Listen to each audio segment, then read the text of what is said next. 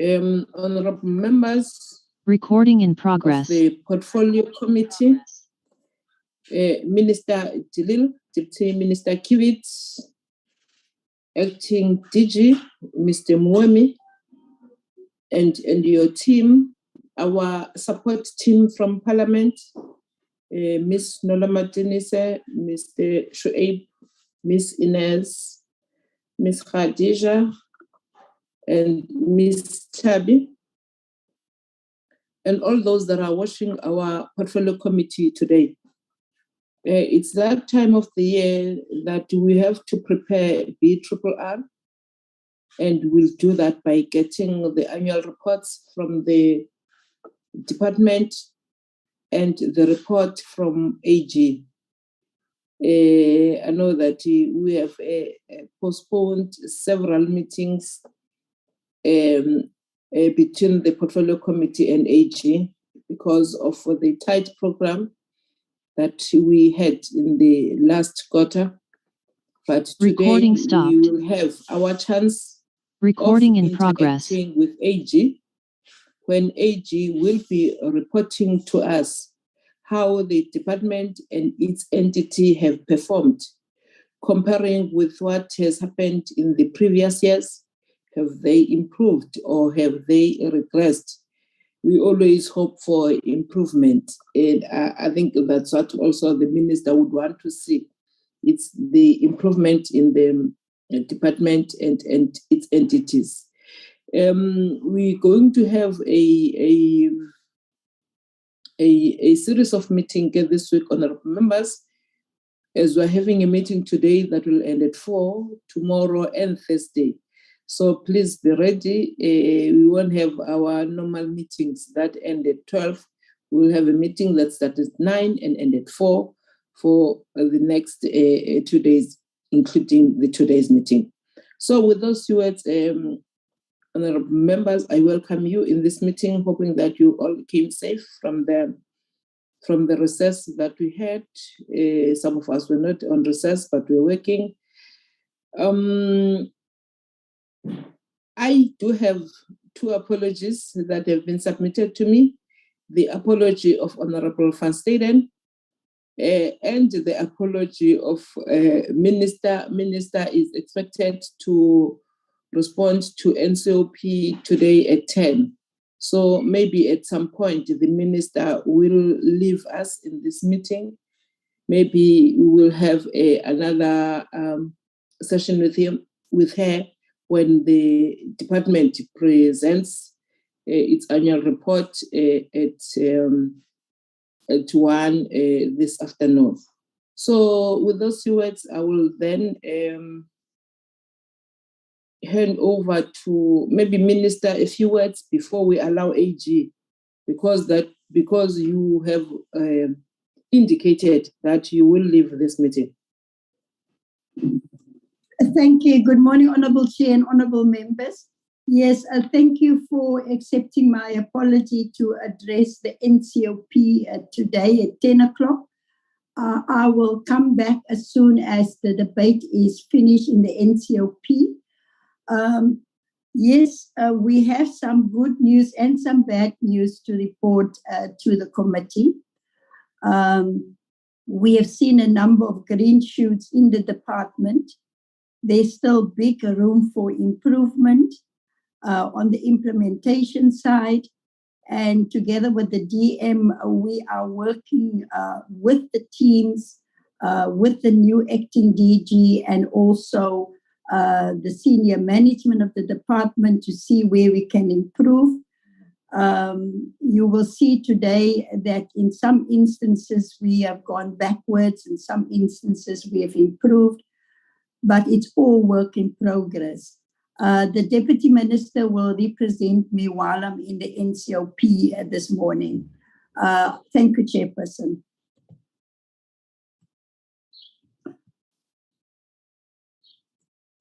Thank you, Minister. We will then hand over to Auditor General to do its presentation. Auditor General over to you. You can leave, Minister, when it is the time for your NCOP meeting. Thank you, Chairperson.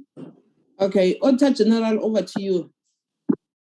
Good morning, Chairperson and the members. I'm going to share my screen. My name is Pinzolo Masia. I am not alone in the meeting. I am with the team from Auditor General. I have my boss, Corney, who is also in the call, and all the managers that we work with, Siabonga, Bafswa, Yanga, SPA, in the call. As well as our colleagues that assist us with the relationship in Parliament, which is Tembelani Vanga. Those are the people from Auditor General. So I'm going to just share my presentation. Honorable Chair, just give me a minute. If someone can just confirm if you can see my slides. We can see them. Thank you so much. Okay, so I am here in line with our mission to build the public confidence and to empower the members of the portfolio committee and the chairperson to play your oversight role as you will be reviewing the budget and going through that process of budget review processes.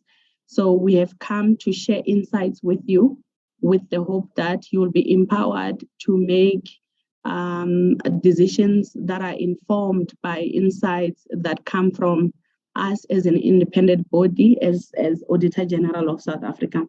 So really that is my role, to share the audit outcomes and any other insights that we have picked up as we were analyzing the information that we are privileged to have access to as auditors. On these slides, as the Auditor General of South Africa, we have a new strategy, which is called Culture Shift, where we aim to shift the culture in public sector.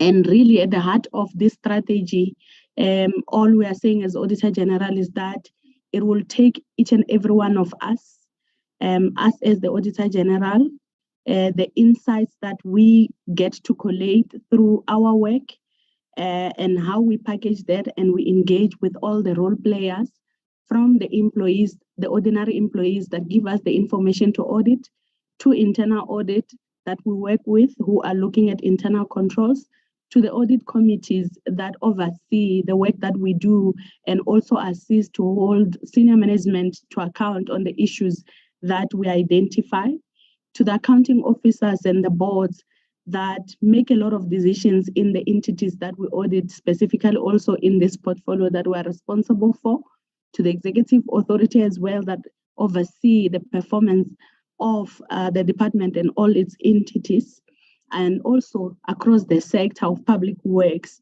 It will take all these parties working together and making sure that the messages that come from Auditor General are actually really taken seriously, that if there are recommendations, those recommendations are implemented, and that if there are actions that are put by senior management, the accounting officers and the accounting authorities, that those are actually implemented, and that someone such as the portfolio committee does follow up in these actions and the recommendation to make sure that things are actually being done on the ground. If we all work together like that, we will then enable a public sector that is centered around the citizens, that is centered around having an impact on the lived experiences of our brothers and sisters out there. So that is what our strategy is about, and the insights that we will be sharing today, we hope to achieve this with such insights. Now, moving straight to the audit outcomes. I just want to move something that is distracting me a bit, Chairperson. Okay. So we start with this slide, which is projected, which is just showing on a nutshell what the audit outcomes of this portfolio of public works looks like. What we have done is we have compared these audit outcomes for the past 3 years, starting from 2019-20, 2021-22, and the current year, which we've just finalized, to give the members a picture of whether the portfolio has improved or it has remained the same or it has regressed. You will see that we start on my right with the number of audits that have been outstanding.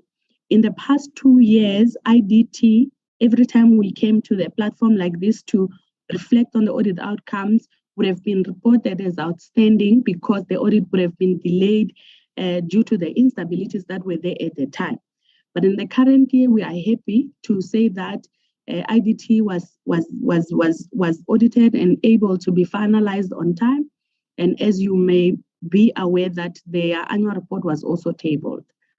But from an outstanding audit, we remain with one indicated in all those boxes because there is an auditee that fall within this portfolio, which is Parliamentary Village Board, which ought to prepare financial statement. It manages the parliamentary village and the transportation of the people that live in the parliamentary village. And there are financial transactions that take place in the Parliamentary Village Board. But this board has not been audited since the last time it submitted financial statement for audit, which was in 2013-14. So we have reflected it as an outstanding audit because if it continues not to submit the financial statement and to be audited, it means the transactions that are taking place in that space, whether they are right or wrong, no one will be held accountable on the inflows and the outflows that are happening in the entity. And should there be any irregularities as well, without the financial statements that are reflecting the activities that are happening in the board, no one will be able to be empowered to then, ensure that there is consequence that is taking place. Then moving to the second category, starting from my right, is the disclaimer column. You would note that in the previous 2 years, we have one there, and that one auditee was represented by IDT for the previous 2 years, where it was disclaimed. But in the current year, IDT has improved, and the improvement is attributable to the fact that the minister and the deputy minister and all the oversight bodies have been working together to ensure that that entity is stabilized. So we've seen the appointment of the CFO that was very fundamental and instrumental in seeing the auditee submitting financial statement and really trying to make sure that the issue of record keeping that was the problem in the past is minimized. So although IDT is not yet clean, they were still qualified on some of the areas.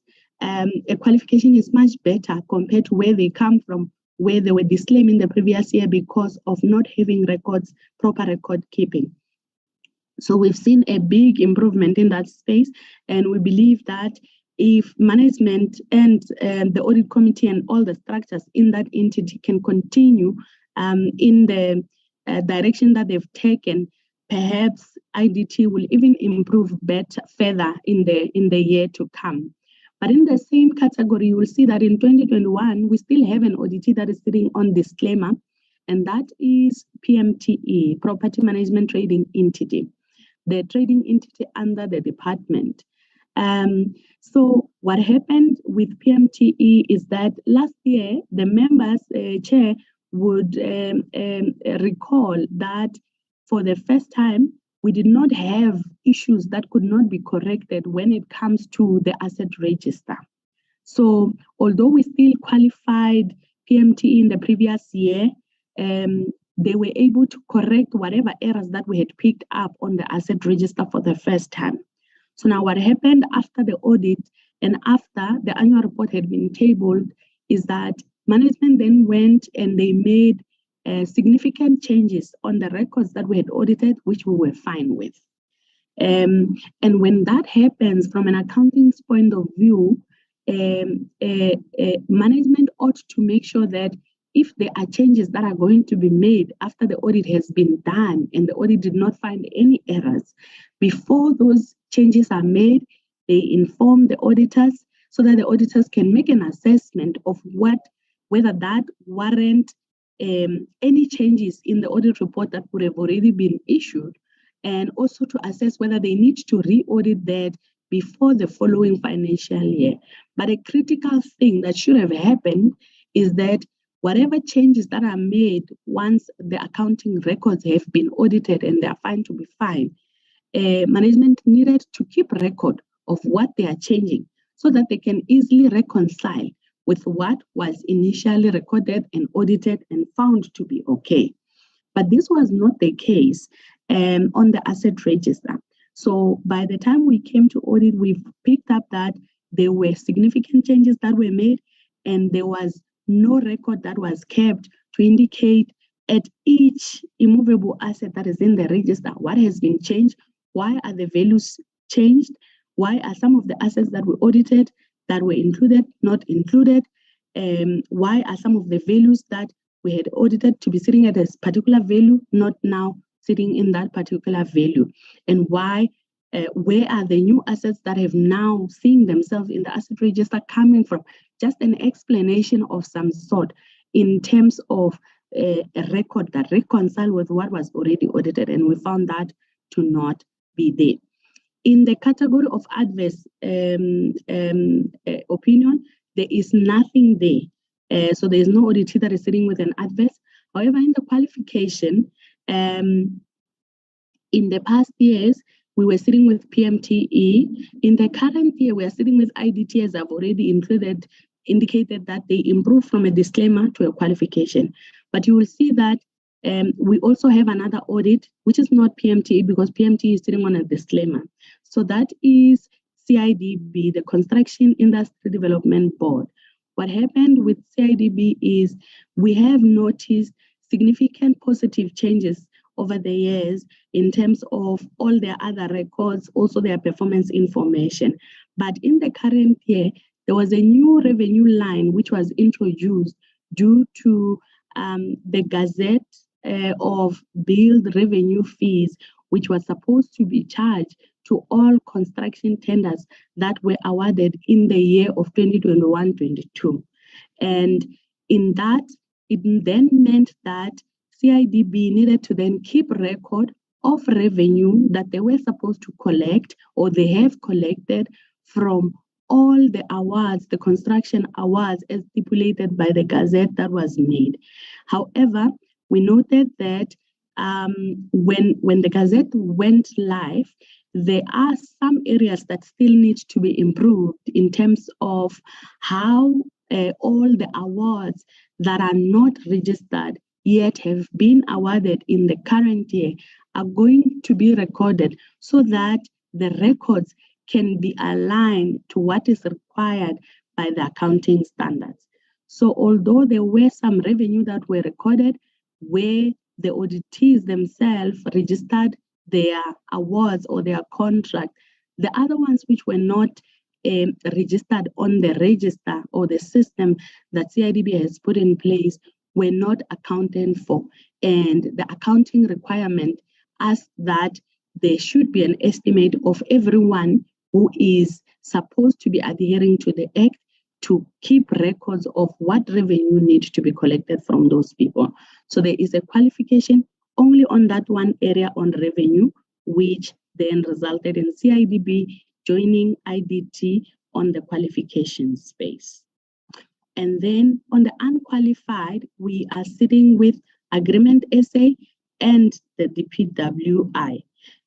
These two entities are still struggling with the same issues that they have struggled with, mainly on performance information as well as on compliance, that result in them not attaining the desired audit outcomes, which is also referred to as a clean audit.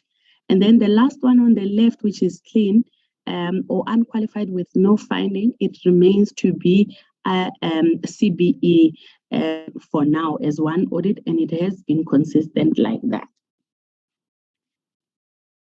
Okay, sorry, my laptop is giving me problems to move to the next. Okay, let me say stop sharing and then start sharing again. Sorry about that, members. Through you, Chair. Okay, let's see. Okay,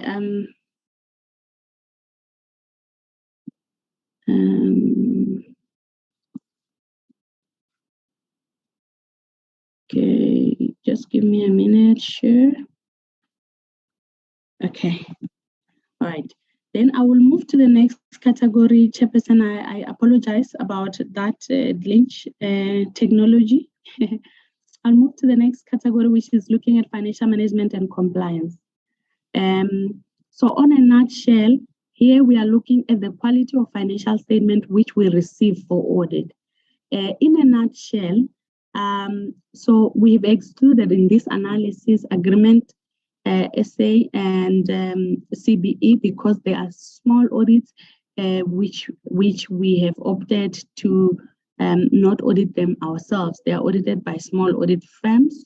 And then we want to focus on the big audits within the portfolio, which is CBE, IDT, Pmte, and DPWI. So when we receive the first pack of the financial statements, all of these financial statements were not of the right quality because there were some errors that we were not happy with in all of them. For CBE, it will be the revenue issue that resulted in a qualification, which I spoke to. For IDT, it will also be the issues that remained qualified and as well as how they are managing all the projects. So it is the account responsible for all the projects and the related liability on that, which they were qualified on. For PMTE, it is the disclaimer that is attributable to immovable assets or the asset register to simplify it, as well as leases and some payables which had material errors that were identified. For DPWI, there was also an issue where we noted that there was a cash component or another account that belonged to the department which had not initially been included in the financial statement as cash. And therefore, we identified that, and then it was subsequently then corrected, which then reflected that the quality of the financial statement of DPWI after the audit was then green, meaning they were fine without errors. And then on the financial health, when we look at the collection of data, the average days there is 41. It is not too bad in terms of the average data. And then on the expenditure, what we want to command the portfolio is the average creditors days, meaning how many days it takes the portfolio to pay all the suppliers that do business with the portfolio. So it's sitting at 21 days, which is less than 30 days. So that is a good thing which we command the portfolio on. However, when we look at PMTE, if you look at the income statement, their expenditure, it exceeded their revenue, which resulted in the entity reporting a deficit or a loss for the year. And then also on IDT, despite the improvement that we have noted, the issue of going concern still remain to be an issue, and it has also been reported. And we are just saying that these two issues, given the mandate of IDT and of PMTE in assisting the user departments with infrastructure in the country, it has a dire impact if their accounting records or their financial viability is not looking good. So it does add a negative impact on the confidence that the user department have in placing reliance on services related to the provision of infrastructure that should come from these two entities. However, I've already indicated that when it comes to the payment of suppliers within 30 days, DPWI is leading from the front and is doing very well in that space. And then moving to compliance, you will see that except for CBE in the whole portfolio, all the other entities had some sort of compliance issues. For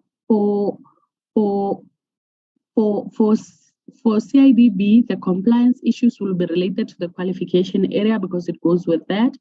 For DPW as well, it relates to material adjustment that had to be made in the financial statements. For Agreement SA, it relates to irregular expenditure and fruitless that was not prevented, as well as consequence management. So with the exception of CIDB, all the other entities had issues on consequence management. They also had issues related to irregular expenditure, and that still need to be dealt with. And I will talk to that later as I proceed. And then just to unpack some of the type of findings that we've had, I think in the main, the findings that we had related to uncompetitive or unfair processes that were followed in the buying of goods and services within the portfolio. And then looking at irregular expenditure, you will see that if you look at the graphic, last year, the total irregular expenditure that was already confirmed was sitting at 98 million, and the current year is sitting at 148 million. But this slide needs to be read together with the fact that there are some irregular expenditure instances that are under assessment, which have already been identified, which could increase these values up. But more than that, I want to actually spend some time on this slide, which is continuing from the previous one. So after you've collated all the irregular expenditure that is incurred in the current year, it then goes into the closing balance. And each year, we have been, for the past 3 years, been reporting that the closing balance, there is no consequence that has been dealing with irregular expenditure that is already confirmed, that is sitting in the books of the portfolio, mainly coming from Pmte and IBT. And you will see that although from last year, it shows a slightly decrease, but overall, the irregular expenditure balance, which has not been dealt with, has been sitting at a range of 2 billion. So, and if you look at what has happened to that irregular expenditure, you'll see at the middle box at the bottom that is showing that there is no money that has been recovered so far, or there is no recovery process that has started for this irregular expenditure balance. There is no irregular expenditure that has since been condoned. There is just a little portion relating to Pmte that has since been written off, which is 188 million out of the total of 2.1 billion of irregular expenditure that has not been dealt with. So the rest has not been dealt with, and this is a worrying factor.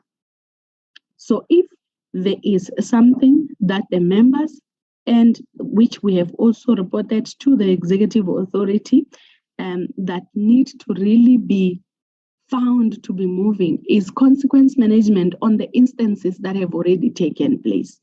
If this does not move, then it is sending a tone that it is fine for the portfolio to continue to have instances of irregular expenditure if nothing is seen to be done in relation to irregular expenditure. And then we move to performance information. So on performance information, for CIDB and CBE, the annual performance report that they submitted did not have any errors. So even after we've audited, they didn't have to make any changes. But for Agreement SA, we had to identify errors and then give them an opportunity, and they were able to then correct them. But for DPWI and IDT, even after identifying the errors that were identified, in the case of DPWI, the errors relate to EPWP. As you know, that is a program that has been qualified for some time now. So once there are errors, it is almost, it takes so much to try and correct the errors, because the errors are talking to the numbers that are reported in the system not being the same as the numbers that we are accounting for as per the records or the supporting documents that are used to support those numbers. And then on IDT, from their plans, we had issues with how their plans have been crafted, in that it was not going to empower one to know how to verify the information that ought to be reported on, as well as trace it to supporting document. So the way the indicators were crafted, we had problems related to that indicator. And also when we started auditing the actual supporting document, we also had issues in that there was lack of sufficient evidence or documents to support all the achievements that were reported. And where we were provided with the supporting documents, you found that it did not agree with what was already documented in the annual performance report. And these could not be corrected. And then as part of our insights culture shift, we've then spent a little bit of time really analyzing the performance targets for the portfolio to see where the portfolio is and to share some of the quality remarks that we are hoping to influence the portfolio committee chairperson. So when it comes to, so you'll see here that when we look at EPWP, by looking at the target and comparing it with the actual achievement, the department is achieving this target. But our concern on this is in twofold. The first one is that we have consistently had issues with the credibility of the numbers that are reported, because when we trace those numbers to supporting documents, there are differences. And this has been going on for a while. And then the second leg is that when we looked at MTSF, it seems the EPWP program was also supposed to upskill the beneficiaries that are benefiting from this program by making sure that there is some sort of training and also certification that they are getting alongside the program, so that eventually they can then use such experiences to apply for permanent job opportunities. However, that element of upskilling, training, and certification is not prevalent in the program as it stands. And therefore, we don't see the bigger picture of how people or beneficiaries benefiting from the program has a desired impact of then reducing the unemployment. So the unemployment remains the same because these people will just then continue to depend on EPWP because they are not being upskilled in the process. So that is the one thing that we are sharing from an insights point of view based on our reviews.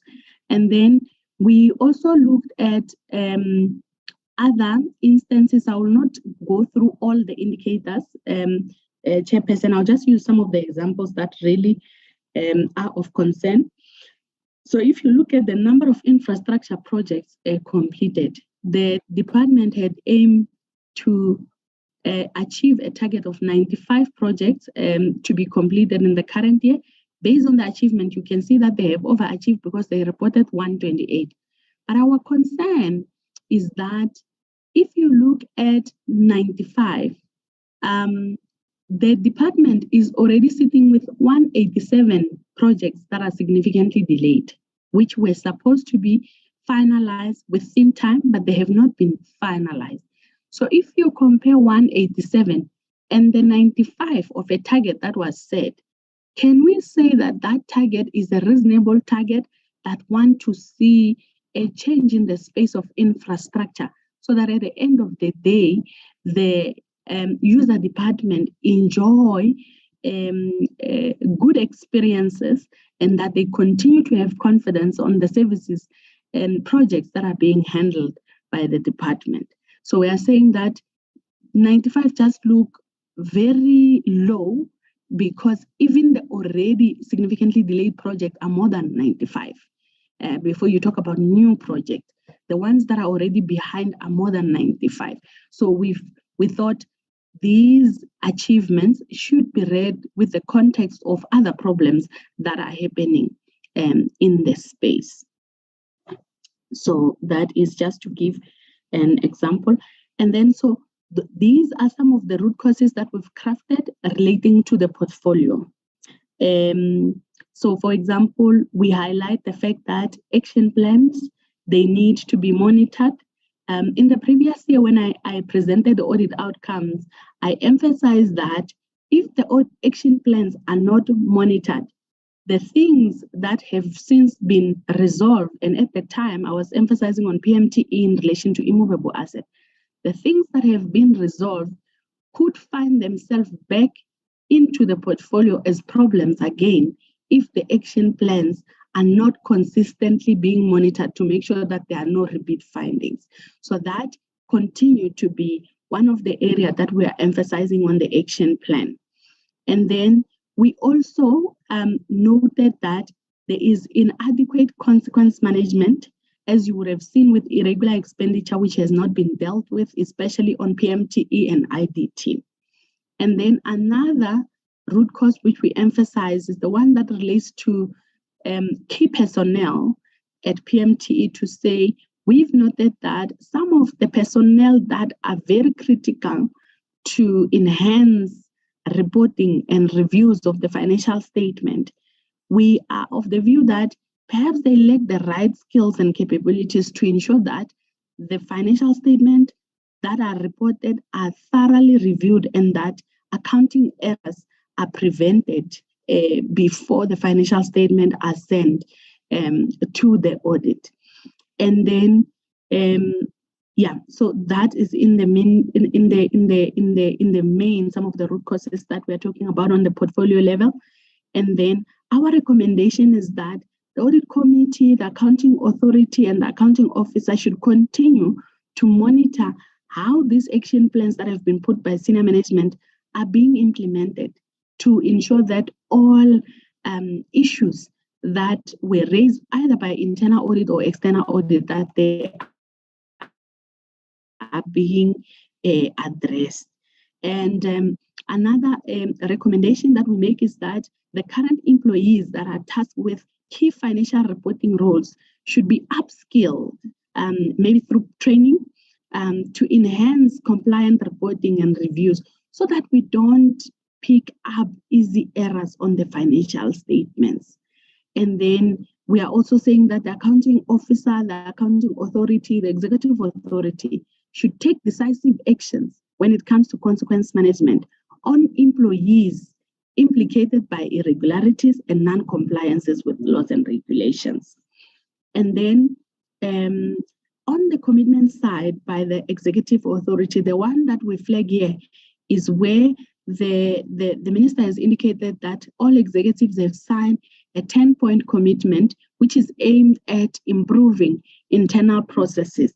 So if certain things that have been committed in those 10 points commitment are not being done, there should be consequence management so that we can continue to drive improvement in the audit outcomes. I would like to then move to the sector because, Chairperson, you know we have the sector where we compare the audit outcomes of the national department and the trading entity together with the rest of the provinces in the country to say this sector of public works, how is it looking like in terms of the mandate they have been given versus how they have performed. So this slide is showing the outcomes of the sector.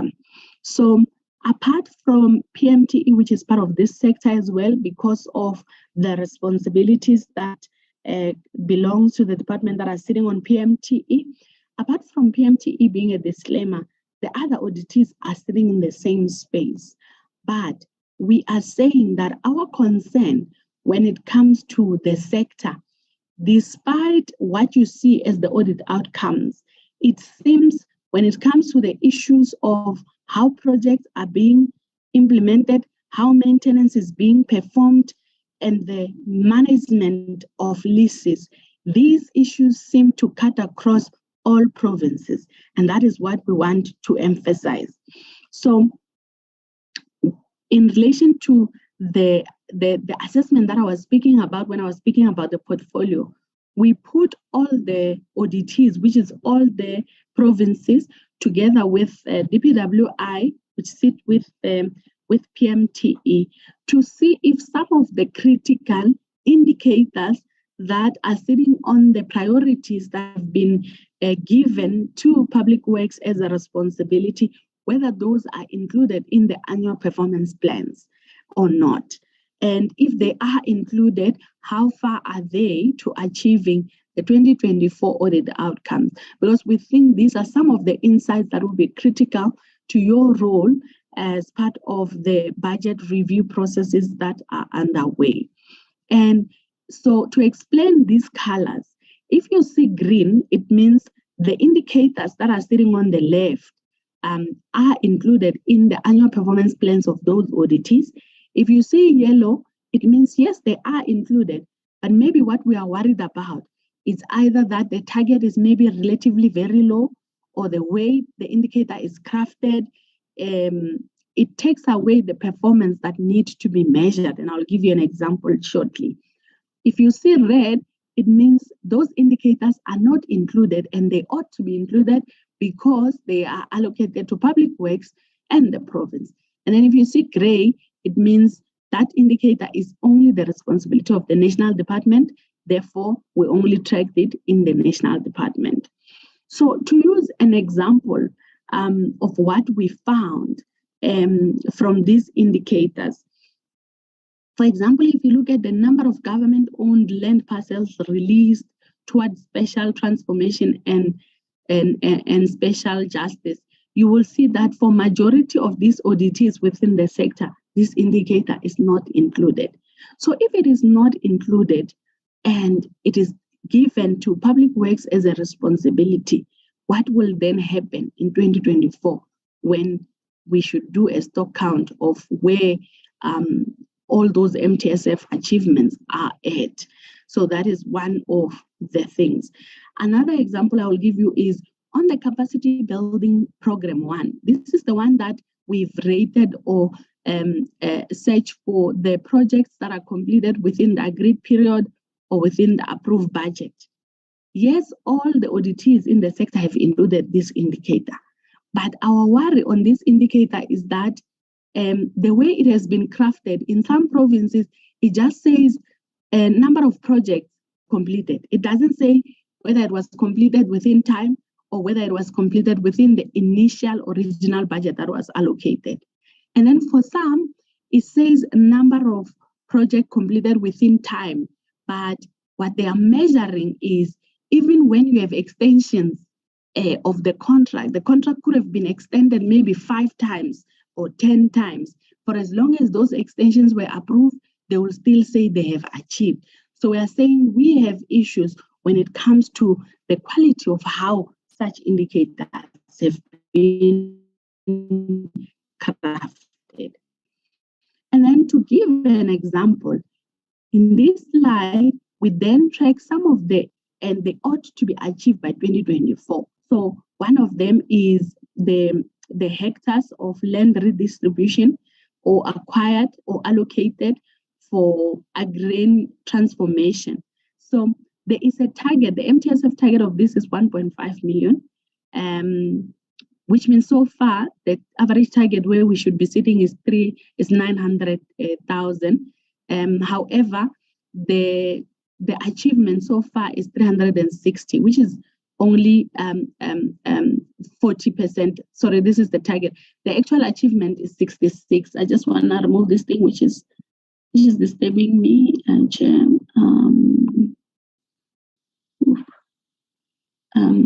I don't know how to remove this thing. It's fine. It's on my screen, so it's it's erasing a little part or a part of my presentation, but that is fine. Let's proceed. And then to give another example, if you look at the number of government-owned land parcels released toward the special transformation, it has a target of 50 land parcels that were supposed to be made available, which means 3 years down the line to 2024, we should have achieved 30. But because this is not included by the whole sector, there is nothing to be reported on that. And then the other ones are just slightly behind. Yeah, so that is what we are reporting there to say we are concerned about that. And then moving to this slide, last year, Honorable Chair, you will remember that we made a report in our slides where we were comparing the spending between infrastructure projects, property maintenance, which is the maintenance of all immovable assets under the custodianship of the sector and of Pmte in this portfolio, and then also compare that with how much is being spent on private leases. So we've continued to do that just to show if there is improvement that has happened since the last time we reported this information, but showing you a picture of the past 5 years, you will see that leases have consistently been the highest spending, and this example is based on Pmte, not on the whole sector. So you'll see that leases have consistently been the highest spending, yet the mandate of Pmte is to provide accommodation which they own and to maintain such accommodation so that they are able to consistently provide it to the user department so that the user department can then deliver services to the people of South Africa. So one would have expected that perhaps maintenance, given the number of properties that are owned by Pmte, which is about 66,000 plus, that would be the highest spending, followed by infrastructure projects, because user departments continue to grow and they continue to have a bigger need for properties. But the highest spending continue to be private leases, which is what we are showing here, which is not entirely in line with the mandate of Pmte. And then on this side, we then show to support the target that has been put by the executive authority, which is the minister, to say the department should strive to achieve 80-20, where in terms of spending, meaning the spending on maintenance should more be 80% on scheduled maintenance, meaning planned maintenance, and then 20% should be on where there's cases that need to be responded to, where there's emergencies. Then the department can then react to those emergencies. But what we've noted is that scheduled maintenance have not been priority. And in the current year, you see that unscheduled maintenance continue to rise, meaning the department is more reactive in terms of how the properties that are under its custodianship are being maintained. In the same message, we then illustrate the previous picture with this example, where there is a 56-year-old fish meal factory situated in Hot Bay in Cape Town, which used to be leased to a private company. This has since been closed down, and it looked like the picture that is written before. It has been closed down because it had bad smell. It needed to be maintained. It wasn't being maintained. And then in March, that lease contract was then terminated, and then the private company that was utilizing the property moved out. And this is now how that Hot Bay property looks like. It doesn't have the roof. It has been vandalized. It is neglected, as you can see, which is a negative. So the not having properly maintaining consistently the properties that are under the custodianship of the sector have a dire impact and could contribute negatively to crime, because then the properties that are not being occupied may be used for vandalism. And then from a strategic outcomes point of view, our message really looked at some of the outcomes that especially the national department want to see itself in 7 years, and it's also applicable to the rest of the sector. One of them is to have a productive asset. So we are saying in terms of our message there to say, if you have Pmte that has about 66 odd thousand assets, but there's issues in how the records of those assets are being kept, and also there's evidence of unauthorized changes that are happening at the title deeds of some of these properties that belong to the state, and you have a number of assets that are not being used because they are in poor conditions, and you even have some of the users leaving or handing over those assets, can we really say that this portfolio and this sector has productive assets that are being used? to advance service delivery. The second one is dignified client experiences. So easy examples, the number of vandalized projects that we've seen, which I'm quickly going to show you now, and also the significantly delayed project would continue to be a problem, and all the reasons for extending projects. Can we really say that is amounting to dignified client experiences? And then on the optimized job opportunities, with the missing two legs that I spoke about related to capacitation, upskilling and training and certification when it comes to EPWP, can we say that we are achieving the desired outcome, although the number we have, we are achieving the numbers?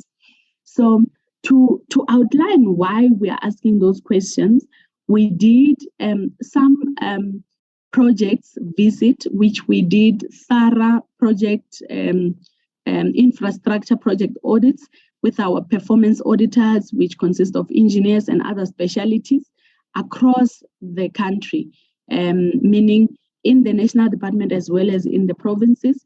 And there were findings almost everywhere, with the exception of some of the audits that you can see, the provinces that you can see that are highlighted in blue. But to give you examples of some of the things that we are picking up, I'm then going to take you through this few slides. Honorable Chair, bear with me, I will finish soon. So last year, we reported a number of poor conditions properties that are being utilized. Properties that are in bad condition, yet they are being utilized. So you'll see that in the case of Pmte, that number seemed to have dropped down a little bit, which is good. But in the rest of the sector, you see that it's either the numbers are the same or they have actually improved from where they were sitting. What we noted when we're trying to get more insights in this space is that there are instances where, on average, conditional assessment of the properties that ought to inform whether a property should be refurbished or maintained or improved only happens after 8 years.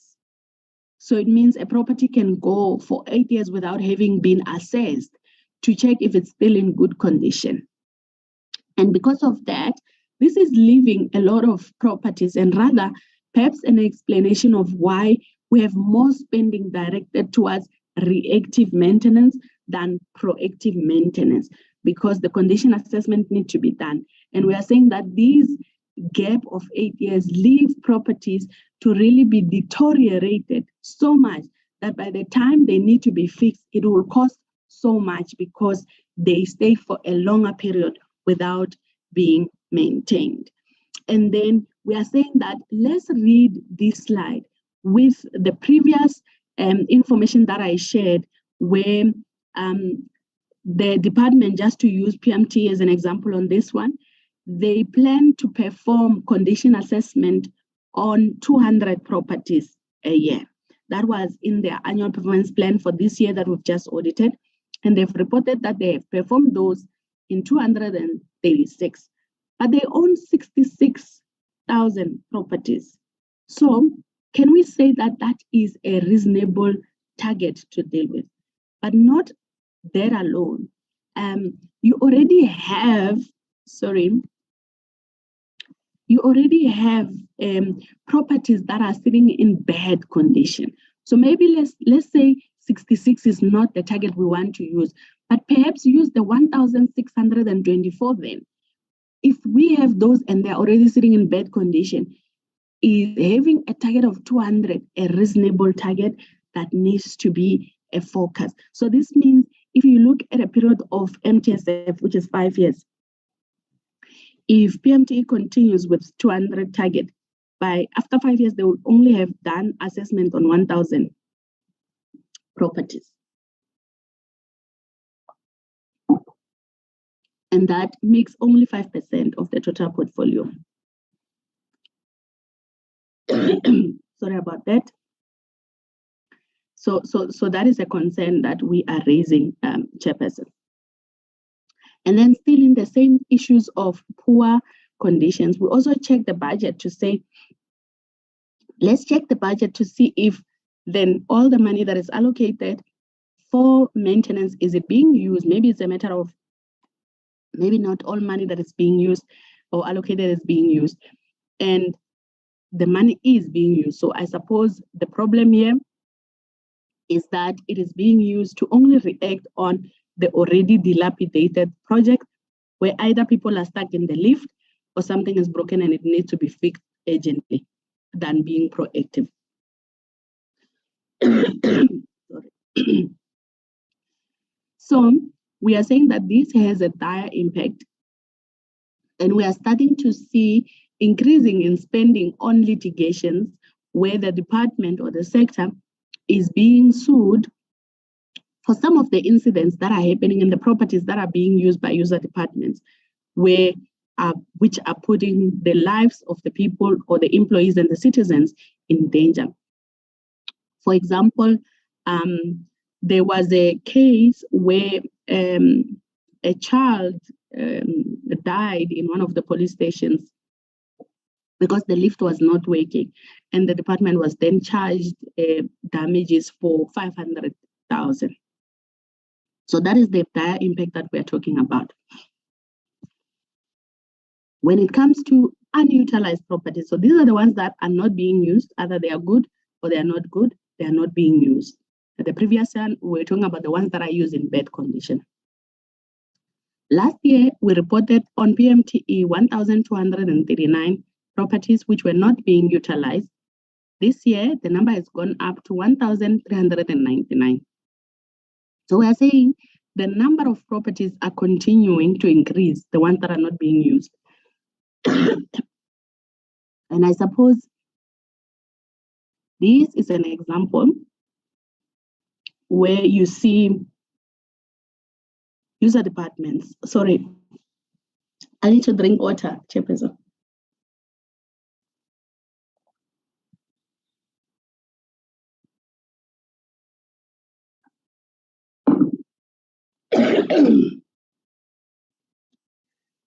Okay, we must finish now.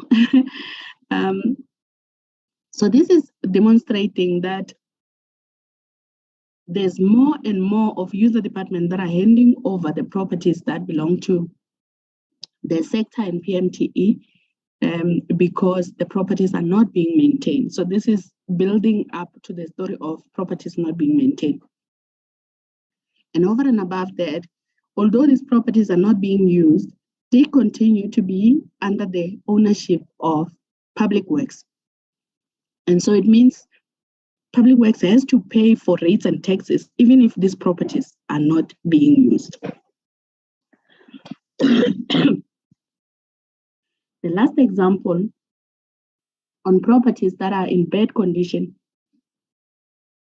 which has had to be handed over, it relates to the Department of Health, the Civitas property, which was used by the Department of Health, which was found to not be healthy and safe for the employees. Department of Health has handed this property back, despite Pmte having spent 180 million to try and fix the property. It was still found not to be fit. As we speak, to accommodate the Department of Health International, Pmte has then had to enter into a 7-year private lease where funds to the value of 440 million has been committed, where they are paying about 76 million a year.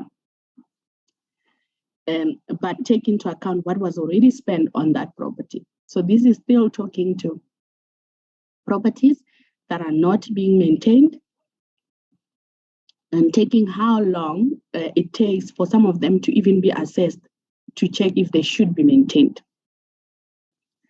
And then another category we've added in our insights is in relation to vandalized buildings. Given the number of incidents that are increasing on properties that get vandalized, either because they are banned or because they are hijacked or because they are not safeguarded, this is another area that is worrying, that there are properties that are getting vandalized. And the main concern is that some of them are actually schools, which then affect basic education for the citizens in the country. And then you find end up being closed, and then learners have to go to another province to be, or to another village to be accommodated for schooling. I would like to then move to this very last slide on construction. So with all the problems that we've spoken about on vandalized project, on significantly delayed project, which comes after, which I will not talk to because the message is already much familiar. The question we had is, so Pmte, if you use them, they already have in their establishment project managers that get paid to oversee projects. And over and above that, there's consultants that get appointed for each construction project that get awarded to the service provider. How come do we still have so many problems despite those two layers that ought to assist with the monitoring of the project? So when you look at the significantly delayed projects, the vandalized projects, comparing significantly delayed projects and the projects that are actually being completed, and the number of extensions that get approved. What is then the role of project managers as well as the consultants that we have? To flag this to the members, Chair, we're already sitting with 193 projects on the projects that are not yet finalized. We're sitting with 193, which is 40%, that have exceeded the budget and they are not yet finalized by 3 billion. So that is the monetary impact of these issues. And what we then did is we then wanted to flag some of the projects that are being overspent. Just top 10 of those that are delayed and they are not complete and they are already being overspent. And these are the examples, Chairperson. I will not talk to this significantly delayed project slide because I already spoke to it, Chair, and because my voice is trying to fail me. So I want to skip to the issue of this one. So just one last thing on the project, which we have not reported before, is we've noted that there are projects that get cancelled from a design stage and they get impaired. So impaired meaning they are then written off. But the problem is what we've noted when we project these type of projects and the reasons why they are being cancelled over the past 5 years. We've noted that there's 48 of them that amounted to 300 million, which they've been cancelled in the last 5 years. That is worrying to us because there's so much money that has already been spent. Just in the current year, projects to the value of 116 million were cancelled before they can start, but money was spent. So if money was not spent, the auditors will not be concerned, but it is a concern to the auditors because there's already money that has been spent.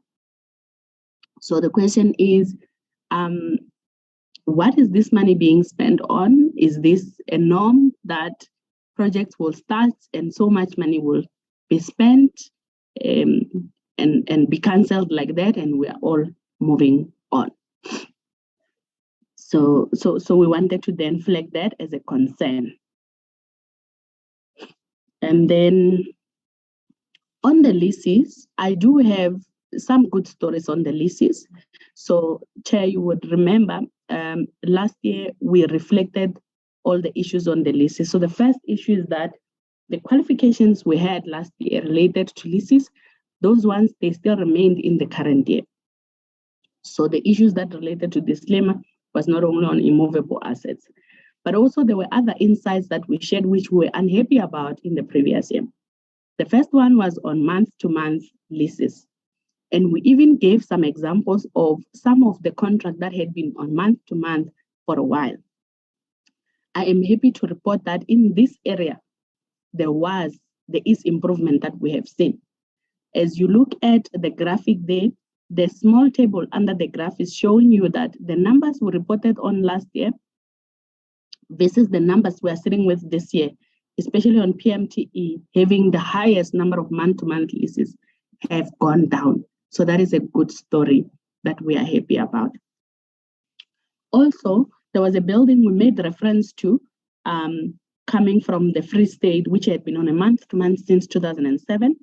After our report, the department have since vacated that building, and then they have been relocated to a state-owned property. So that is good. This is the impact that we are hoping to achieve with our messages. And then on Pmte, there was the Amsco building, which had been on a month-to-month for 17 years, which we spoke about last year. So since the message that we reflected on last year, the department has then, because it's a specialized building which is needed, entered into a 5-year term contract. And this resulted in Pmte saving 32 million per annum, which will be 182 over the term of the lease. That's all that we wanted to achieve, because when month-to-month contract continues, they continue to escalate at a very high rate, and the money from the fiscal could have been spent elsewhere to do other things to assist with service delivery, yet they are being overcharged. So those are the good stories we have on the month-to-month.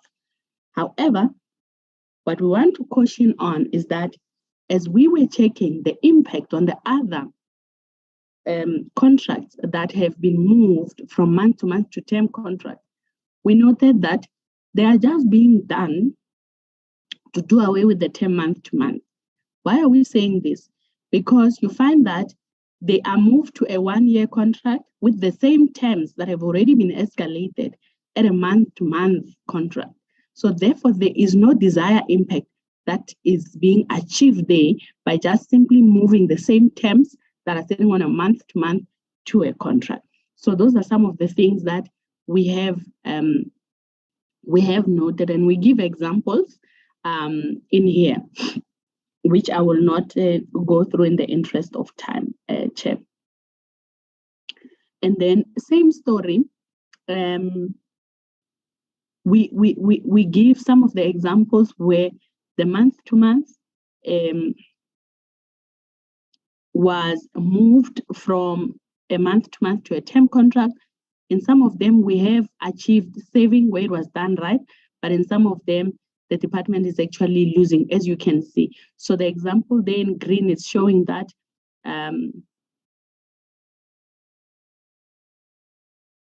there was a property which moved to a month-to-month, which is the Department of Mineral Resources, and it moved from a rate of 206 to paying only 95 at an escalated rate of 6%. So this has resulted in a significant saving, which we are highlighting. So that is on the month-to-month. Then the other part that we reflected on last year was in relation to overpayments. If you look at the graphics that we have here, we only picked the top. We grouped the top, the portfolios that are represented by the private leases that are owned by Pmte. So most of them are in the security cluster, usually being utilized by SAPS and Home Affairs and them. And then you have rural development, which is a slight portion, and then you have other departments. If we compare this year and last year, from a security cluster's point of view, these are the amounts that we are comparing there. there is a slight improvement if you just look at those amounts. It does shows that, you know, the number of overpayments that have been disclosed has gone down.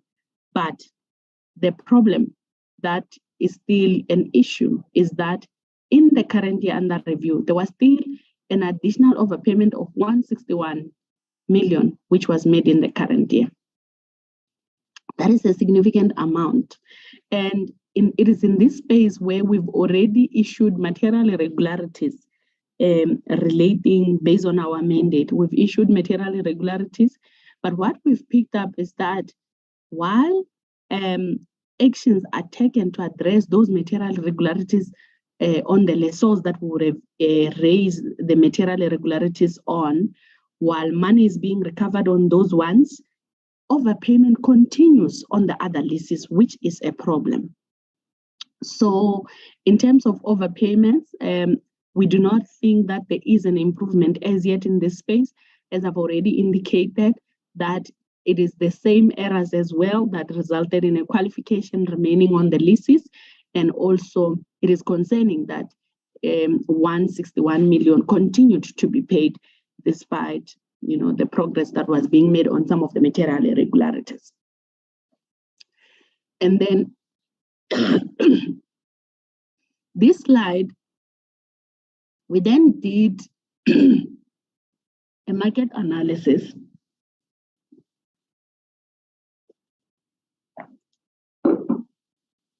that shows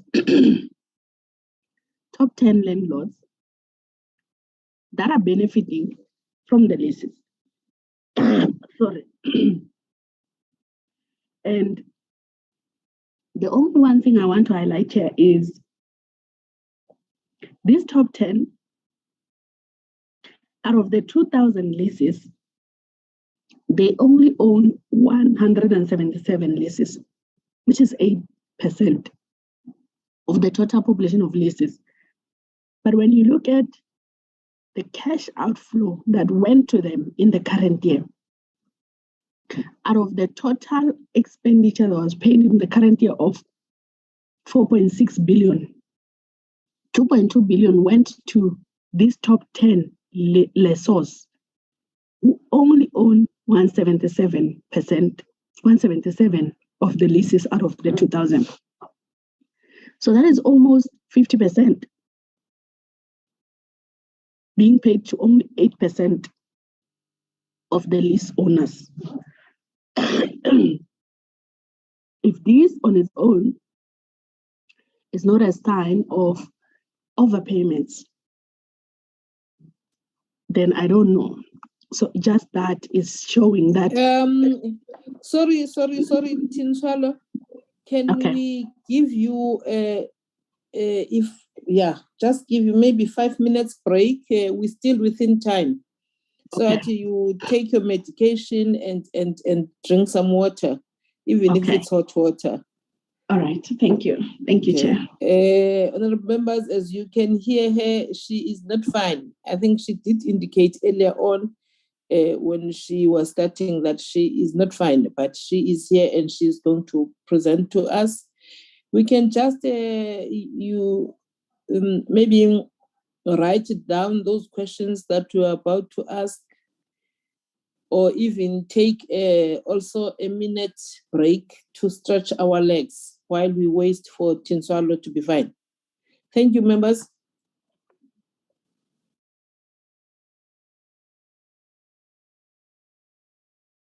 Recording stopped.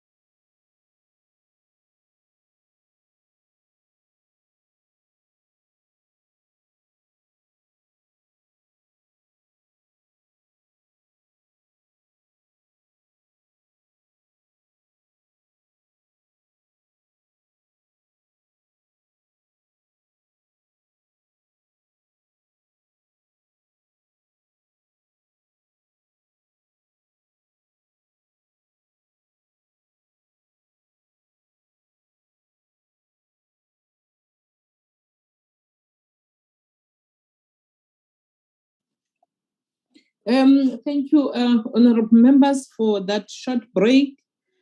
Over to you, Ms. Tinswala.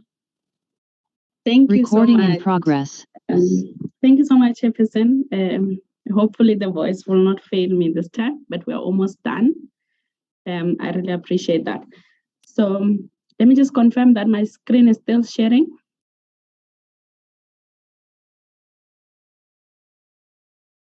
Chair, can you confirm if you can see my screen? It is still sharing. Yes, we can. We can. Okay. All right. Thank you. So I was just talking about these top 10 landlords.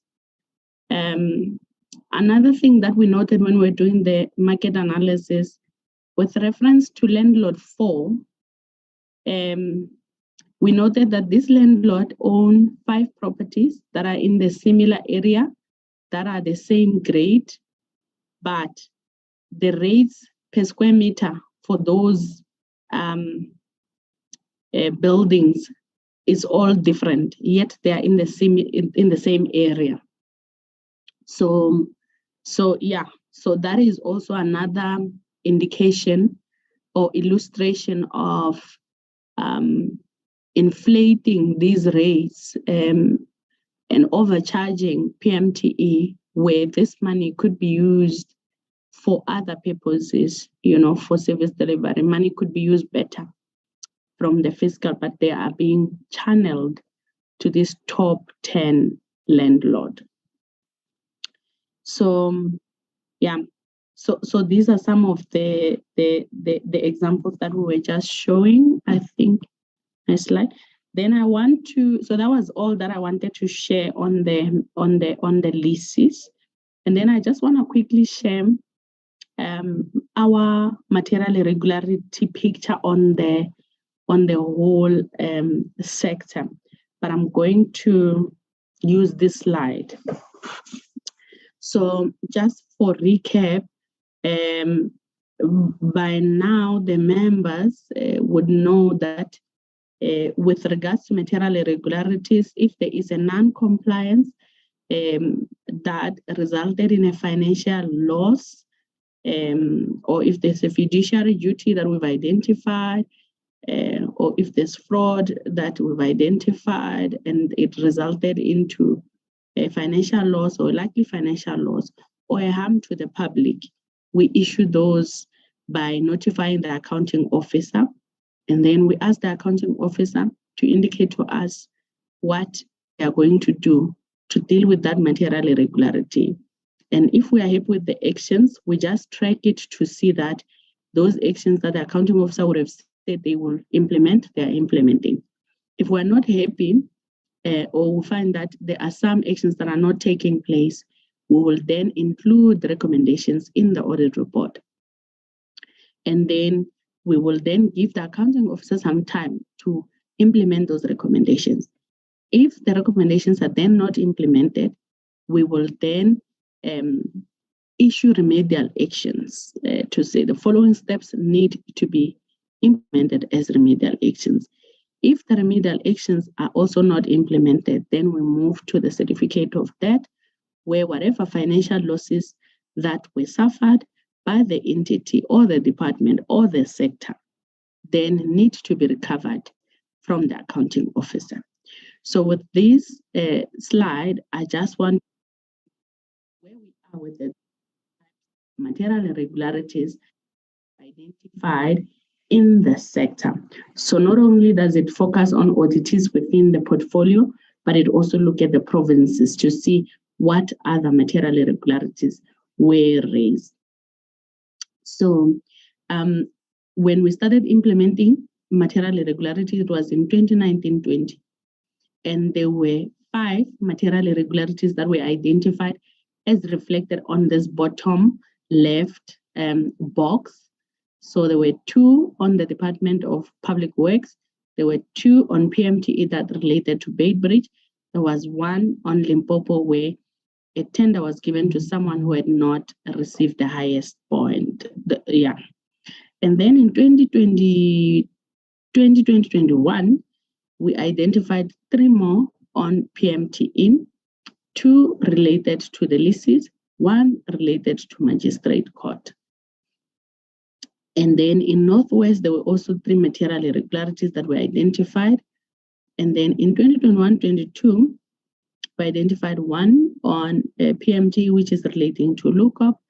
And then there was 1 that came from Gauteng, which relates to a private hospital, which Gauteng refurbished and did not get the money back, and they never got to use that private hospital. It was being refurbished for the purpose of COVID, and they never got to use it, and they never got the money back or a refund.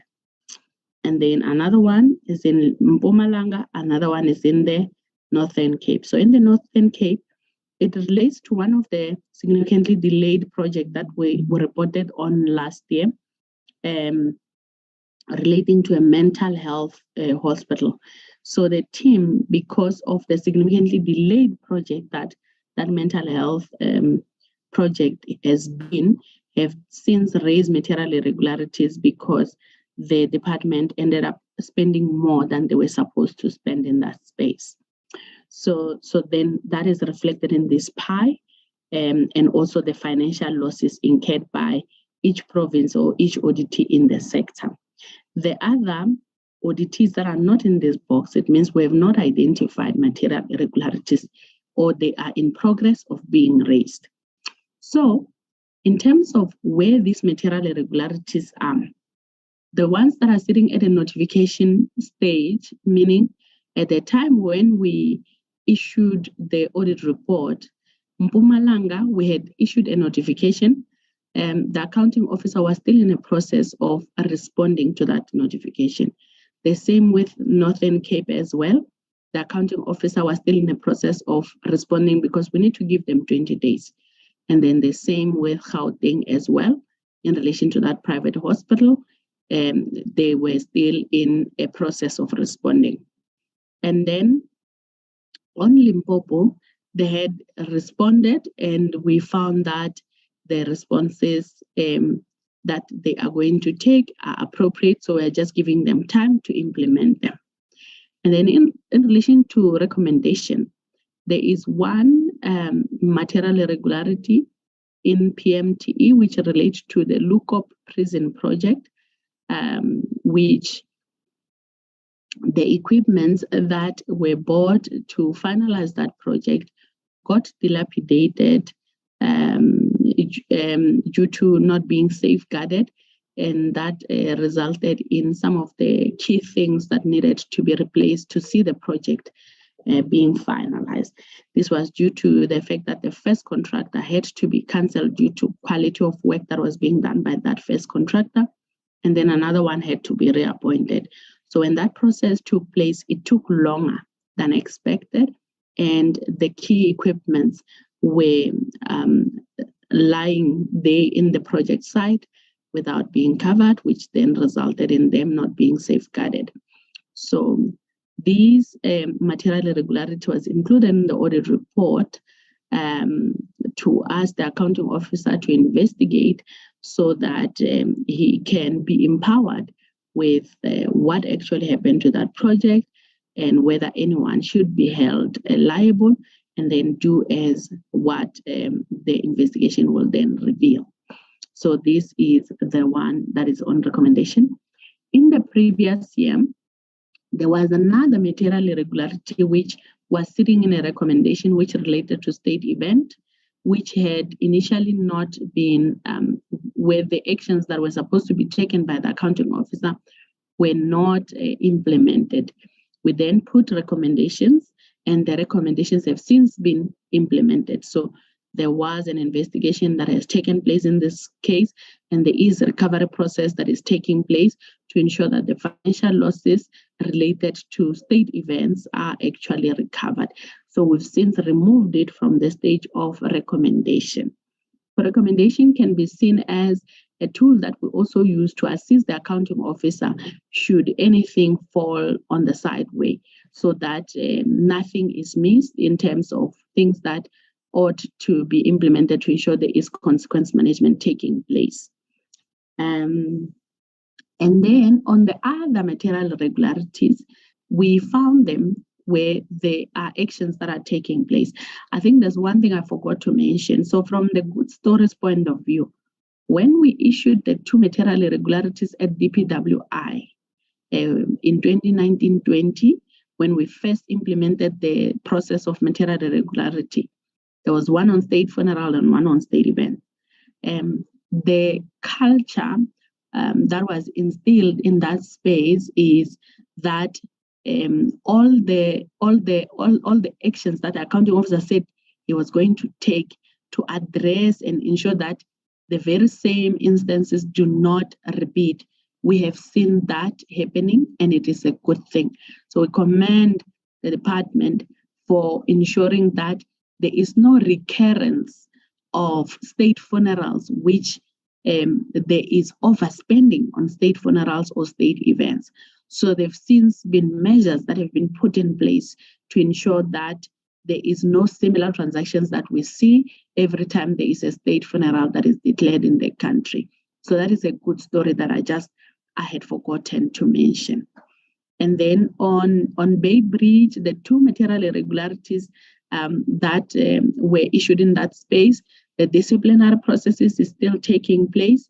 Employees have been charged that were found implicated in those 2 projects, and the recovery process is still continuing with the assistance of the SIU.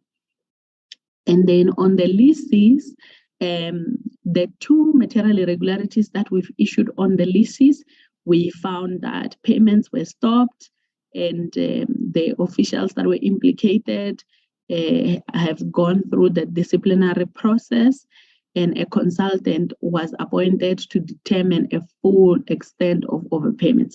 The only concern I have with this one, unlike the DPWI story, where there are no similar transaction continuing in the same instance that resulted in material irregularity, you would have seen with my presentation previously that for leases, overpayments are continuing despite the material irregularities that we have identified. So in terms of a good story, we are not there yet, where we are seeing the culture and the behavior in the trading entity changing, so that the controls and the measures that are in place are more to prevent the same issues from happening again.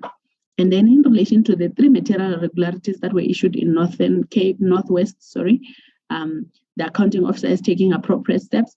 We are continuing to track those. So these relate to them recovering the money from the suppliers that were implicated, as well as disciplining the employees that are implicated. And then we just also wanted to share with you that there was a special report that was conducted, or special audit that was conducted on the Kzn Flood.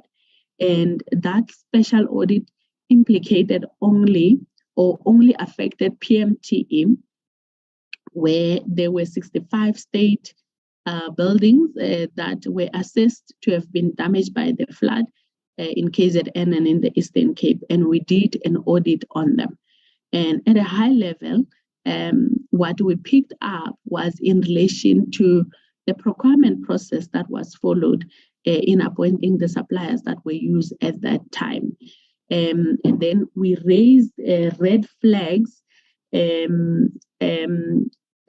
raised red flags with the executive authority, which is the minister, and the acting DG, which is Dr. Elek. And then we appreciated the response in terms of how quickly and swiftly they responded to checking the issues that we had identified. So, for example, there were suppliers that started shelf companies and were awarded work, which was questioning, the process that was followed. And also there were suppliers that had not done business with Pmte on an ordinary basis, but suddenly they were entrusted with a number of projects in that space. So all these were raised and communicated to the executive authority and accounting officer, who then initiated that the internal audit go in and do a full scope on the audit, which they came back to confirm the same findings that we raised. So we are continuing to see what disciplinary processes are taking place. The last time I checked, the employees were implicated were referred to labor relations to start that process of making sure that there is consequence management on what had happened. And the one thing that was also done was to withhold any payments from being released until the accounting officer was comfortable with the processes that were followed in that regard. So that is how they responded, which I think it was more in a proactive manner and allowed the audit process to empower them in the decisions they make. So this brings us to the last slide, which is recommendations. So what we are recommending to the executive authority when it comes to performance information is to ensure that there are mechanisms in place to plan and monitor the delivery against the MTSF of the sector. So this is not only for the executive authority, which is the minister, but it's also for all the other executive authorities in the country, which we've shared this message with.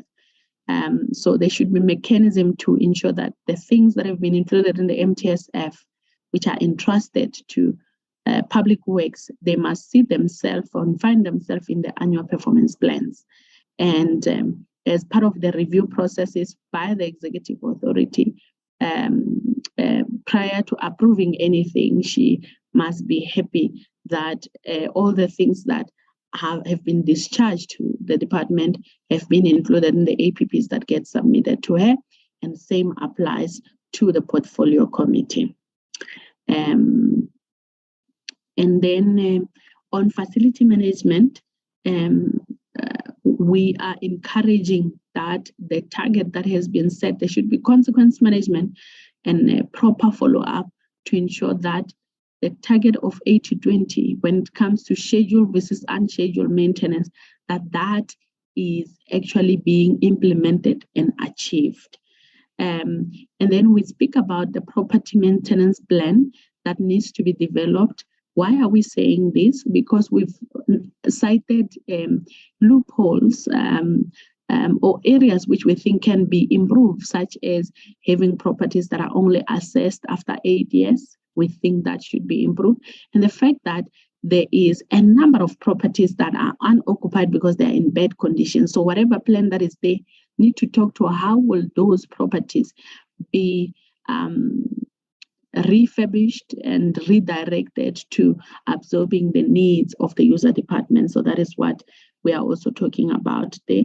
On the construction, we are recommending that a committee be established that is going to look at all projects that require approval on extension of time and budget to ensure that there is consistency in how such approvals are being granted, and that it does not promote the behavior that says it is okay to not project manage and monitor your project. You will always get extension approved, and also to find the real causes and to make sure that the people who have been employed to deal with those projects are actually being empowered, and that the consultant are transferring the skills to the project managers, so that at the end of the day, this work is done by people who have been employed to look after those projects.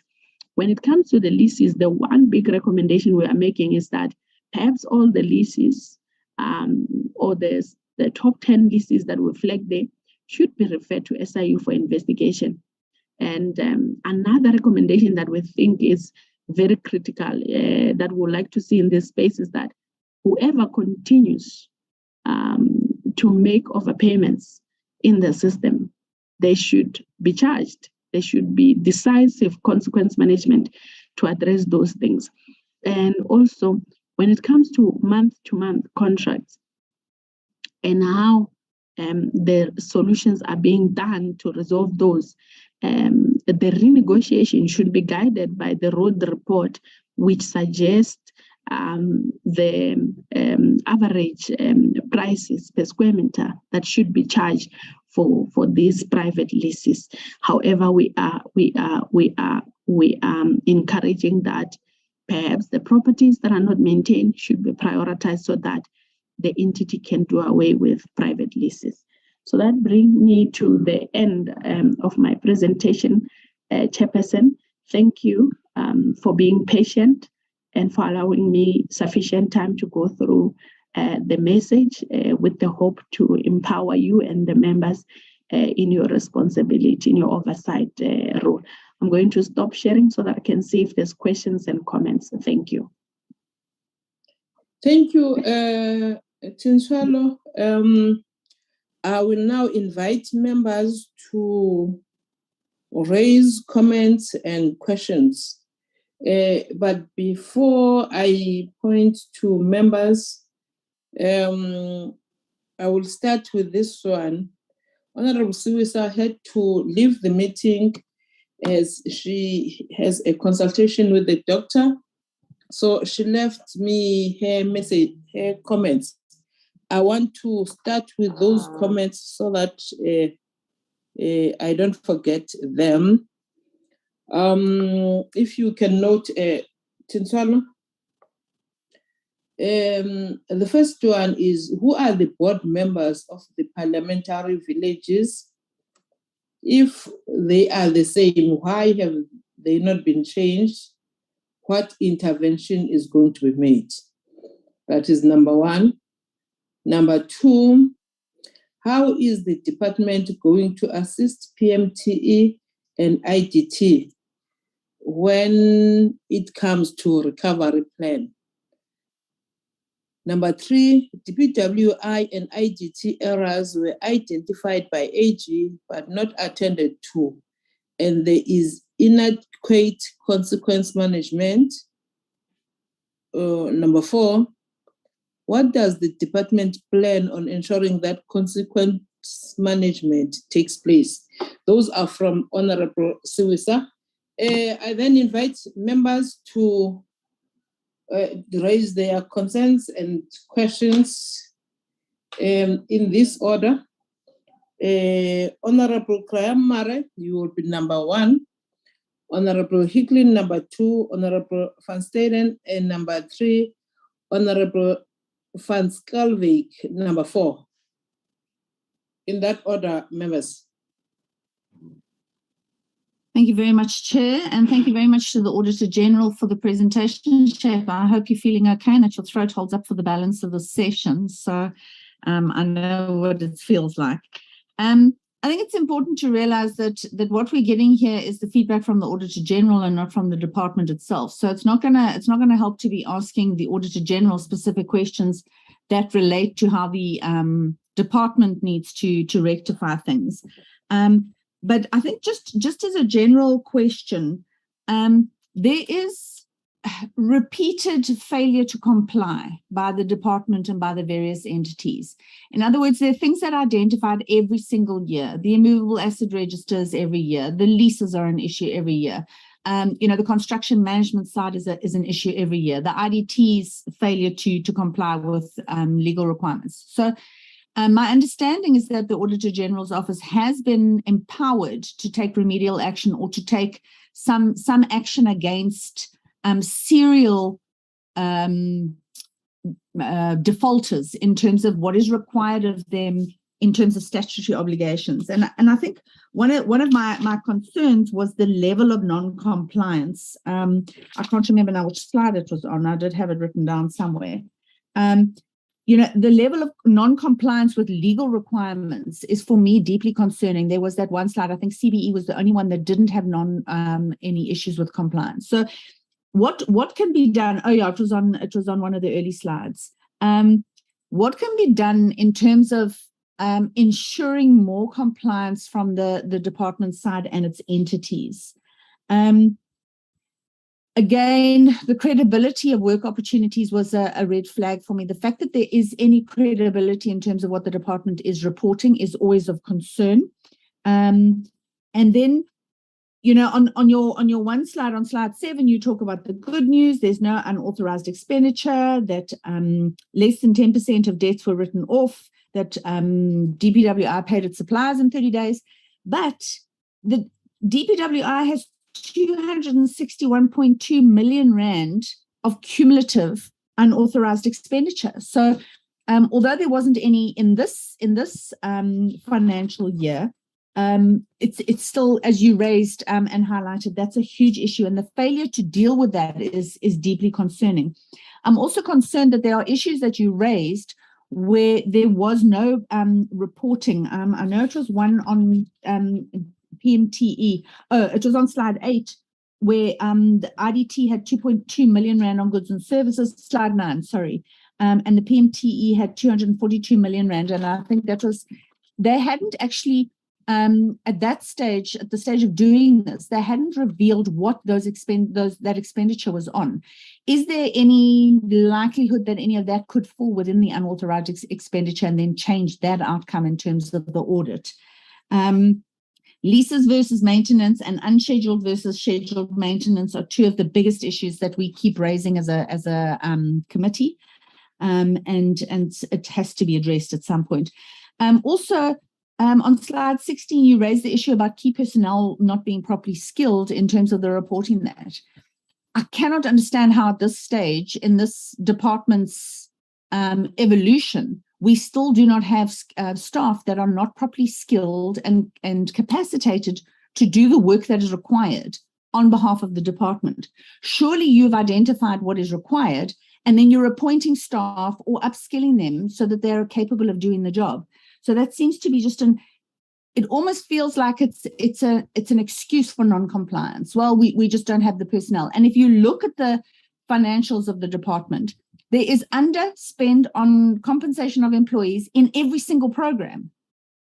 And yet every time there's this thing, well, our staff aren't competent, they're not upskilled, they're not capable. So that's a huge concern. So spend more money, get the right people in, and then we're not going to have this non-compliance. You mentioned about Hout Bay Harbour. I mean, Hout Bay Harbour is a prime example. And one of the issues there in terms of not looking after the properties, we have been waiting over a year now for the department to finalize its letting out strategy so that it can lease out properties at the small harbours, as an example. Port Nolloth is another example. The buildings there are going to absolute wreck and ruin. They can't be properly utilized by the local fisher people because they are in such a state that they just can't be occupied. But the department has dragged its feet on the letting out strategy for over a year now in order to put people into it. So the longer it delays this letting out strategy, the longer these buildings stand empty, the more, I mean, the ones at Hout Bay Harbour have been carried away brick by brick. I've done oversight there. There's nothing left of some of those structures. So I think there just doesn't seem to be any sort of cohesive action between the leasing department and the property management department. And so we're seeing this complete destruction of buildings, and something needs to be done about that. And then again, it was obviously the productive assets. It's deeply concerning that title deeds are being changed without the department even being aware of it. So that is something I think is a huge, big red flag, and the fact that the immovable asset register has not been updated. And from what we understand, they're probably going to be changing it from Archibus to another immovable asset register database. And we're going to have another 10 years of excuses as to why the immovable asset register is not being properly updated and maintained, because now it's a whole new system and everybody's got to now be upskilled and they've got to find competent people. Then in terms of the dignified client experiences, we can talk about Telkom Towers, we can talk about Port Nolloth, we can talk about Pinetown Home Affairs, we can talk about Excelsior Court. I mean, those are just buildings that I'm aware of where these buildings are in such a poor state that they're not providing services to our clients. So that's a huge issue. And then obviously you spoke about the Guiama's 5-yearly, and we're only doing it 8-yearly. When we met with the department last week when we did oversight over Telkom Towers, one of the things that the acting director general stated was that, you know, the property portfolio is absolutely massive. Every project manager's got 17 projects on the go. They just can't do the work because there's just not enough people and there's not enough, you know, and there's just too many properties. How can that ever be an excuse for a department that's tasked with looking after government's immovable assets. Just say, well, it's just an impossible ask to actually be able to do the job that we are supposed to be doing. And then they still, again, come back with lack of, under compensation of employees. It just boggles the mind that we're getting excuses from a department for it not being able to do the job that it's tasked with doing. So it's deeply, deeply concerning that they're not doing that.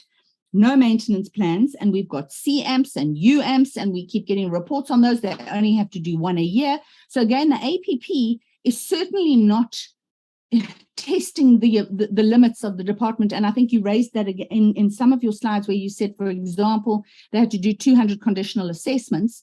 And at the end of the day, they're never ever going to get to looking at all their properties in time. So I think the department needs to stop making excuses for it not being able to deliver on its mandate. And then, I think so. So, I mean, most of those, the material irregularities obviously is a huge issue and needs to be addressed. The overpayments is ridiculous. I mean, how there can be overpayments. And again, what you've raised is this factor where employees are overriding systems, which is creating a huge problem. So I think there are a lot of questions that are going to have to be asked of the department this afternoon that are not questions to you in terms of your job as the Auditor General. I would like to thank you very much for an excellent presentation and for raising a lot of the issues that you did. And I certainly hope that you feel better soon. Honourable Hicklin. Thank you, Honourable Graham. Thank you so much, Chair. I'd like to echo a lot of what Honourable Graham Murray has just said and say to you that I appreciated your presentation so much. And the unfortunate fact for me, Masia, is that it seems to me like you were basically doing the job that unfortunately I think the Minister and the Deputy Minister should have been doing, and that is holding a stick to the feet of the department and forcing the accounting officers to actually do their job. And that should be the job that the Minister and the Deputy Minister should be doing. They should be the ones who are making accounting officers be held accountable for not doing what they're actually doing. I mean, very much along the lines of what Honourable Graham Murray was saying, how can somebody in a position of authority actually override and overwrite and make Archibus and Sage be able to be overwritten to do overpayments? You can't be allowed to do that as an accounting officer. How can 116 million rand have been paid in 2022 for projects that have been cancelled already? It's unacceptable. There are so many things that were highlighted by your presentation. The immovable asset register is a hobby horse of mine that I have been barking on about since I came to Parliament in 2019. Honourable Siwisa spoke about the fact that who is actually on the Parliamentary Village Board and why have they not submitted annual reports or financial statements since 2013-14? Why have they not been held to account? There really is no consequence management in the DPWI, it seems, irrespective of the breach of the irregularities that are being made. It's all fine and well to say that you make recommendation, and it appears that the DPWI seems to be looking into things and things appear to be getting better. But if we are seeing repeated, I'm going to use this harsh word, violations, there is no consequence management, and it can only come from a lack of leadership, I'm afraid. The asset register is a major problem.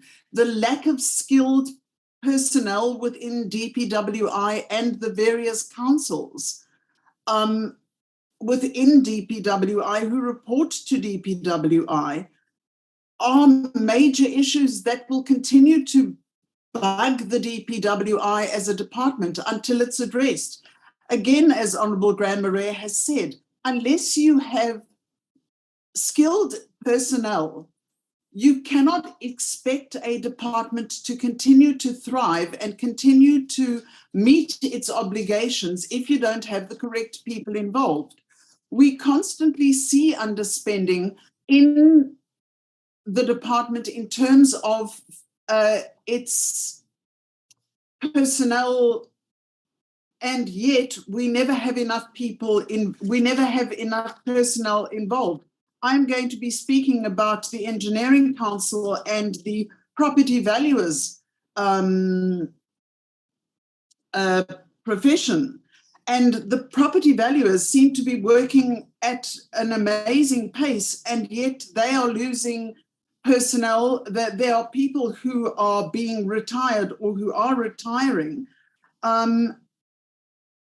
We could make use of those people within the DPWI, because we need people to go out and value properties for us in order to get our asset register on point. Why are we not taking people who are 65 years and who don't necessarily want to retire? Why do we not take those people within the various provinces and make use of them to go and value our properties, to update our removable asset register? Why do we not make use of the people within our own organization? They are part of the DPWI. They are part of the South African property valuers profession. Why does the DPWI not make use of its own assets, its own intellectual property assets, and use these people to actually make use, to actually value the properties that we say we don't have the assets, we don't have the people to go and look at the properties and update our own immovable asset register? It makes no sense to me. The DPWI doesn't have an effective maintenance plan. Why? We have buildings going to rack and ruin. We have harbours that are falling apart. The DPWI needs to get its act together. It's plain and simple as that. And the reason it doesn't is because there's no effective leadership. Nobody is standing there and saying, do it. Well, the Auditor General is actually saying, do it. You are doing the job of the Minister, and you shouldn't have to do that. But thank you so much for your report. It was enlightening. Thank you so much. Thank you, Honourable Hicklin. Honourable Van Steden. Very good, Chairperson. Sorry, I just want to mute the other meeting. Just for notification to you, Chair, in the second segment of this meeting, I will be posing questions to the AG in the Health Committee. So if you just have your indulgence with me. I just have some clarity-seeking questions I want to ask, and that is on my slide 7, I think it's on the Auditor General slide 6, about the 2.4 million fruitless and wasteful expenditure that was occurred. I just want to know who are these entities where this problem was identified. And if we go to my slide 15, I think it's 14 on the Auditor General, it's about the 187 significantly delayed projects. I just want to know if she can indicate to me what are these projects exactly. And then on the slide about the, I think it's on the AG's 25, it's about the lack of assessment to keep the building productive resulted. That slide with a quality of indicators example. I just want to know if she can indicate what plans does the department have in place to stop this type of decay of our government buildings. And if we can quickly move to slide 30, it's about the 66,000 properties. I just want to know if AG can indicate to me how many of these 66,000 properties are problematic and need urgently attention at this stage and at what cost. And I just want to move to the slide, I think it's 39, about the buildings projects, the projects that have been either abandoned or halted at the design stage. If she can just indicate to me what is the reason for this. And then I just have two more clarities seeking, Chair. I think it's the slide 42, month-to-month leases.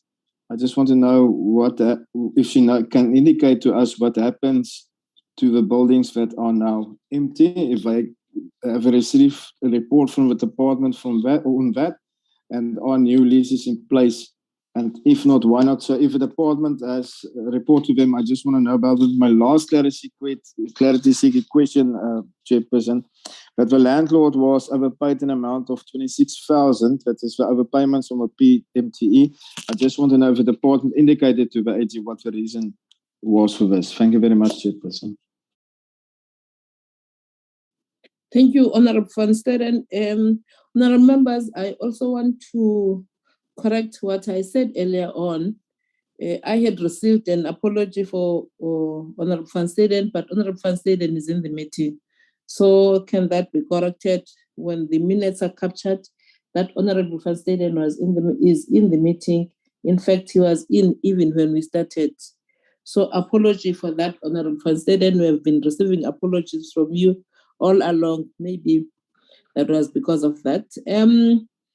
Thank you, Honorable Van Staden. Then Honorable Van Schalkwyk, followed by Honorable Tring. Honorable Van Schalkwyk. Thank you very much, Chairperson, and good morning to our Honorable Chairperson, Honorable members, parliamentary staff, as well as the representatives from the Auditor General. I want to welcome the presentation that has been made by Ms. Sia. Chairperson, I believe that we are receiving this information to engage our department and entities later on. So we welcome all the insight that we've received. My only question that I would want to pose to the Auditor General is, you've give us some insight of what has been happening consistently over the past 5 years even.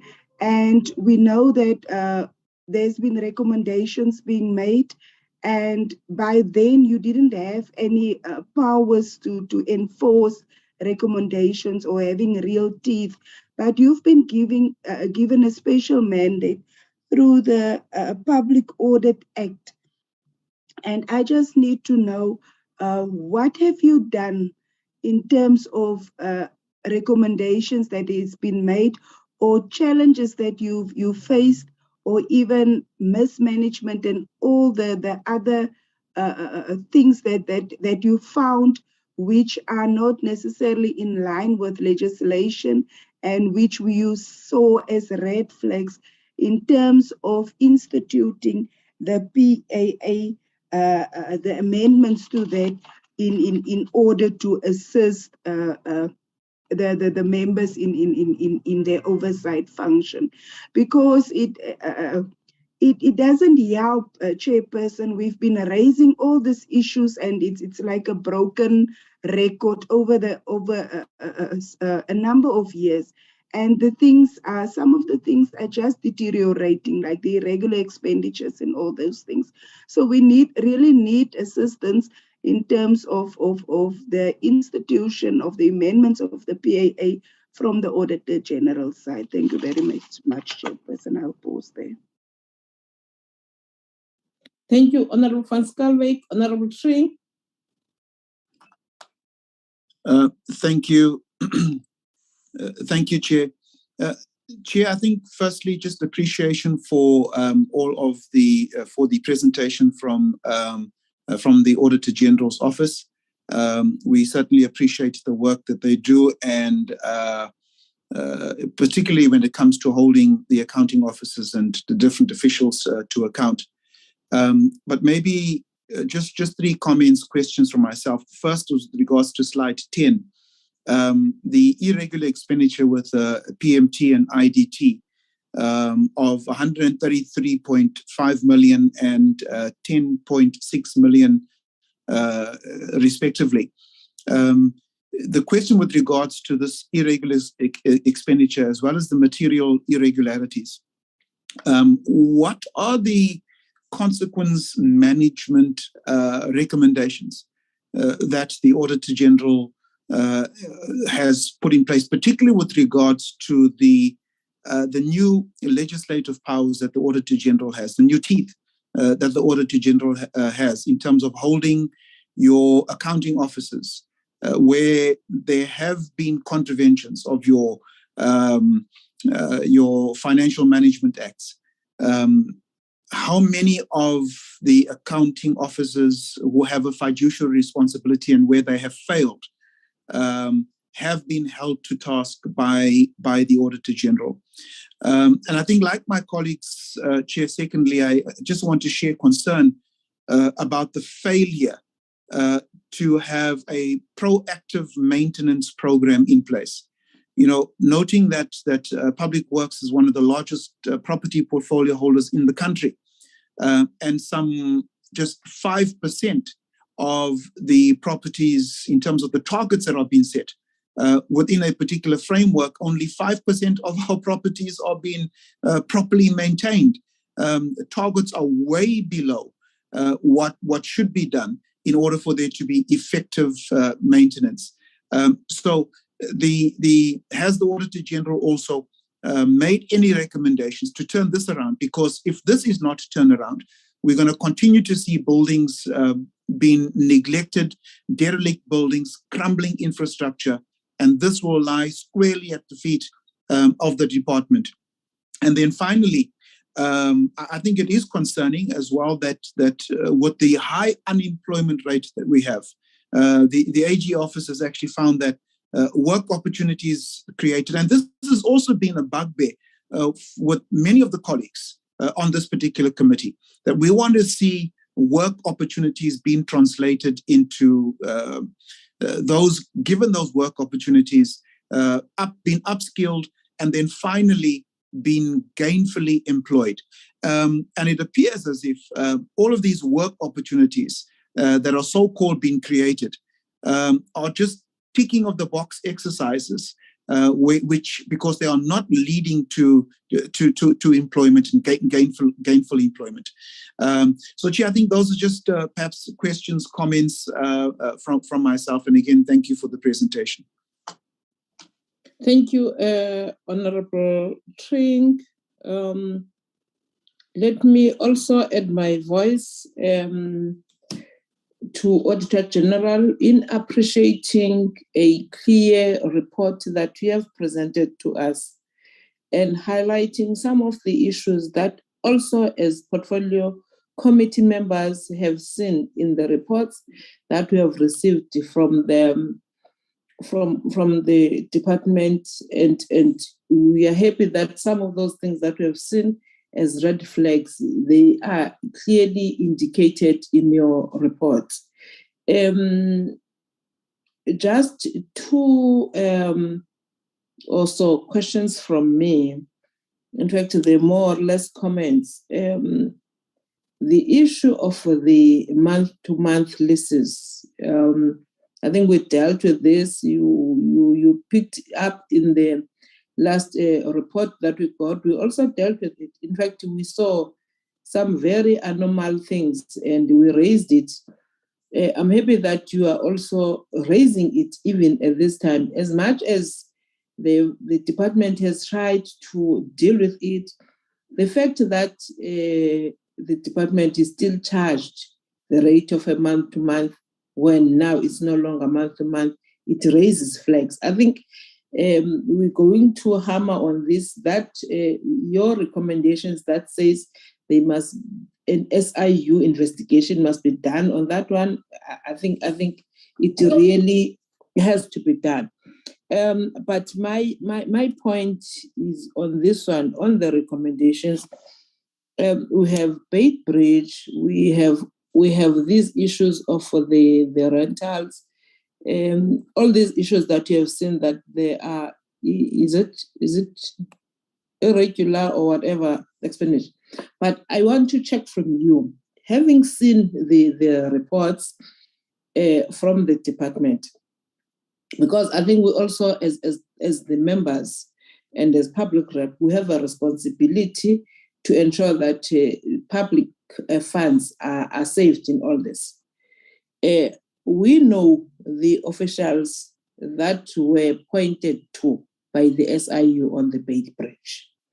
Now you have the issue of the rentals.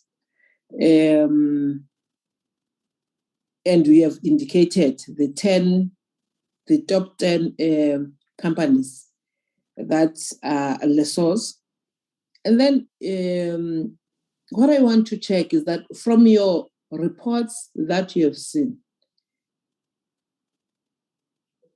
the people that are doing all this, I have red flags really flagging to me. Are they not the same people?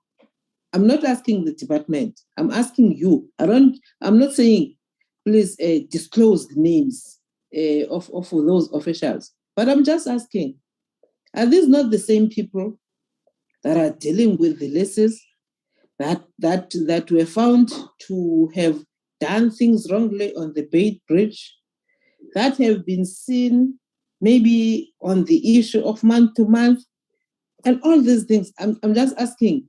Maybe you can say, yes, there is a pattern somewhere or somehow, because I think we have an obligation as the portfolio committee to point at what is wrong that is being done by the department, so the department may correct that. Thank you. Those are only my comments, but appreciating the work that you are doing. And also, I think we must appreciate the fact that we only had a new board in the IDT and a new acting CEO. There has been an improvement in terms of their audit reports, but I know that they came to an entity that had serious challenges, and I hope that with all the work that they are doing there, they will be able to turn around. In fact, we can see that there is some form of turning around that entity. We hope that they will be able to turn around that entity. But because they are in that entity now, so all these issues that are emanating from previous reports, they also need to work on them. Thank you.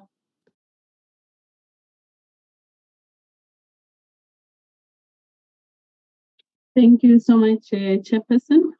Let me try and then deal with all the issues, all the questions and the comments that were raised by the members. Starting with Honorable Susan. The first question was, who are the board members of the parliamentary village? According to the act that governs that parliamentary village, it is supposed to be, the board is supposed to be chaired by the accounting officer of the department. So that will be the DG. So, but I think the questions, all the questions raised about why have they not been changed and who are the board members and whether that board is effective, that I think is a critical question that the honorable members need to raise to the department this afternoon when they come in. But I can tell you that that board is supposed to be chaired by the accounting officer of the department. And then the question on how is the department going to assist PMT and IDT, I think it is a critical, it is a valid question to ask and a critical one to ask, because even the department itself, if you follow my presentation, when it comes to the quality of the financial statement that were submitted, there were also still errors in those financial statements. They were only addressed after we've audited and picked those ones up. But also, if you look at other issues that are affecting the audit opinion from the department's point of view, they themselves, the department has issues on performance information, which is EPWP. And also there's issues of consequence management where you find that investigations that have been finalized where people need to be held accountable, they are not being held accountable. So the department itself also has work to do on its own before it can assist Pmte and IDT. But how the department can assist these two entities, I think, lies on ensuring that there is decisive consequence management that is taken in place. So when there's errors such as the overpayments that continues to repeat themselves, which the system will reveal and say it is so and so who released this payment, then the department leadership needs to make sure that such people are held to account. There's consequence management for such, whether it's an error or it was intentional, it needs to be investigated and actions should be taken so that examples are set, so that the tone that is saying we will not appreciate such a behavior is very clear to the department. I think if that can be done, most of the issues we have will then go away. Another thing that I can say in terms of how can the department assist IDT overall, now I'm answering this overall, and Pmte. I would say the same thing that have just happened now with IDT, where IDT is capacitated with the right skilled people, with a board that is coming with the hunger to assist the entity. The same thing needs to happen on Pmte. So on Pmte, there is already people in space, but the question is, are those people having the right skills to be able to review and prepare the financial statement and put everything that is a reflection of all the transactions that took place in that space? If that can be done for Pmte to ensure that the people that are discharged to prepare the financial statement or the people that are discharged to own the immovable asset register have an understanding and appreciation of what the accounting prescripts require from a record keeping's point of view, that will assist Pmte a lot. So, and then your third comment was on findings on Pmte and IDT not being addressed, and also that consequence management is not taking place. I think there are more of comments which I agree with, that perhaps if you look at Pmte, I don't know what I can say would have happened to the action plan, because I remember very well in all the structures that we went to last year, we kept on emphasizing that if an issue is resolved this year, don't forget about it. Continue to track it. Continue to make sure that you continue to clean up that space and you look at it closely so that you do not regress. But that is exactly what has happened with the issue of immovable assets. And also, if there were action plans that have been put in place to ensure that there aren't any overpayments, but we are seeing overpayments happening, then it goes beyond the action plan. It goes to what are the repercussions? What is the consequence? What is being done? What actions are being taken to ensure that the people that are, as the minister will refer to it, pressing the button to release the overpayment, that those people are being charged and that there is consequence to demonstrate to the bigger pool of the employees that such a behavior is not tolerable. So definitely consequence management is not taking place, and that is why you have a big irregular expenditure that is taking place in that case, which, as I respond to the other honorables, I'll then talk to what we have done on our side. And then Honorable Samantha spoke about the repeated failures that were identified, but that we are empowered, to take actions. given the level of non-compliances that we are seeing in that space, what can we do to ensure that there is more compliance? And also what can be done from the department's point of view. I think it goes back to the response that I've already taken to say that when it comes to consequence management, it can't be a theoretical concept. It has to be actions where we see people being disciplined, where we see people either being suspended, where we see people either being charged, where we see some of these amounts being recovered from the employees themselves. Then if you do that, then you are setting an example to say, if you release an overpayment, I'm going to get it back from your salary. And I'm sure if we start doing that, if the department start doing that, then there will be a change in behavior that is seen. But more demonstrated efforts of really negatively rejecting and distancing itself from the irregularities that are taking place will help the turnaround at Pmte. I agree with you. The credibility of work opportunities has been an issue. So you also raised that. It has been an issue for as long as we have been auditing that program. And it goes down to the processes in place and just keeping the basic records and making sure that there is reconciliation, that whatever that then goes to the annual performance report can be traced to a document. That's all we are saying. So if that continues to be an issue, it doesn't matter whether the department is achieving 1 million job opportunities or 1.2 million job opportunities. If it can't be traced to a document that agrees with it, credibility will always be questioned. I agree with you on the unauthorized expenditure. That has been there for over 5 years, actually. It relates to the old schools projects. And I think every year, whenever we came to Parliament, we flagged it.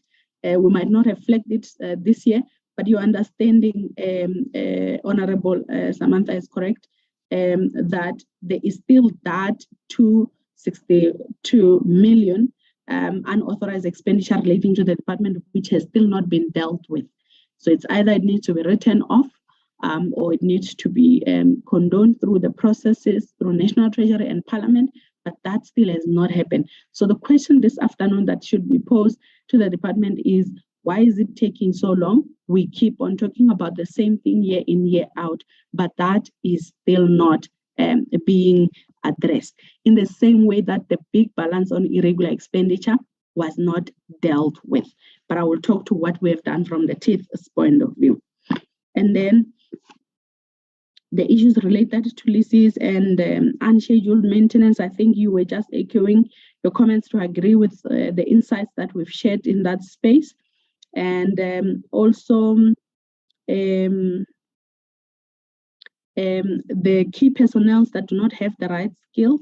Yeah, I think this is a critical component because, with the basic understanding of just a review of the financial statement so that at least it shows some respect to the people who need to approve those financial statements and also the auditors who audit those financial statements. When we receive it, the number of errors just tell you that there is no way they have been reviewed by someone who have the skills to really make sure that all the errors are prevented. So that is why that is the biggest root cause that we have highlighted. And then I think you are also right in terms of the letting out strategy. There's even a target that they've put in the annual performance report where they're supposed to measure themselves on the number of properties that are turned around and then leased out. But if you zoom into the annual performance report, you'll also note that even the target they have there is very, very low. And even that target is not necessarily being achieved. So this will be a critical question where we just find out why is it that the letting out strategy that ought to see a turnaround in the unutilized properties and the properties that are in bad condition, it is still not being done.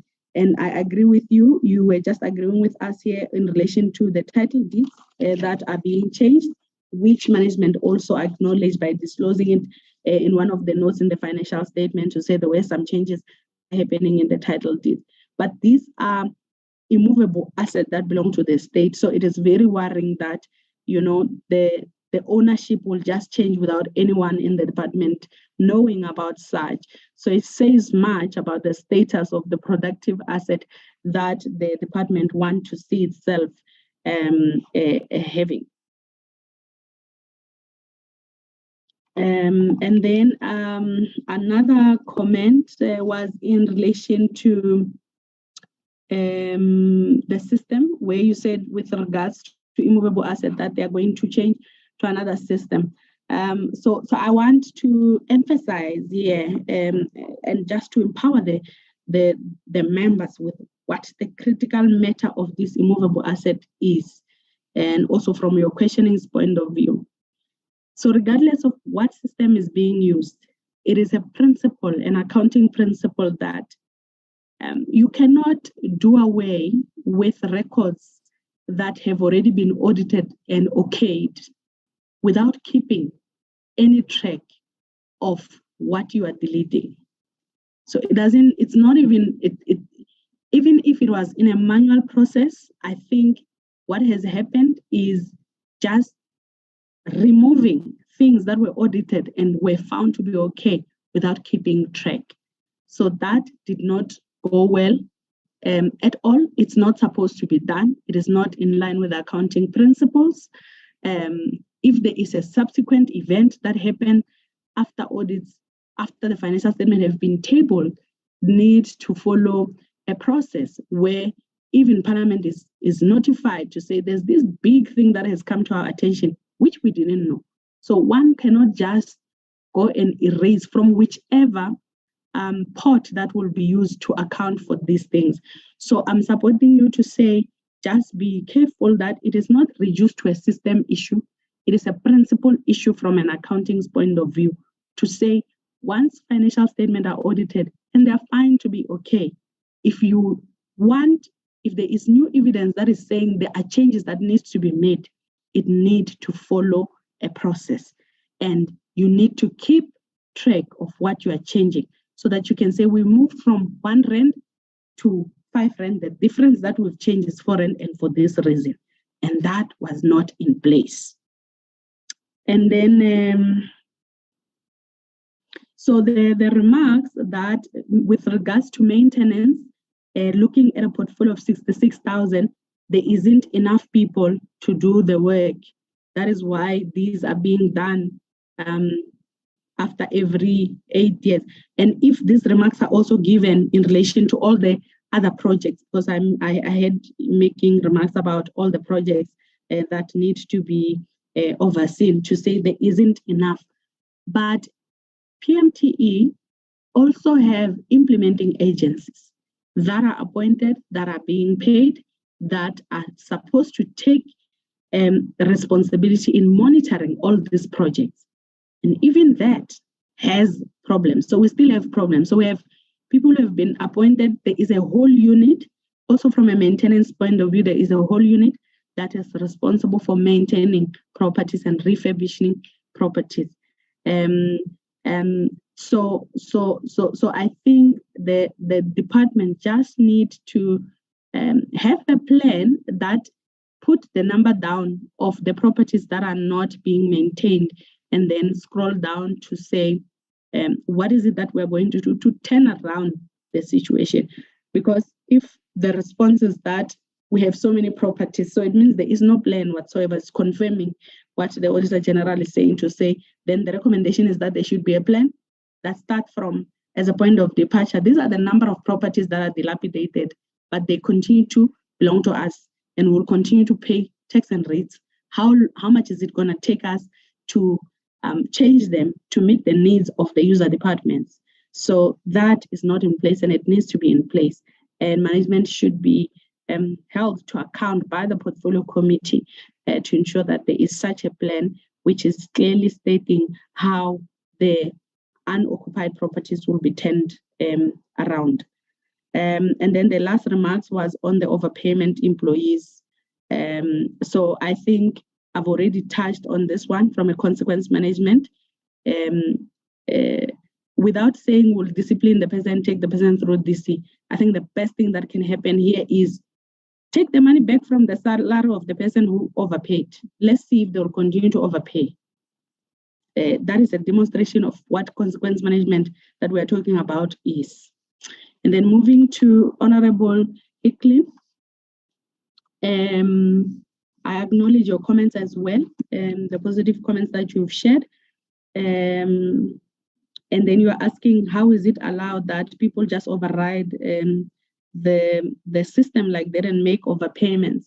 It is a question that we've constantly had in our deliberation as we were auditing to say, but how is this possible that there is a system that has already been loaded with what contract and what amount need to be paid a month, but someone is able to go and do something else, instruct the system to do something else. But since it's a system, the joy of technology is that then you can see who click the button and release the payment, because people log into the system and the system automatically keep a log of track of activities. So it all boils down to the consequence management that needs to take place to discipline those people that are implicated or that are causing these irregularities. And then with regards to immovable asset, who is in the Parliamentary Village Board, I think I already answered that. And why have they not been held accountable? I think I also already answered that the department will be in the best place to firstly answer why they haven't prepared a financial statement and submitted them since 2014-13. And it is supposed to be the accounting officer who chairs that board. So perhaps the department will be able to respond to that and then empower you with what has happened. And then on immovable asset, which was your other comment, I think I also spoke to that. And then the issue of skilled people, you raising that, how will the department meet its objective if it does not have the right people or the skilled personnel? That is a valid question. And where the personnel are there, we are just simply saying that then they need to review all these reports that are being prepared to account on all activities of the department and the entities. So they need to review and make sure that at the end of the day, what is being submitted to the auditors is of quality. If they are not doing that, then it means we have a problem with the skill.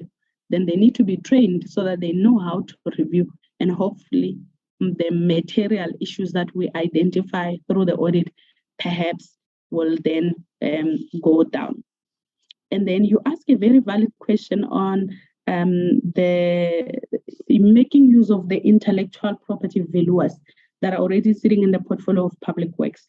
But when you go back to the issue of immovable asset register, the issue is not that there are properties that need to be valued and public works does not have capacity. The issue is an accounting issue. So we have all the properties across the country. You have the asset register. How should it be maintained? It's an accounting issue. Do we have someone who understands from an accounting issue how this asset register needs to be maintained?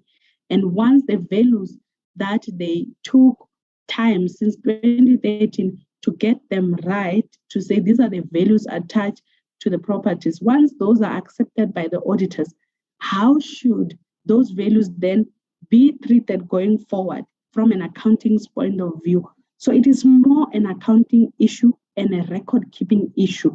That is why we are talking about skills that in that space, because this database of immovable asset is big, it is important that you have someone who understands the accounting records issues that are expected and match those to what the requirement of the standards are saying. Then when the auditors come, you will not have issues. But also beyond that, making sure that there is tight controls around the protection of this immovable asset register, that even at the deeds office, there's no movement that happens without this person who's responsible for immovable asset knowing what is really happening. So it is less a valuation issue, but more an accounting issue to answer that one.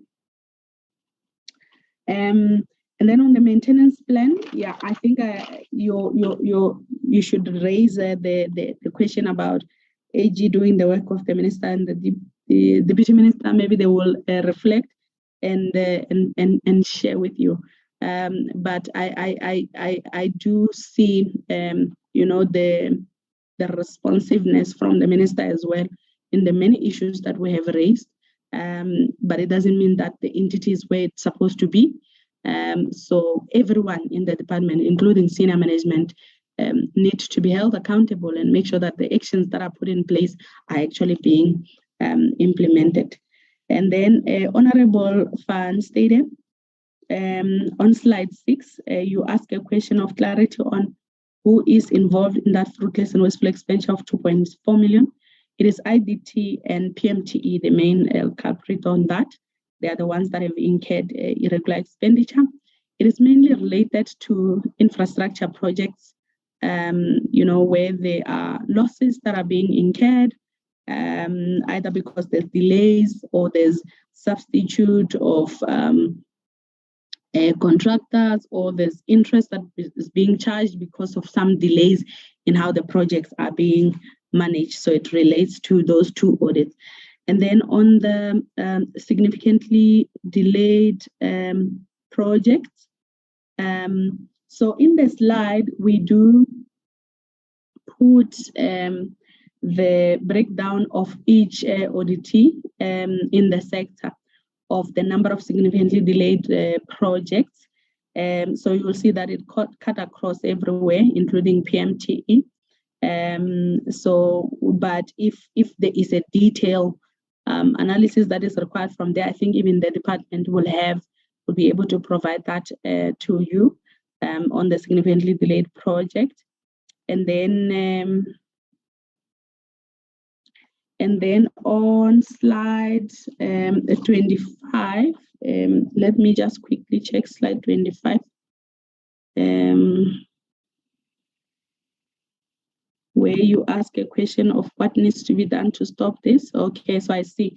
So it is where, on my slide 25, so it will be where we are showing an example of a property that was not maintained, and as a result, the people went out. So it goes back to the plan that I spoke about to say, I think the department need to have in one page all the properties that are in bad conditions, that are not being occupied, and it must have not a long action list, but an action list of few things to say, once we have this plan, how do we map it to the need analysis of the user departments? And how can we reduce the use of private leases by allocating then the user department to those properties, and be decisive about turning around the maintenance and refurbishment of those properties, so that the needs of the user department, as well as letting some of these properties that can be used by user department to private sector, so that we get more money back to the fiscal. I think that will be the plan that can turn around the situation in that space. And then on slide 16, on slide 30, you ask from the 66,000 properties, how many needs attention? So that goes back to properties that are not being maintained, right? So it goes back to the table that I have projected there. So it shows that the properties that are under poor condition on Pmte is 1,624. So if I were to answer you, those will be the properties that require attention right now, the 1,624. They are in bad condition and they are being utilized. But over and above that, you also have the 1,300 properties that are sitting on slide 32 on my slides, 1,399 properties that are unutilized. So there's no one who's utilizing them at the moment. So that will also be, those are the properties that require attention right now out of the 66 in total. But at the end of the day, the message we're trying to drive there is that the 200 assessed properties is very little compared to the ones that require attention. And then on the one about properties that are abandoned at the design stage, where you ask for reason, I just want to quickly go there. So some of the reasons that we received from the information that we analyzed was that there's budget constraint, but it is unclear why there will be budget constraint on a property that has not yet started and money has already been spent on that. And then and that some of the costs are deemed to be very high. So perhaps once the property has started, the design stage is revealing, and this is what also the accounting officer indicated, that then the design stage or the feasibility study comes back and say it will take much more to complete the project. But what we are recommending from the auditor's point of view on this project is that there should be an investigation. Then the investigation will give us more reasons of why there's this cancellation of projects from a start stage.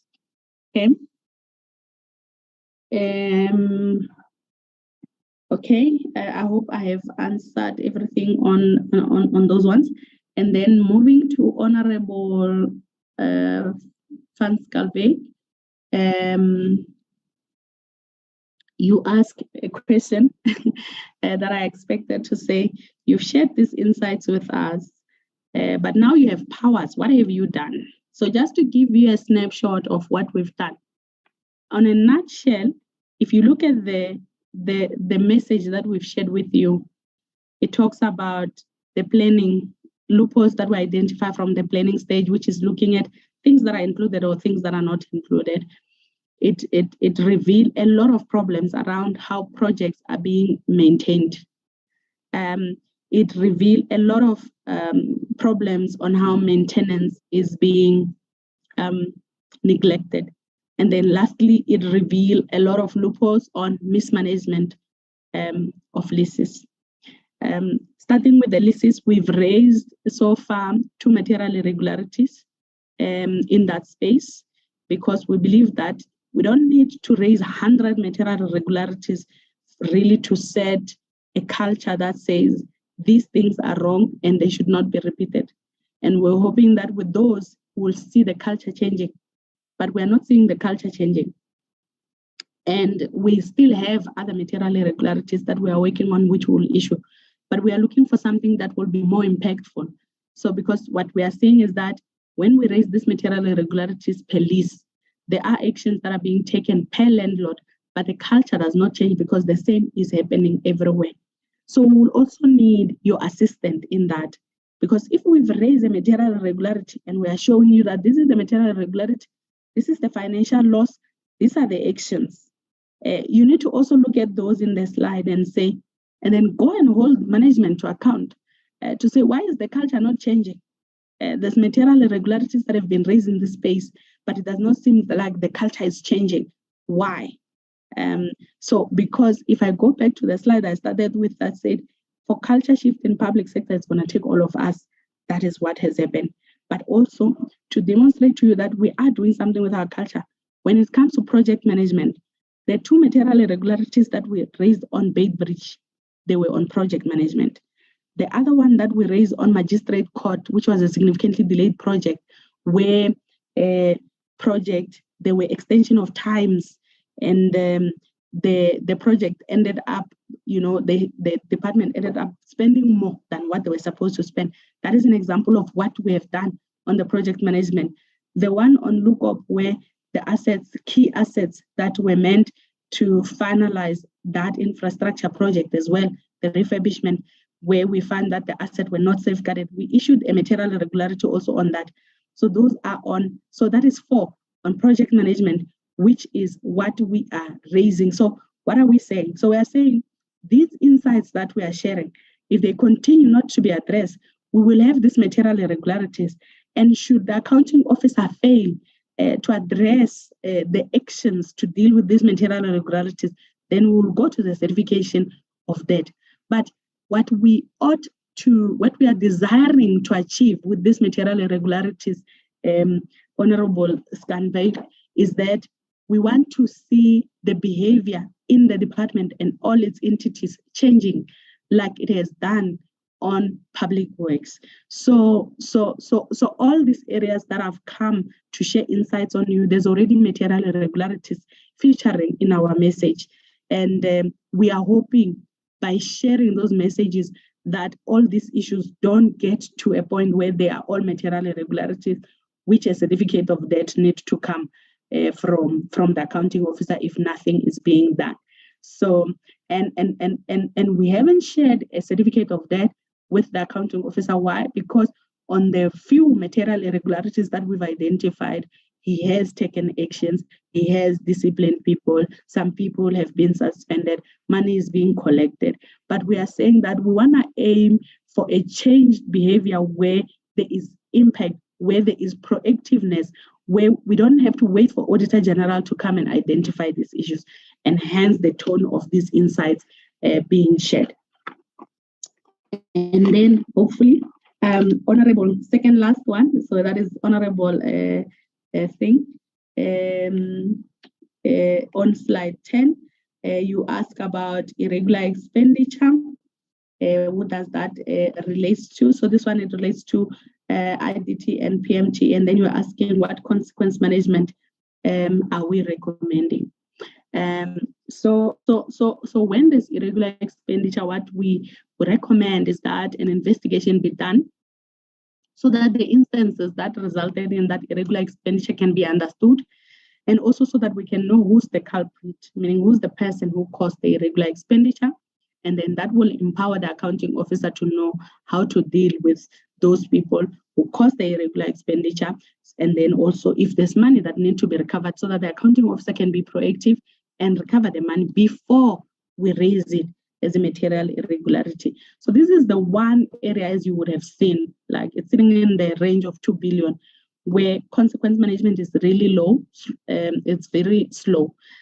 So we would like to see more proactive actions happening to deal with that irregular expenditure, but also to prevent it going forward, so that we don't have to expect the department to spend a lot of money on investigating these issues.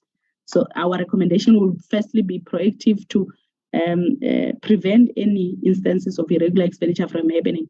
But because we already have it, set examples by making sure that there's decisive actions on the people that have caused it. So that is what I would recommend. And then you ask a question of how have we used our powers to where the fiduciary duty by the accounting officer has failed to exercise our powers. So on the so the steps start with us identifying material irregularities. So on the ones that we've identified material irregularities, we have not yet arrived at a certification of debt yet, because the accounting officer, if he said he's going to investigate, he has investigated and he has implemented the recommendation that came from the investigation. So because of that, we can't then move to certificate of debt. But we need your help with these insights, because the ones that are not being dealt with will end up in material irregularity. And we are saying it costs a lot of money to wait for things to get to material irregularities and then only then to deal with them. So we request your help of oversight to ensure that things are dealt with before we even raise them as material irregularities. And then also on maintenance, you ask what should be done as a recommendation. Definitely do away with the 8 years assessment of the condition of properties. Definitely have a plan which prioritizes already the occupied properties that are sitting at bad condition. And I think that will then inform what should happen to money, the channeling of the budget and everything that needs to happen in that space to ensure that these properties, which are already occupied by the employees, which could result in more cases, litigations and claims against the department, they need to be addressed by a plan that will say, this is how we're going to refurbish. And the assessment cannot wait for 8 years for that. And then the second priority in that plan should then be all the other properties that are unoccupied, because if they remain unoccupied, the criminals invade those properties and then they rip them off and then they become damaged, but there is money that the entity and the sector is paying on rates and taxes. And then I agree with you on unemployment. You spoke about lack of impact on that, which is what the message that we have shared is talking about. And then lastly, from the chairperson, I also acknowledge your remarks, chairperson, on your agreement of the issues that we have raised.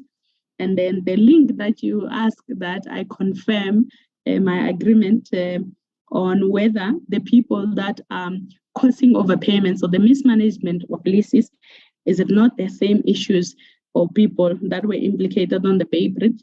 Chairperson, I wouldn't pronounce on that without evidence of an investigation, which is why we have made a recommendation to say the whole leases, because of how they are being mismanaged, they need to be referred to SIU for investigation. And then someone who is specialized to look at and trace who could have caused the issues that are happening in that space will be able to tell us. Alternatively, the department as well, I'm sure they can extract a report that shows the logs of who are the people who process the overpayments. I'm sure they should be able to then outline to you whether there is a link between those people and the people who were implicated on the Bay Bridge. But from a high levels point of view, the leases are managed by one unit, while issues such as your Bay Bridge is project management, which will be managed by CPM, which is a different branch. But you can seek for more clarity on this one from the department. Chairperson, I hope I have answered all the questions and then address. I acknowledge all the comments and the positive receiving of these insights from the members. Thank you, Chairperson.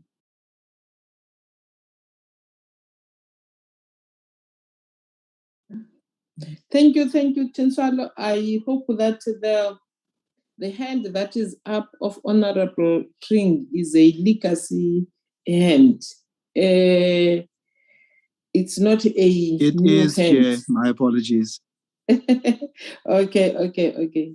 No, honorable members, AG has put it clearly, also has also advised what route to follow as the portfolio committee. We are going to meet with the department later on today, and some of the questions, as it was clear that the department needs to respond on those questions more than Auditor General. But we always appreciate the detailed way, the presentation, and even not only the slides, the presentation that we read that was sent to us by Auditor General, being the eyes and ears for all the South Africans in ensuring that the public purse is utilized accordingly. Ms. Nola is not well, as much as she is in this meeting, but she's not well. I don't know whether we were supposed to break at 12 and then come back at 12:30. It's almost 12 now. I think we need to break, honorable members, and then we meet with the department at 12:30 so that we can all maybe have lunch or whatever. The fact that we are on virtual meeting doesn't mean that we can't have a break. So let's take that break and be back at 12:30. Thank you. Thank you Recording so much, stopped. Chair. Thanks, Chair.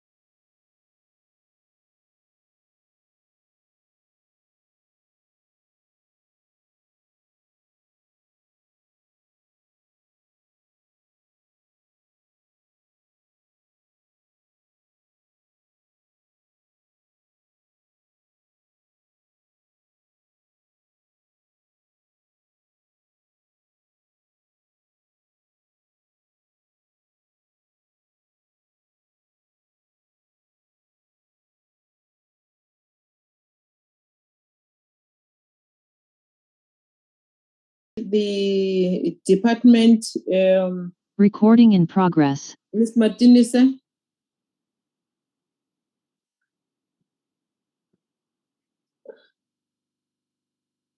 I don't see the department in the I'm on logging the them in now, platform. Chair. I've just accepted them now, Chairperson.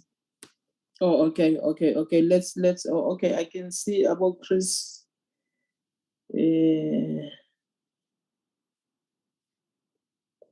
Let's just do it a little bit, hoping that even the members may come back, because when I counted, oh, okay, no, we're fine.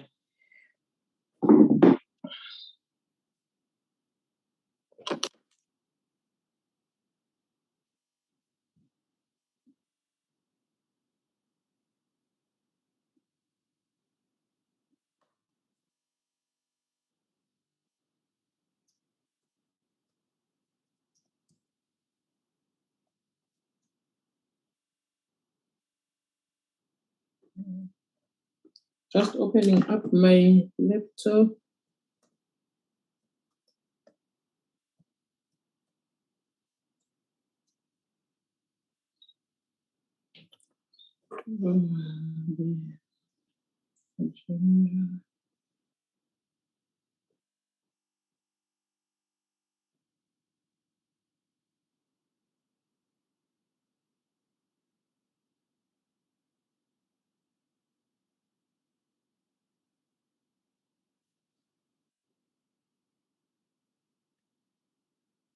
Welcome back, honorable members, Minister and Deputy Minister, Acting DG, and all the members of the team from the Department of Public Works and Infrastructure. Earlier on, we had a briefing by Auditor General on the performance of the department and its entities during the 2021-2022 financial year. So now we are going to get a briefing by the department and Pmte on the annual report of 2021-2022 financial years.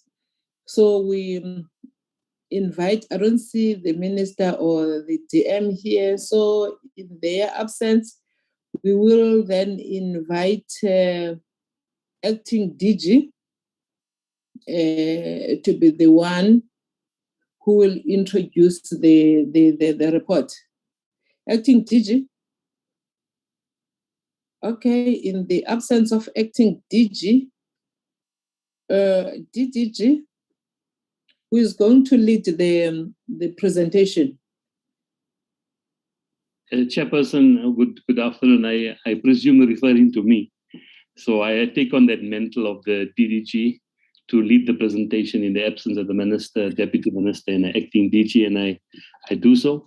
Chairperson, thank you very much for the opportunity.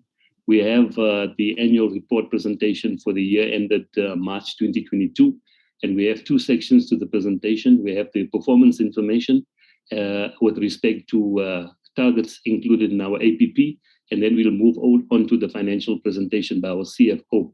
So without further ado, Chairperson, I have Lwazi Mahlangu, the Chief Director, Monitoring and Evaluation, who also acted as DDG GRC, as well as the CFO, Mr. Sitole, in the room at the moment. And we'll start with the non-financial performance information and ask Mr. Mahlangu to take us through the targets and the performance for the year under review. Thank you so much, Chair. Lwazi, please go ahead. And please, let's beam the presentation. I'm not sure who's responsible for that. Nola's given hosting rights to Lwazi. Lwazi, if you can take up the hosting rights and beam the presentation. Mark, you can also beam the presentation. Can we please move forward? Thank you so much. Lwazi, over to you.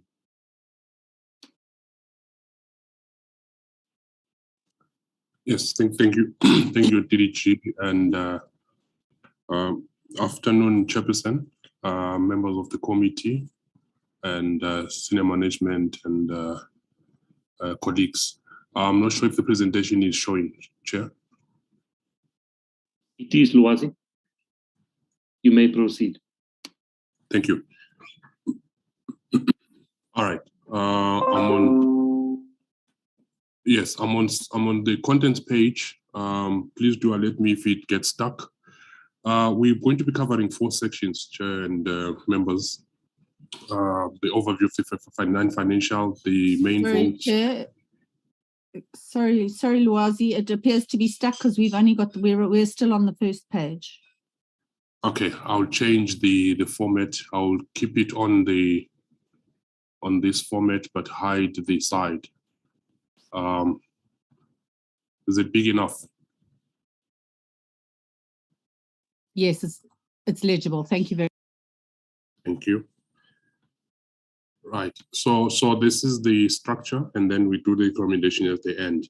Now, our general structure of the APP is just 5 chapters. I won't go into detailed general information, but I think what's important from the general information, which is chapter 1, is the minister's statement, and then also the accounting officer's report, which basically talks the external environment, internal environment affecting the operations of the department aligned to the strategy and the APP, which I'll touch on in a high level.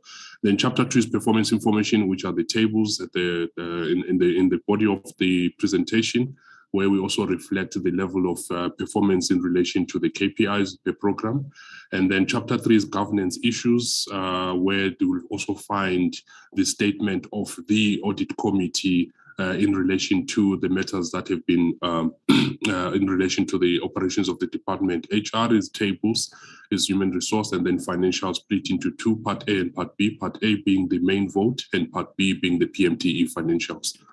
Right, starting off with the chapter 1 general, this is now in the accounting officers thing. I'll take the members back to the strat plan and the APP, that our strat plan is based on the 7 outcomes that we did, linked to the 7 priorities of the 6th administration, and therefore the indicators are developed in that context to give effect to these outcomes. And also the operations in the department will also reflect how we are contextualizing our operations, as well as giving effect to the outputs and outcomes as contained in our SP and APP.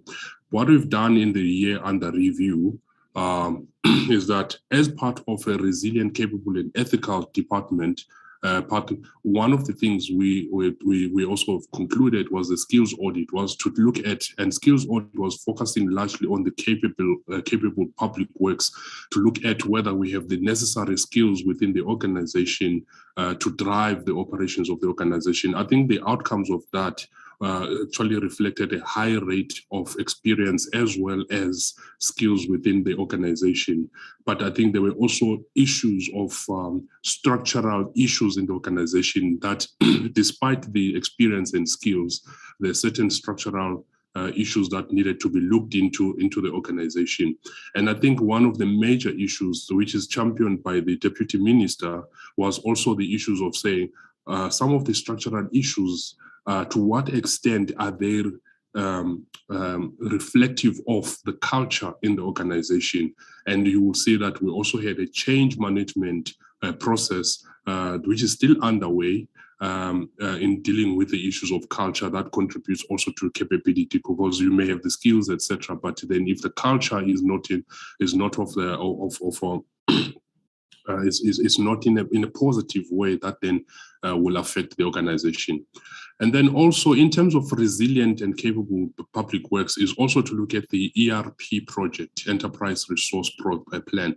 Now, this is largely driven by the ICT infrastructure and architecture, and the number of modules that drive the institution, be from management of assets, facilities management, the management of administrative matters such as e-leaves or management of leaves, etc. So those are some of the modules that form part of the ERP that then will also be assisting in ensuring that we have the architectural backbone that also assist the operations of the organization as we move towards the digital space.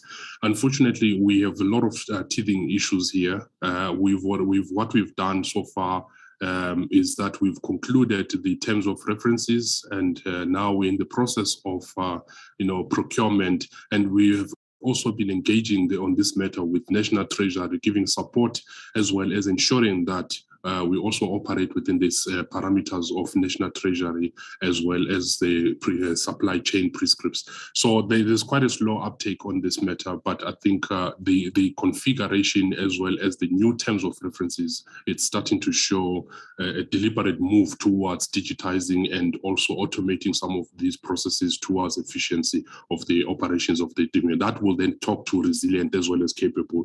And I think what we are building into that system as part of a risk management is also building in controls to also mitigate against potential external threats such as cyber security or cyber attack. So we are also building into that, and it's also part of our risk register on how we're dealing with this, where you will have significant penetration tests that will also assist in ensuring that all the systems in the organization are not open to external forces that will then cripple the organization. Then the establishment of an ethics officer committee. I'll also take the committee chair to the presentation we did in August, where we were looking at the establishment of the governance, ethics, and compliance. So this is part of it, where we now have a designated ethics officer who then will assist in terms of running the ethics committee. Now, the ethics committee touches on a number of components within the organization. It also human resource development, human resource management, where we're also talking about we talk about the legal matters.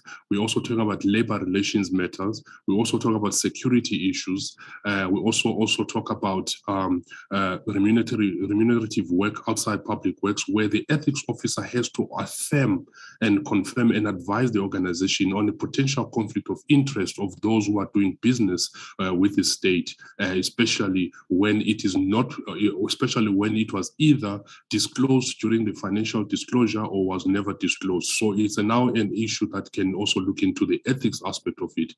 And then in addition to this, we also have the 7 ethics risk in the organization that form part of the risk register when we deal with ethics issues as well. So that then also talks of the resilient, capable, and ethical DPW in dealing with the issues as part of the ethics. And this gives effect to the constitutional section 195 on an effective and ethical public sector in terms of the principles and values enshrined in the constitution. So we're working in that regard, also partnering with Public Service Commission to guide in terms of these section 195. Then we also talk of, if I then come to integrated planning and coordination, we have pulled in the public works, all the units within the public works, working together with all the provincial departments within public works.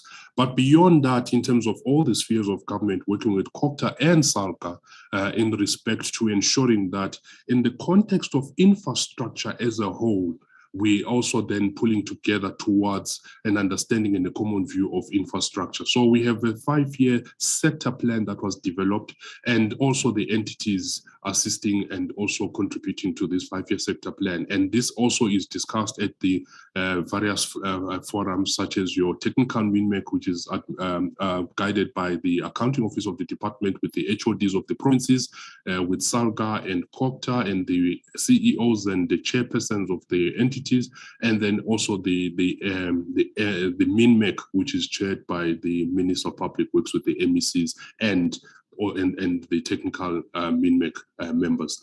So this is also a drive towards a single understanding of what constitutes this public works sector in managing these issues of the sector, in managing the asset register, in managing the debt, and managing GBV issues, etc. So those are some of the issues that are now contained in that, so that we all move into that. Now, linked to that is also the support and the development of standard operating procedures in contributing to the district development model, which is led by COCTA. So we are also contributing to that in that. And our minister and deputy ministers are champions in various districts in this regard. Also part of the integrated planning coordination, now linked to sustainable infrastructure outcome. is the development of the National Infrastructure Plan 50/50, which has already been gazetted. Now, the context of this is so that we have an understanding of the infrastructure for the country, and public works as a single entry point of infrastructure, and understanding all of this is also to have an infrastructure pipeline and bring about certainty in terms of our infrastructure as part of our deliberate move towards attracting investors within the infrastructure space. And this links directly with the vision of the department in the impact statement that says infrastructure-led growth, where we strongly believe that the infrastructure can serve can contribute to growth, and then the spin-offs from driving the infrastructure will also improve growth, unemployment, as well as inequality measures that we face in the country, challenges that we face in the country. Then also, as part of that, you'll have seen that I think also part of the presentation that was done by the minister as well in terms of the budget speech, there were some projects that have actually been moved that are now at an implementation stages. Some of them have reached financial closure and others have been completed. And that also shows the extent and the speed to which we are moving in driving the infrastructure in the country. And then also part of this is also the funding of this, as I alluded to the issue of certainty, is also working together with National Treasury and other financial bodies such as DBSA on how to then look at funding these infrastructure projects, as well as managing those infrastructures, and we deliver on those infrastructure projects. Now, we also, as part of contributing to the economic recovery and reconstruction plan, there are quite a number of initiatives in the department.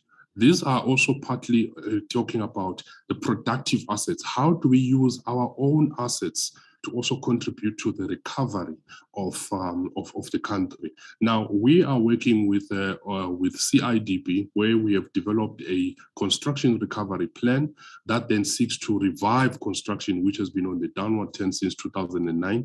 But you'll also see that the component of our construction project management in relation to its targets and achievements, you will see that there's quite a number of challenges, external factors contributing to that.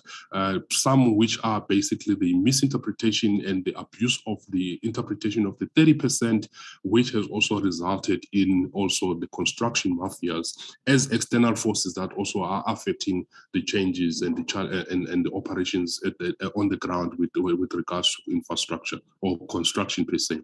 So these are some of the issues that we are working on, that construction recovery plan, where we are focusing largely on three main things. One is to look at how do we revive the economy through construction, where we are looking at backward and forward linkages and also the role players within that infrastructure and that construction sector.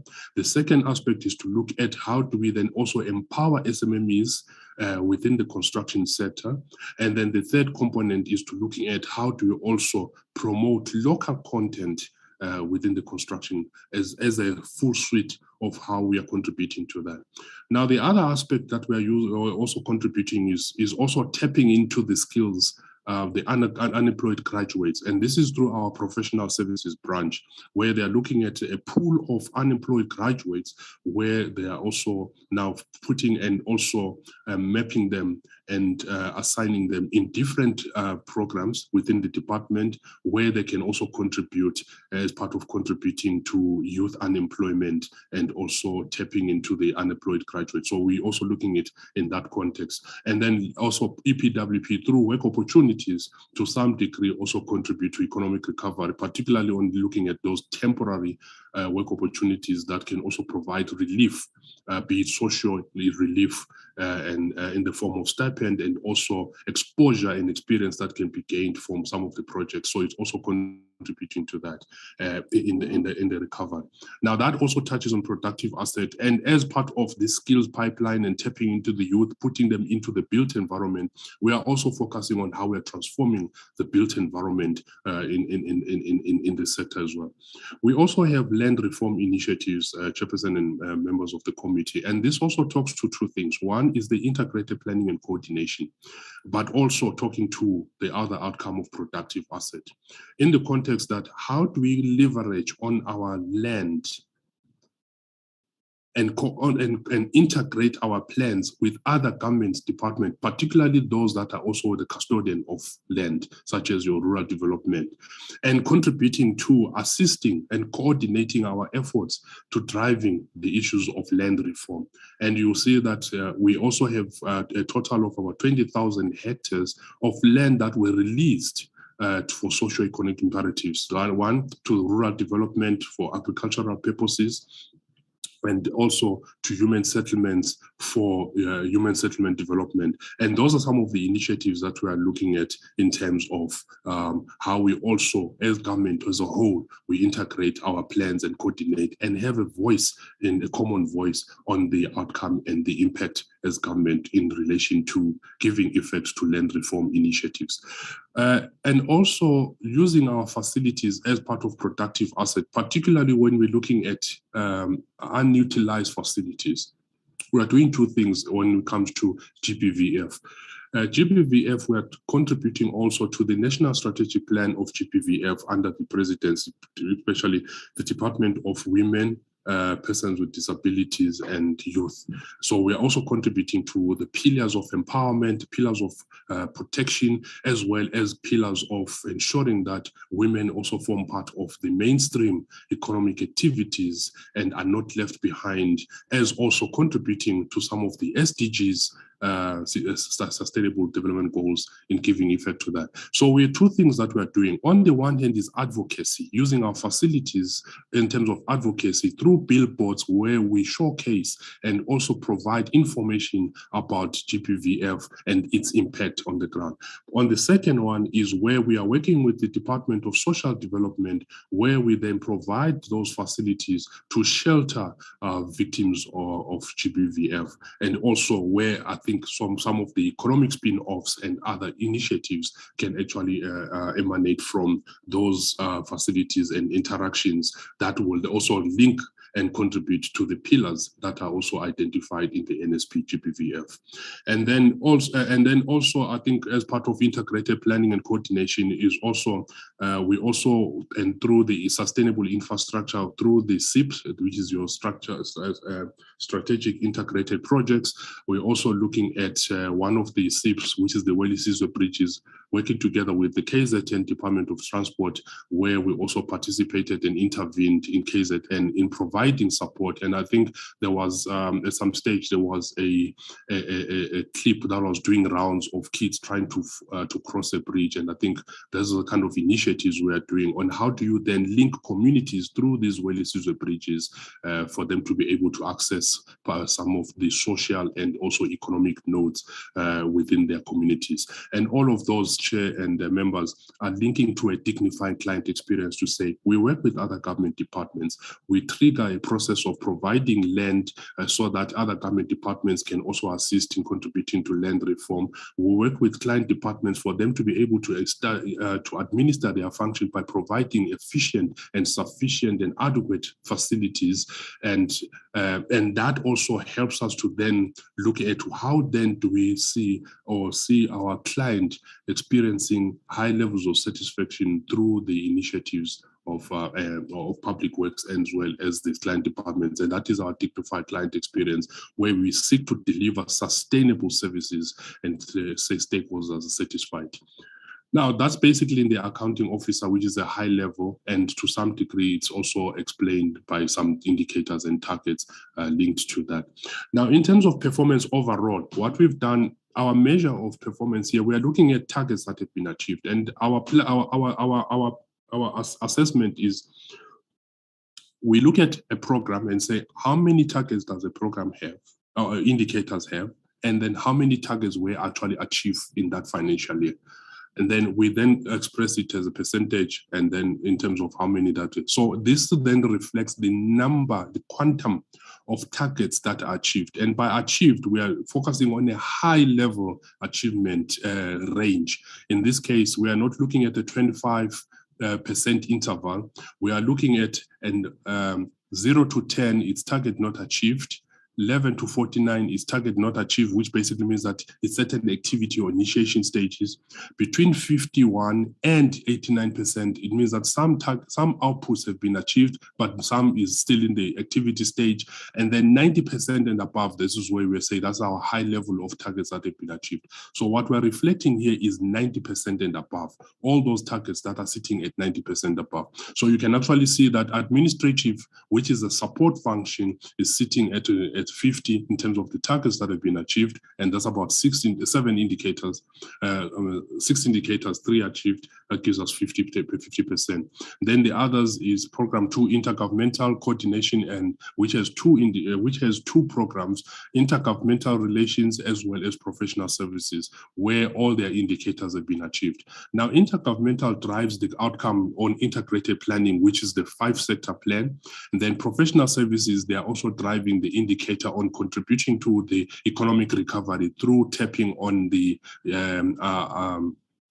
young professions as well as unemployed graduates.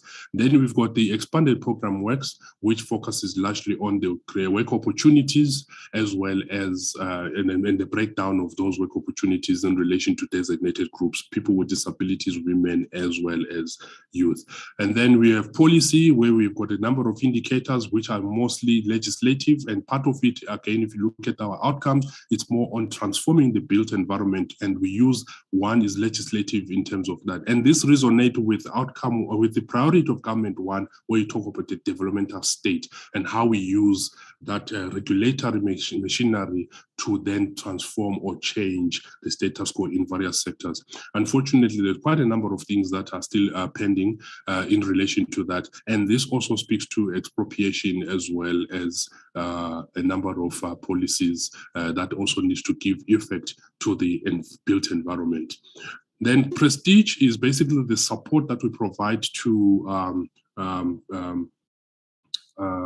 prestige portfolio, which includes Parliament as well as the presidency. So they have achieved all their targets in the provision of infrastructure for either state events as well as the kind of support that we provide to parliamentary services. And then we also have real estate investment services, which basically is the financier or the investment analysis of the portfolio as a whole, and how we can leverage or use that portfolio to drive the business of the sector or the business of the department, but also working with the government departments in terms of ensuring that all their needs are also captured as per the GIAMA in terms of the user requirements, or user UMs, and then consolidate that into CMs, which is also a mandatory aspect in terms of GIAMA, Section 13 of GIAMA to National Treasury. So they've also achieved that. But going beyond that is to then looking at how then do we continue and sustain that also dignified client experience, sustainable services to them based on those where we'll continue to have interactions with them. And they've established joint task teams to continuously have engagement with the clients on some of the challenges that they experience. Then CPM, again, links to the construction recovery, as we alluded earlier on, is sitting at 80% in terms of achievement of their targets. We're looking at also the level at which some of these issues needs to be relooked in relation to the challenges that they normally face, which I'll touch on in the next presentation, but they're sitting on 80% in terms of their targets. Real estate, the asset manager, the leasing portfolio, quite a number of challenges that we're facing in the leasing portfolio, and I think also from the discussions and the challenges that I'll also express some of the challenges that we're currently facing. And I think because of the link between real estate and asset register is also the issues of understanding the quantum and the data within the asset register, and also in order for us to then make proper decisions on what then do we do with our assets or facilities for leasing. So I think there's also that kind of connection between REMS and RACE in the context of the asset register. And then facilities management, and I think for some time it has been lagging. This is now sitting at 67%. If you look at the previous financial years, it's not been performing very well. But I think the change in the approach to actually putting the client at the center of the business and ensuring that there's level of satisfaction derived from the services we render. We're also looking at how do we turn this to better improve that. So there are current discussions on critical matters that will then change this. Overall, when you look at this, we're sitting at 60% achievement of the targets, and this compares to the previous financial year where we're sitting at 62%. So yes, we can argue that is a slight decline if you compare, but if you look at individual indicators, you can actually see that there were some that have actually improved. Now, in terms of the details now, program 1, which was sitting at 50%, we had challenges in terms of the SMS levels, and our target was more of pushing 50% women in SMS level, and well as 2% for people with disabilities. And I think the challenge largely was around the 2%, reaching the 2% disabilities, because we did achieve the target for women. I think the challenge was more of the context and the nature of the work in the department, and looking at also the applicants.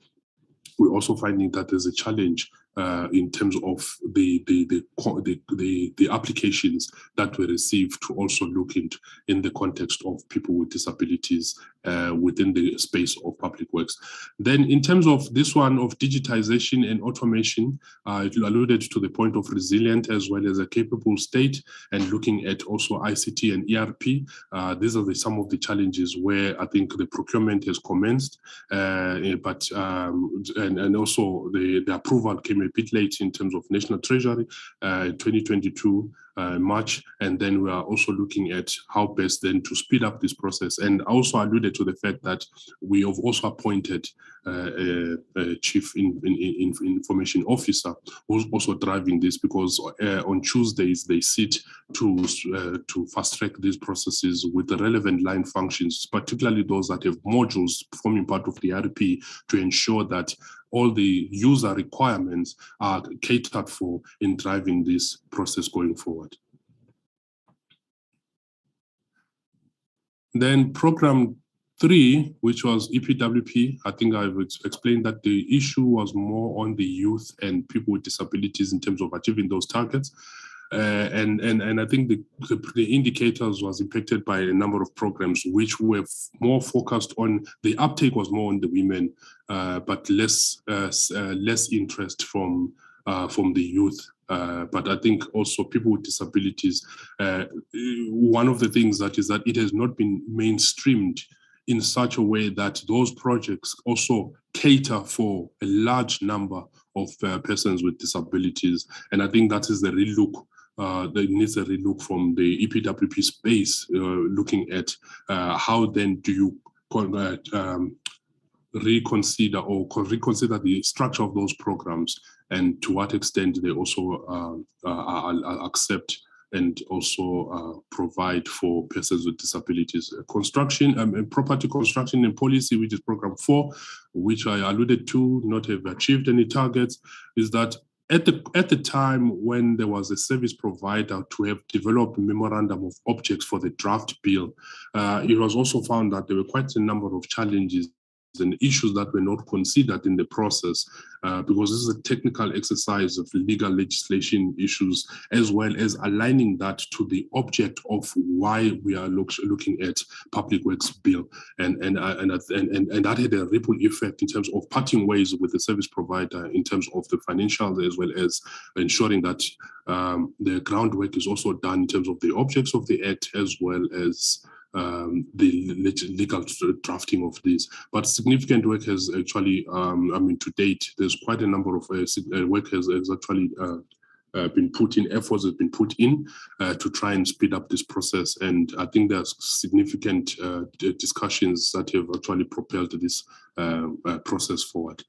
And then in terms of the real estate management services, the leasing portfolio, we have challenges in the revenue generation. We have challenges in using state and unutilized properties. And this also goes back to working together with Department of Social Development in availing some of the state properties for GBVF initiatives as well. So we also had some experiences, challenges in that regard, despite some of the for facilities that have been provided to. I think there's still some issues where we find that upon investigation of some of these properties, you may find that you may have a valid property, but then when you're looking at it and you're examining it, you find that it may not be suitable for that. So quite a few things need to be in place before you can actually give away or actually hand over that facility. I think there are also occupational health and safety matters, looking at the structural and longevity of that building, and also what may be required in terms of the facilities management aspect of it, the interaction between the building and the occupants of the building. So those are some of the basic things that also needs to be considered before you can actually. So you find that we have a large number of buildings that have been identified, but the suitability of it is also something that also need to. And I think monies are also involved in terms of how do you bring them into a state that you can is reasonable for occupants as well. We have challenges with a percentage list let out to companies with BEE and above.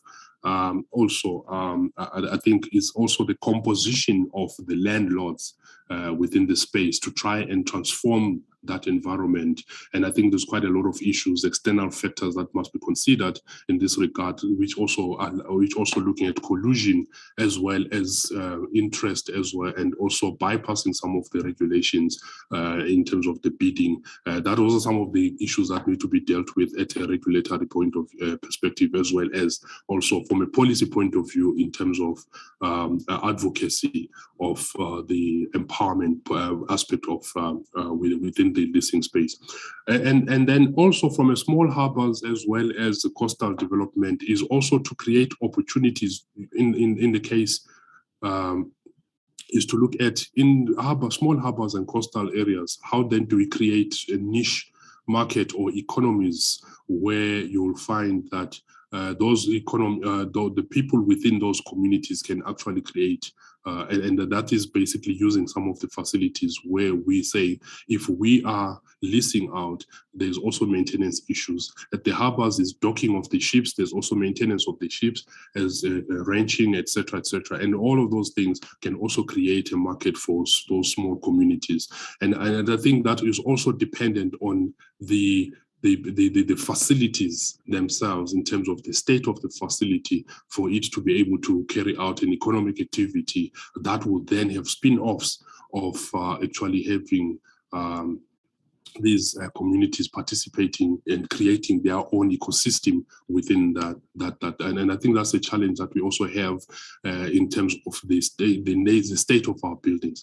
Then also, obviously, looking at the portfolio of leases, if it's not in a good state without all the necessary data, it's difficult also to look at what then will be the change in terms of our investment going forward and the charges in terms of the rent that we can also let out to those small harbors and coastal properties. So we also had a challenge in terms of that, where we had a small percentage of 10% based on the 20.1 million that was earmarked in the previous financial as our base year, and so we wanted to generate about 10% of that. And because of the challenges of the state of our facilities and also not renewing the leases on time, etc., also affected the generation of revenue in that, sitting at 8.4%. Then with regards to construction, I've alluded, I think the major issue around construction is that construction has indicators that talk about the output of the construction in terms of the quantum of projects that have been constructed, but within that space of the quantum are efficiency indicators when you look at within time, within budget. But I think in the spaces it's also also the relationship with the client departments in terms of provision of budget or availability of budget, as well as, you know, change of scope, etc., etc. Apart from some of these issues that I've highlighted earlier on about construction mafia, but I think there's generally issues around processes of extending times, approvals, budgets, and also delivery materials on time. I think this also looks at the uptake of the construction projects since COVID or post-COVID, and also businesses as a whole. Not to say that we did not achieve because of COVID, but I think it's basically the entire value chain.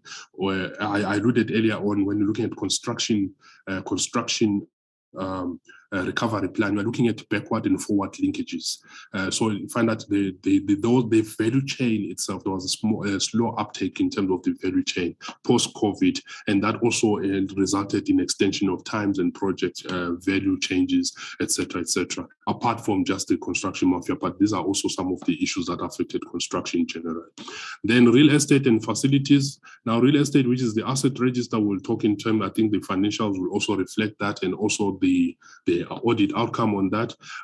This was more on one of the things which is part of the sector, 5-year sector plan, and integrating the provinces as well, is that we have a single repository of asset register as a whole, as a country. This is also the activity. So they're also looking at is assets that are physically verified to validate the existence of those and also assess their condition. And this is important in terms of existence and condition, because it then speaks to facilities management in terms of how then do we then plan and project or invest into assets that need this maintenance, etc. So they are focusing on doing that, working together with the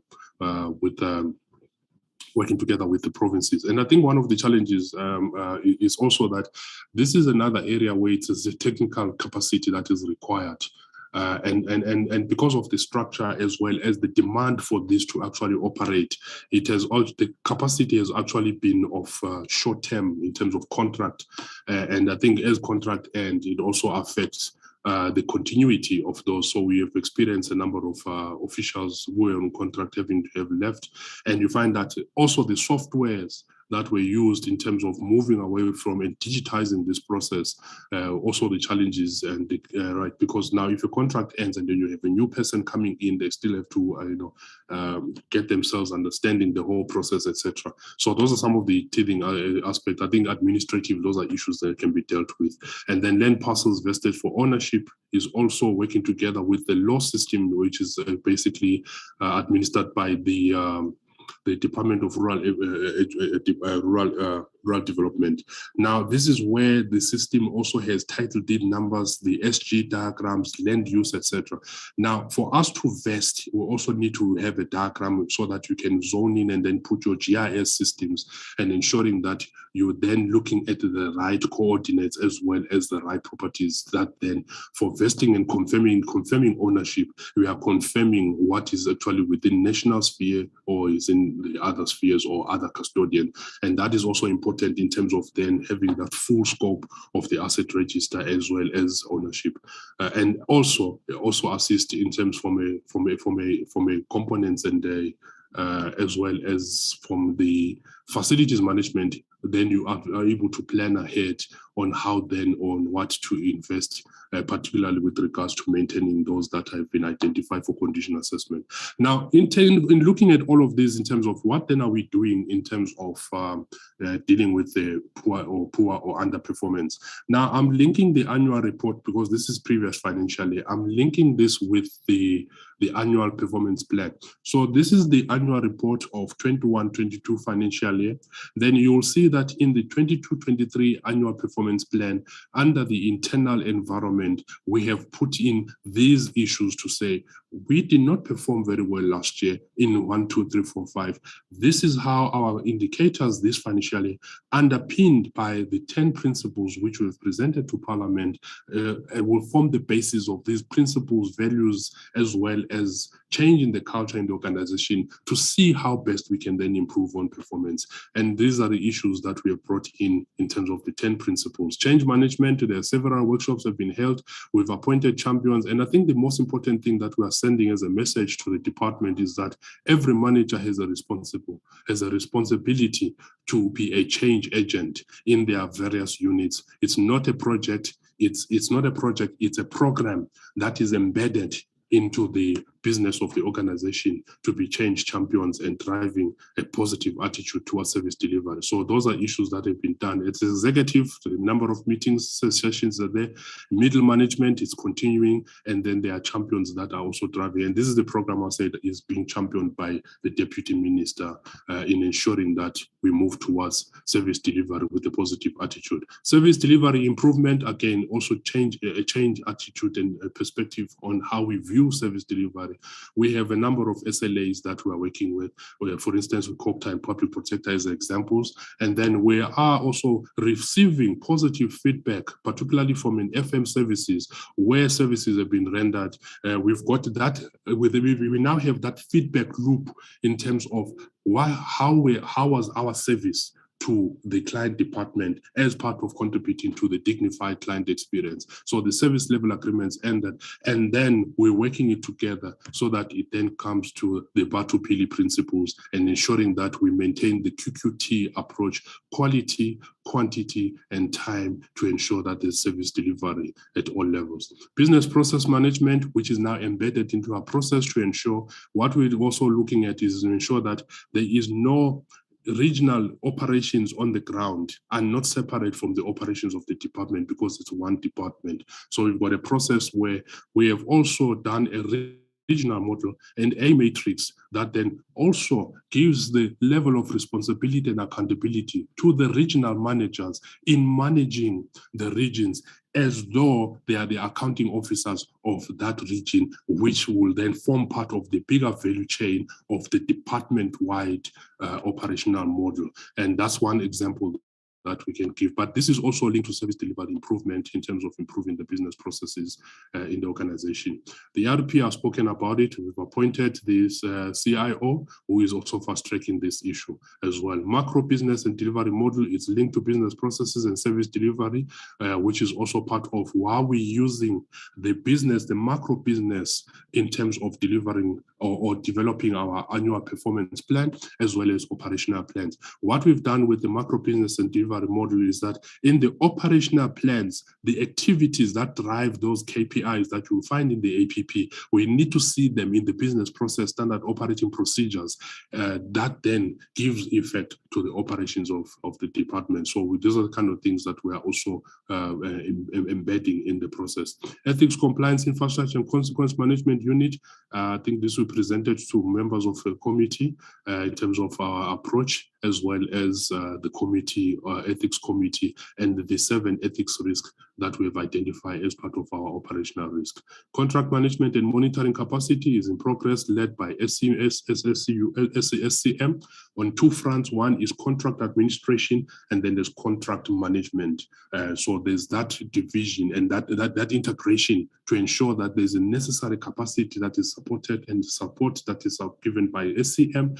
And then there's also the management aspect and also monitoring by the line function within the SCM value chain or the procurement value chain to ensure that. Now, SCM has led a workshop with all the various units to ensure that we are all on the same page in understanding all of those issues. And then organizational-wide assessment, we've concluded and conducted a skills assessment, which I alluded earlier on. And then a maturity in terms of strategic risk, we've got a risk matrix as well as a maturity tool that then will look at the 12 strategic risks that have been identified in the department, where we're seeking to place the risk at the core of the operations of the department to ensure that we don't look at the risk as by the way, it's part of our day-to-day. And this links to the macro business model, where you'll find that there is now a connection between the activities that drive the performance of the organization with the risk associated with that, so that in mitigating the risk, you are automatically improving the performance of the organization. That then will lead to the improvement in service delivery. Clean audit, I think we will also discuss that, as this is an initiative and as well as part of it through the CFO's office manages this every year and is managed and monitored weekly for all those that have been affected by the outcomes. And I think we will also explain during the presentation the adverse opinion or the opinion that has been expressed on the department. Chair and members of the committee, I think that's from a non-financial point of view, this is a high-level summary.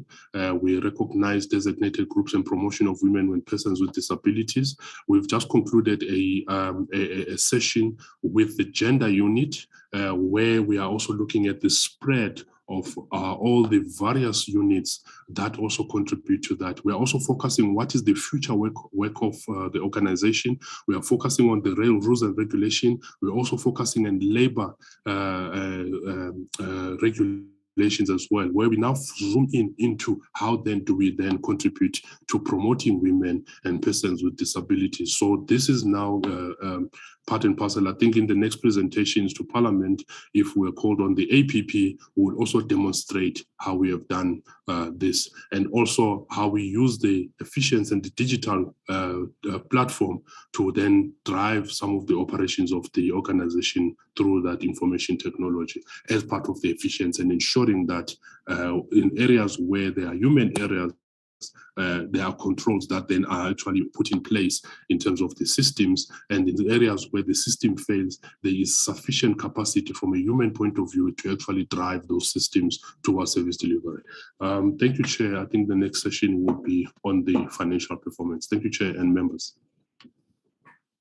Thank you, Lwazi. I think on the financials, it's going to be CEO. We welcome DM and acting DG. So Honorable Van Schalkwyk's hand is up. Honorable Van Schalkwyk, or is it a legacy hand? It's in advance, Chair. Thank you. It's in advance? Yes. Okay, thank you. Now let's also get to the financials, and then we ask questions after that. Thank you. Over to, Mandla. Thank you. Thank you, Chair, and good afternoon. My name is Aaron Mazibuga. I'll be presenting DPWI financials. Chair, if we move to slide number 15, slide number 15, it shows how the department has been performing. As you can see, since 2014-15 to 2021-22 financial year, the department has been sitting under unqualified. Then we move to the next slide. The next slide will be showing the unqualified and the matters of emphasis. And for the 2021-22 financial year, it is two matters. The first one relates to impairment. The second one relates to fruitless and wasteful and expenditure assessment. We'll move to the next slide, which is the actual financials. Chair, for the 2021 financial year, the department had a budget of 8.4 billion.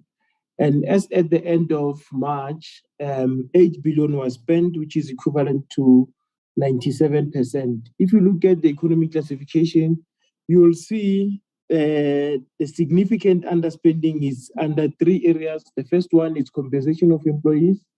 The second one is goods and services. The last one is under transfers, which is the non-profit institutions. Now, if one can explain the reasons for the underspending, and starting with compensation of employees for 81 million, this is relating to three factors. The first one, it is the delay in filling of the positions that were prioritized and they were vacant. And the second one relates to the salary adjustment that was projected, but there was no salary increase except the non-pensionable of around 1.5 that was implemented Then the last one, it is the positions that were vacated. Some of them where employees were promoted within the department, in some instances outside the department. For goods and services, we have the underspending of 113 million. As you can see in the next slide, in terms of the analysis, we'll go to the next slide later. The reasons for underspending under goods and services is because the department were still operating within the lockdown, where most of the activities were not fully being implemented, and things like the office occupation, where there was a low spending in terms of the expenditure for water and electricity. Traveling was less and resulted in low spending in terms of traveling and subsidiary, and also the consumables such as stationery and printing, the spending was low. Under transfers and subsidies, we have 64 million that was underspent. The underspending related to EPWP non-state sector. The budget for the non-state sector was 1 billion, only 956 million was transferred after the EPWP assessed that the IDT will not be spending the 64 million, and that resulted in the underspending as the money was not transferred to the IDT. We also have the underspending of 11 million under machinery and equipment, and that underspending, it is linked to compensation of employees, because the bulk of the expenditure under machinery and equipment relate to the recruitment or the replacement of the computers. Then we'll move to the next slide. The next one, because the analysis relates to what I was explaining.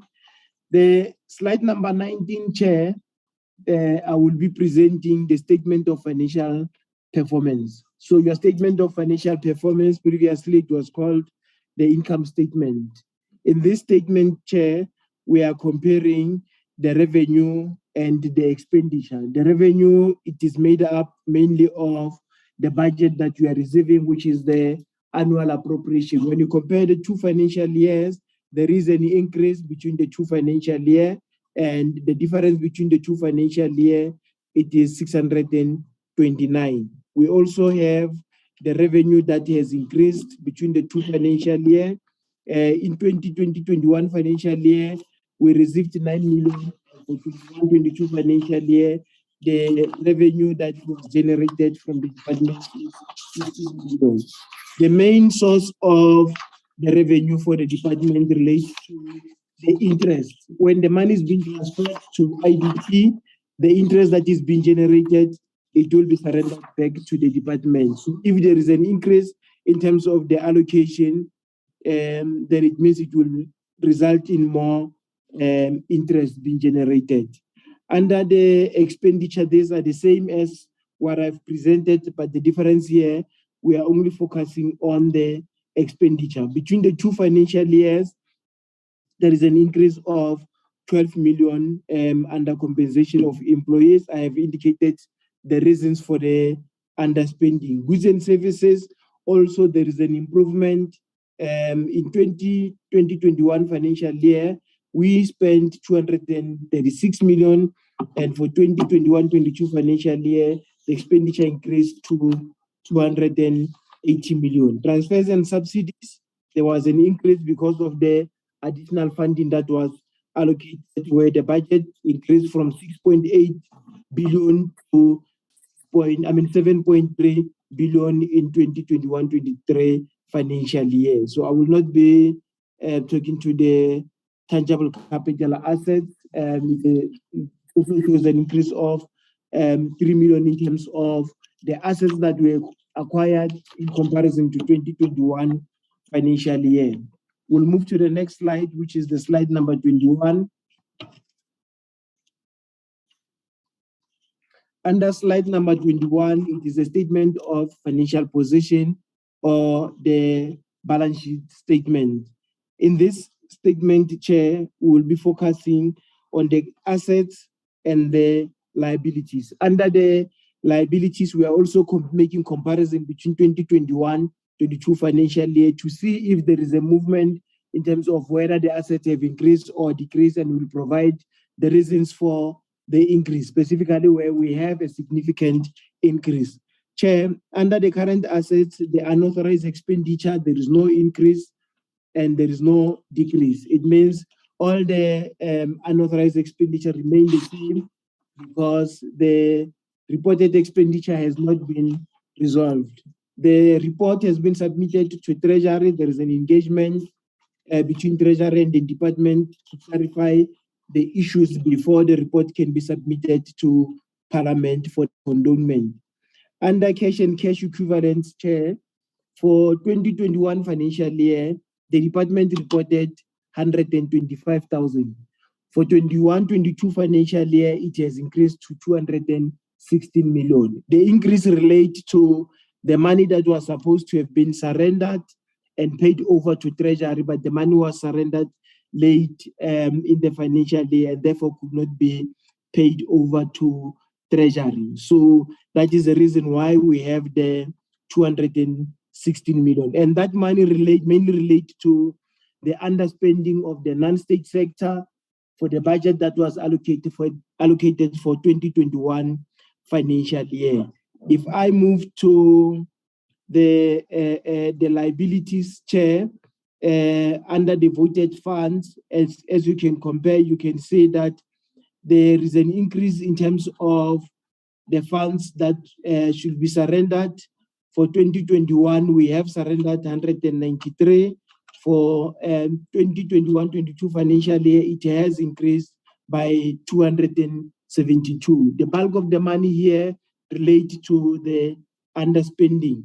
We also have the revenue that I have indicated that the significant increase relates to the interest. And we also have the overdraft that has improved in comparison to the 2021 financial year, because in 2021 financial year, we reported 83, but for 21-22 financial year, we reported 42 million. The main reason for the overdraft in the department relates to the unauthorized expenditure. If the unauthorized expenditure has been resolved, then the overdraft will also disappear. Under the payables, Chair, for 2021, we reported 59 million or 60 million. But for 21-22 financial year, it has increased the payables to 233 million. The reason for the increase, it is the money that was received as the underspending for 2021, but could not be paid over to National Treasury. Hence, we have a huge increase under the payables. We'll move to the next slide, which is the slide number 23. The slide number 23, Chair, the next slide, please. The slide number 23, Chair, here it is the analysis of the overdraft. What is the items that are contributing to overdraft? If you look at the top, we have 261 million. As I've indicated, that the main driver for the for the bank overdraft, it is the unauthorized expenditure. We also have the assets and the liabilities.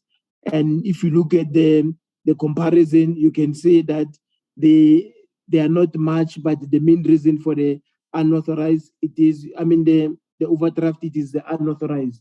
If that can be resolved, then the unauthorized, the overdraft will disappear. We'll move to the next slide.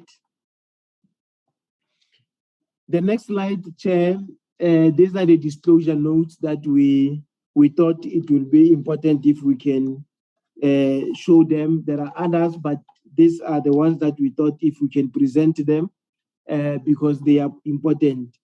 The first one, it is the contingent liability. Under contingent liability, our contingent liability has increased from 17 million in 2021 to 18 million. The main reason for the contingent liabilities it is relating to the labor relation matters. The other one, it will be the accrual, where the accrual have increased from 15 million to 21 million. And as you can see under the reason, the increase mainly relates to the other government entities where the service was procured and the invoice were received but could not be paid before the end of the financial year.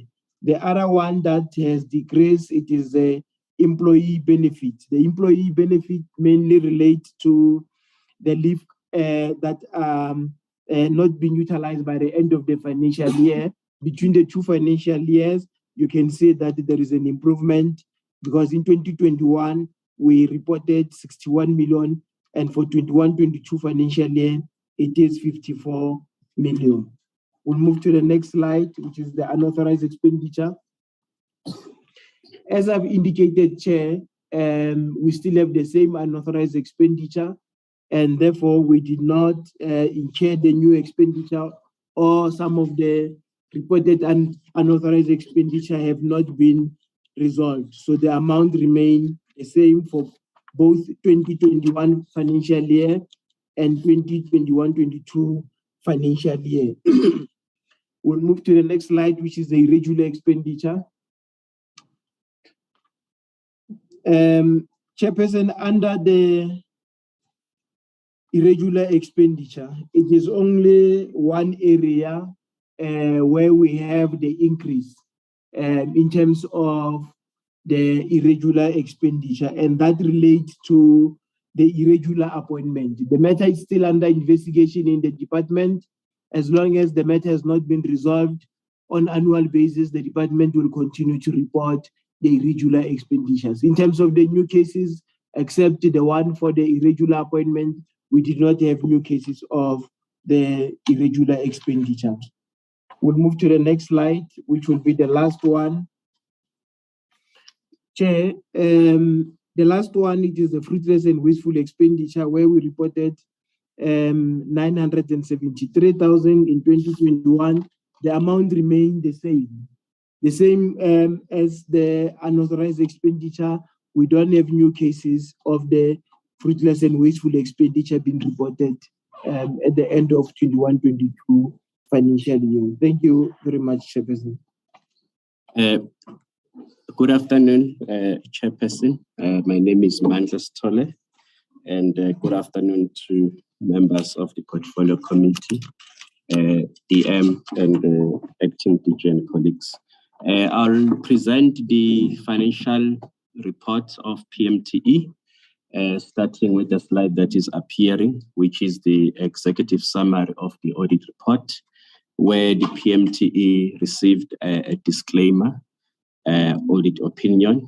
It's mainly because of property, plant, and equipment, which is mainly known as immovable asset register. I must indicate, Chair and members, that it's unfortunate that we receive a disclaimer because of limitation of scope, where the record that AG expected for restatement was submitted late, and we even tried to request for extension of the audit, which unfortunately was not approved by Auditor General. However, there were other qualification matters, which is payable from exchange transactions, where there was an understatement of 245 million, and payables from exchange transaction, which is accrued expenses, and payable from exchange transaction, which is accrued expense basis.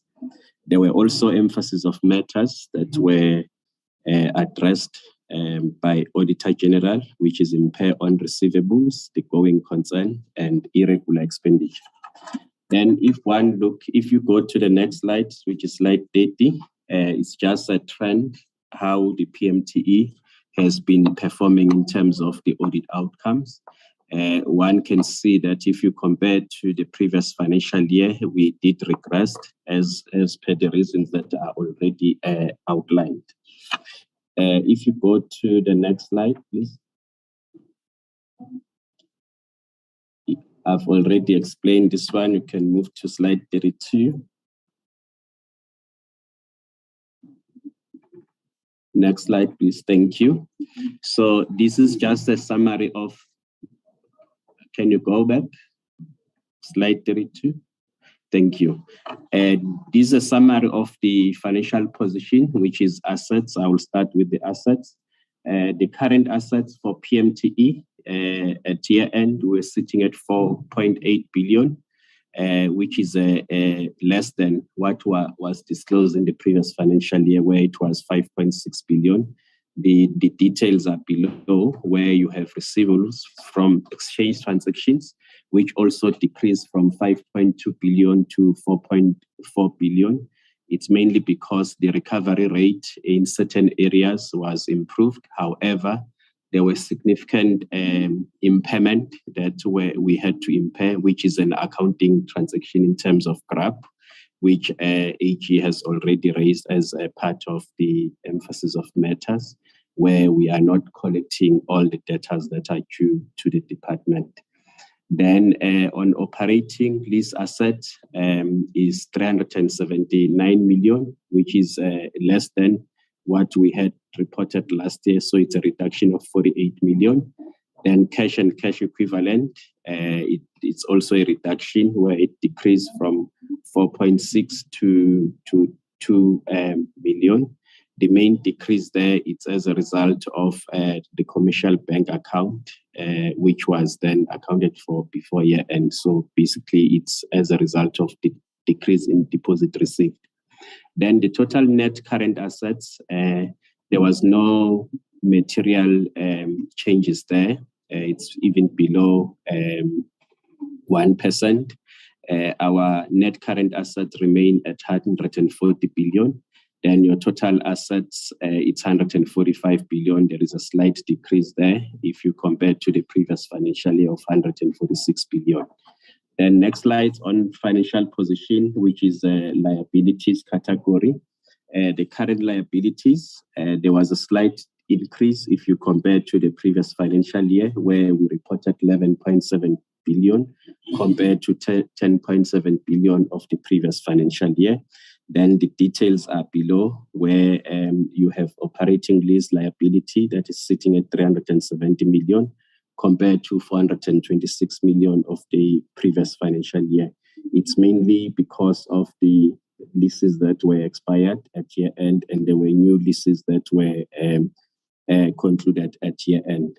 Then your bank overdraft has increased slightly. If you compare to 905 million, which is now 1 billion, there is that increase. Then deferred revenue, it has increased from 3.4 billion to 4 billion. It's mainly because of delayed projects which were not completed on time. As a result, the revenue has been deferred, which increases the liability. Payables from exchange transactions, there is a slight increase of less than 1%, which is 4.7 billion. If you compare to the previous year, it was also around 4.7 billion.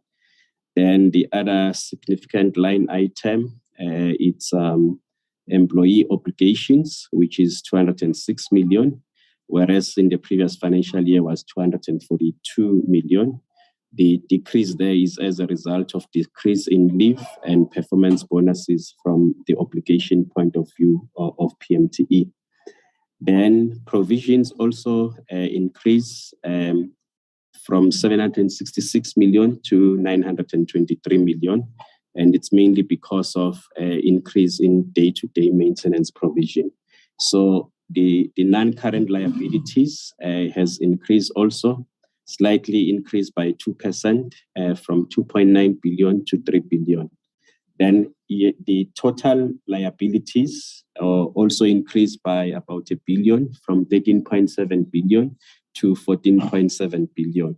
The net assets, it's 130 billion, which is has decreased by 1.9 billion if you compare to the previous financial year. The next slide, it's a statement of financial performance highlights, where we reported the deficit of 1.9 billion for 2021 financial year. If you were to compare to the previous year of 945 million, which is a decrease. The main reason for the increase of deficit supply of deficit is as a result of the deferred revenue, which I've already explained, which increased from 960 million to 1.2 billion, and impairment of receivables, which also increased from 1.4 billion to 2.8 billion. Then the statement of financial performance, which is the next slide. Thank you. Then the total revenue was 17.1 billion, which is more or less the same as the previous financial year with a slight decrease, and the details are below. Then the reasons for the decrease, it's the revenue that was recognized due to deferred revenue, where there was a decrease, as I explained in the previous slides. Then the total expenses, it's 9 billion, which has increased if one were to compare with the previous financial year of 16.4 billion.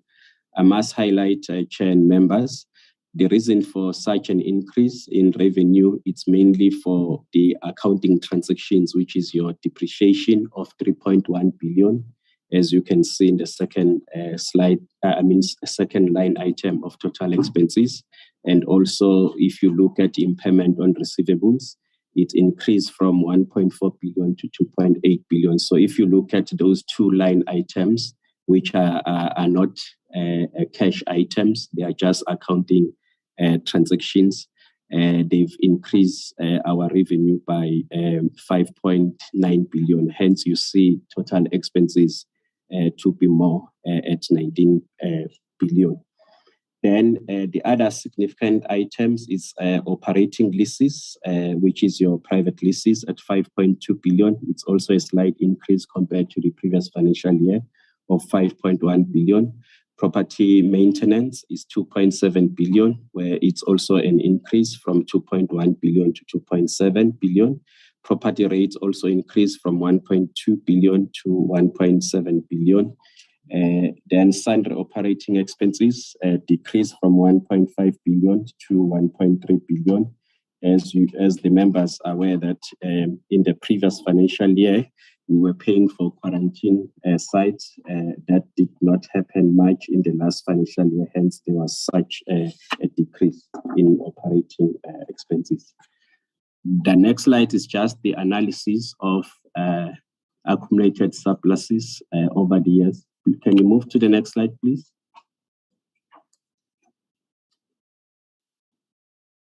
Thank you. This shows how we've been performing in terms of accumulated surplus or deficit. If you look at the year under review, we reported 1.9 billion. I've already explained the reason for that. It was mainly because of the impairment on receivables and deferred revenue that also decreased. So as a result, there was a deficit of 1.9 billion. Then the next slide, it's summary of actual receipts. If you can, thank you. This is a summary of actual receipts, the cash that we actually received. One will also compare with the projected receipts that we projected at the beginning of the year. On accommodation charges, which is a leasehold, it's private leases where we are leasing properties from the landlords. We projected to receive 5.3 billion. The actual receipt was 5 billion, which is sitting at 94% in terms of recovery rate. Accommodation charges, which is state-owned, we projected 8 billion. We actually received 6.6 billion, which is 82% recovery rate.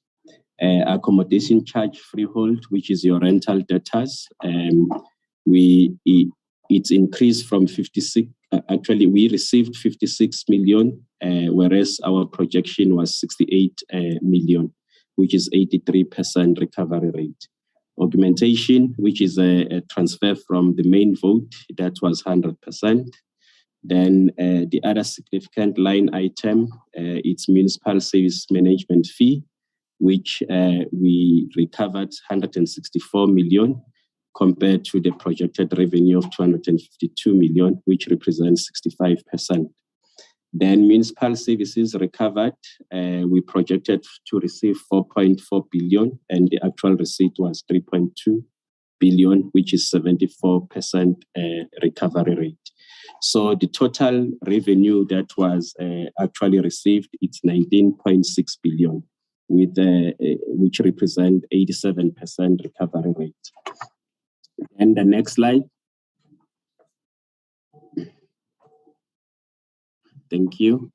The next slide is basically showing us where is the biggest source of our revenue as PMTE. Our revenue is mainly from accommodation charges, which is state-owned, with a 35.6%. I must explain on this one, Chair, because we always compare private leases with this one. Actually, the departments are occupying about 97% of our immovable asset register, which actually it's about 77,000 properties which are occupied by government departments. So if we were to charge market related, actually we'll charge far more than what we are currently charged. So basically, clients department are occupying state properties almost at a nominal rate, if I can put it that way, for the lack of a better word. Whereas on leases, we have less than 2,500 leases. So if one were to compare, you have clients that are occupying 77,000 properties against leases that are less than 2,500, which means most of the portfolio of our asset is occupied by clients' departments. But it's a discussion also that we are having with Treasury so that we can improve in this area in terms of collection of revenue for PMTE. Then the next slide, it's summary of expenditure outcome per economic classification. I will highlight a few things there. I won't go into details for the interest of time. The total expenditure for current payments, the budget was 18 billion. We actually spent 16.7 billion, which represent 92% of spending. Then the concern there, which the members may be more worried, it's on leasing. The spending was 84%, so there was a variance of 886 million in terms of the spending. I must indicate in this case that there are a lot of renegotiation that's happened with landlords. As a result, then there was that saving. But in some instances is where we may not have paid the landlord for whatever reasons. Then the other area that the committee may be concerned, it's on infrastructure spending, where our spending, particularly on capital recoverable, we spent 73% against the budget of 2.2 billion. So the actual spending was 1.6 billion. If you compare to the previous year where we spent 90% for the same line item, then capital non-recoverable, we had a budget of 2.2 billion and the spending was 1.3 billion, which represents 61% spending, which is an improvement compared to the previous financial year where we spent 54%. Machinery and equipment, this is 54%, whereas in the previous financial year was 22%. So the total spending on infrastructure was 3 billion against the budget of 4.5 billion, which represents 67%. So from the total percentage point of view, there was no improvement. The same percentage that was reported in the last financial year is the same as this one in the year under review. The next slide. Next slide, please. Thank you. This also shows how we are spending. The significant line item for spending, it's leases, which is private leases, where we pay the landlords, which is 24.4% of our expenditure, and followed by municipal services, 19.8%. Then maintenance is 12%, and other areas I won't mention. Then the summary of expenditure outcome per program is the next slide, which is slide number 41. Thank you. So administration, the spending was 97%. I'm not going into details. I'll just focus on the percentages. Then real estate investment services, the spending was 86%. And then CPM, 72%, where there was a slight increase compared to the previous financial year, where the spending was 70%. Real estate management services, 91%, which has not changed compared to the previous financial year, where we reported 91%. Real estate information and register services, 96% spending, and FM 97%. So the overall spending was sitting at 87%. Let's move to the next slide, slide 42. Thank you. On slide 42, there was a slight decrease of irregular expenditure if you were to compare with the previous financial year, where we had 1.9 billion. Whereas in 2021-22 financial year, it's 1.8 billion. One can see the trend where we are coming from with irregular expenditure, where we have witnessed the reduction on irregular expenditure, where we are coming from, where we used to have 32 billion irregular expenditure. And we have also made an application to National Treasury for condonement of 1.6 billion, and Treasury is processing that request. We hope we will get an outcome before end of November. If that 1.6 billion were to be condoned, the Pmte will have less than 500 million irregular expenditure, which will be a good progress. Then on fruitless and wasteful expenditure, there was no much increase. It's sitting at 88 million compared to the previous financial year, where it was 88 billion. Investigations are underway to address non-compliance on fruitless expenditure. Can move to the next slide.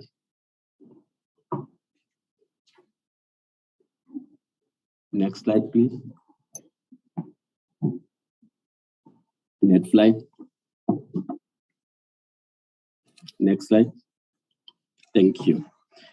Then here is just the total outstanding debt as at 31st March 2022. I must indicate on this one, we are just showing the gross figures, whereas in the financial statements, we reflected the amounts after impairment, as I have explained previously, that we impaired a significant amount of debtors. Hence, AG also raised there as an emphasis of matters. The outstanding balance for prior year was 5.1 billion, mainly because of municipal services at 3.8 billion. Sorry, I'm on slide number 45. Can you go back to slide 45, please? Thank you. Thank you. Then amounts invoiced for the year 21-22 was 17.2 billion, and the amount received was 14 billion, which represent 82% recovery rate if you compare what was invoiced in that particular financial year compared to what was received.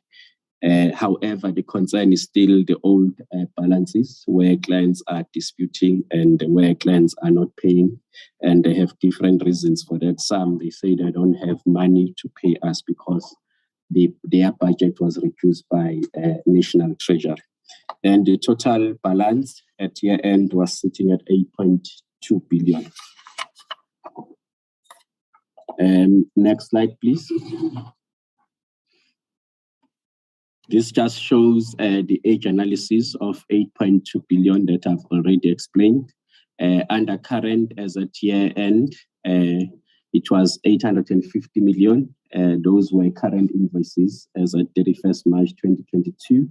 And the invoices were due over 30 days was 259 million, and more than 60 days was 1.9 billion, and the total was 3.1 billion at year end.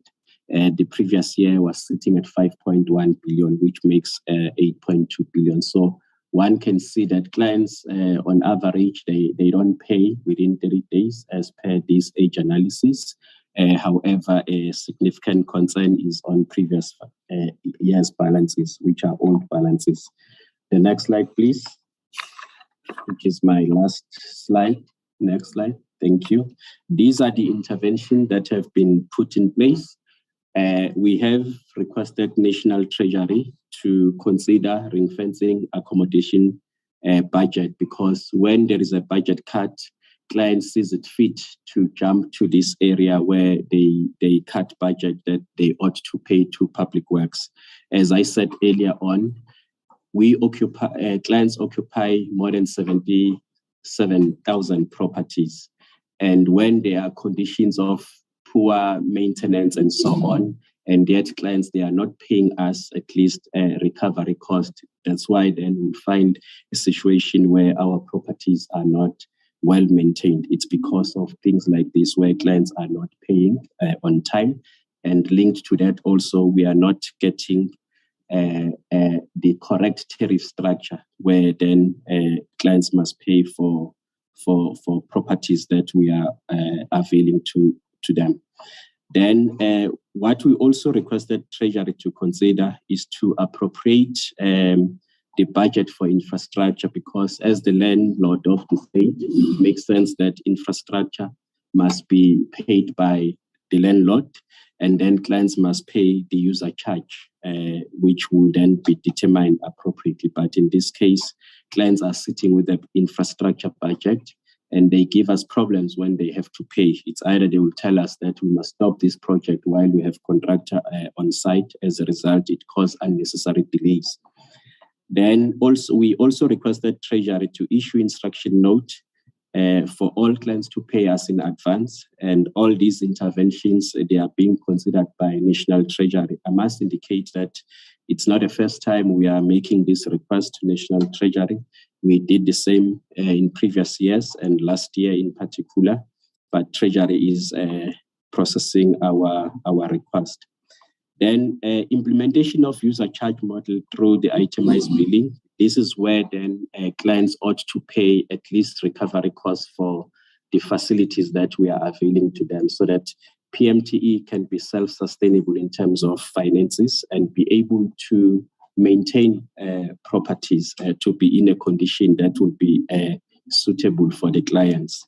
So the same clients are willing to pay for private leases, but when it comes to state-owned properties, they want to pay a nominal rental, and they are the first one to complain about the conditions of our properties.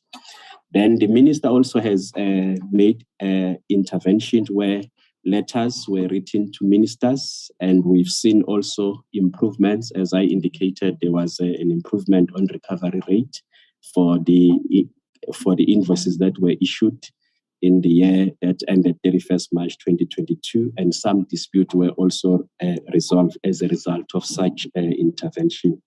And there are continuous meetings with DG to DG, and also even at foresight level, where the accounting officer met all accounting officers, and we've seen improvement in such in certain instances where some disputes were addressed as a result of such intervention. Some clients started to pay on a monthly basis.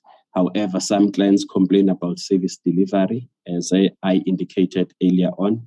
If we don't get enough money, clients will continue to complain about the condition of our facilities, and yet they are not willing to pay at least a cost recovery rate.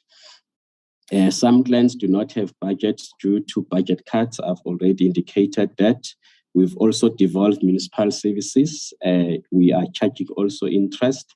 We are making follow-ups. There are instances also where we refer certain things to National Treasury for intervention.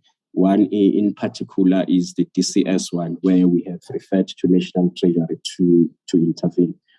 Then the impact of the intervention has not always yielded the desired outcome.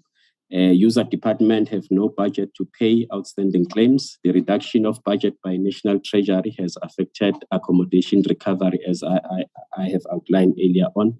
Some of the disputes are not yet resolved by the department, or the client is not also willing to engage us to resolve those disputes. The budget of user department have been used for other purposes, where as we interact with clients, they will tell us that we'll see you public works towards the end of the financial year. So where they have savings, that's when we'll start to receive money from the clients.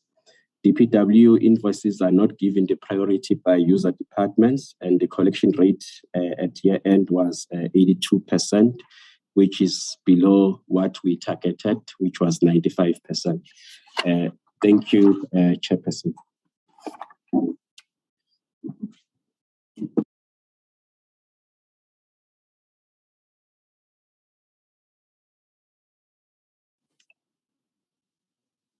Thank you, Mandla. In fact, let me appreciate all the presentations that have been done by the department and PMTE. There is a lot that honorable members can engage on, starting from the first presentation up to the last. So we will have to allow honorable members to raise their question, say 5 minutes each member, so that we can then have follow-ups, not to say you are asking questions now, then there are other questions that you will ask, hoping that all the members, they have noted their questions. According to, remember we had Honorable Fascalve raising her hand in advance, so she will be our number one, followed by Honorable Graham Mare, followed by Honorable Hicklin, followed by Honorable Matebula. In that order, Honorable Fascalve, Honorable Graham Mare, Honorable Hicklin, Honorable Matebula. Those are the hands that I can see for now.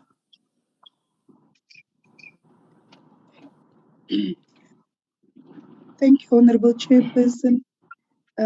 Please, I want to speak first before I totally lose my voice.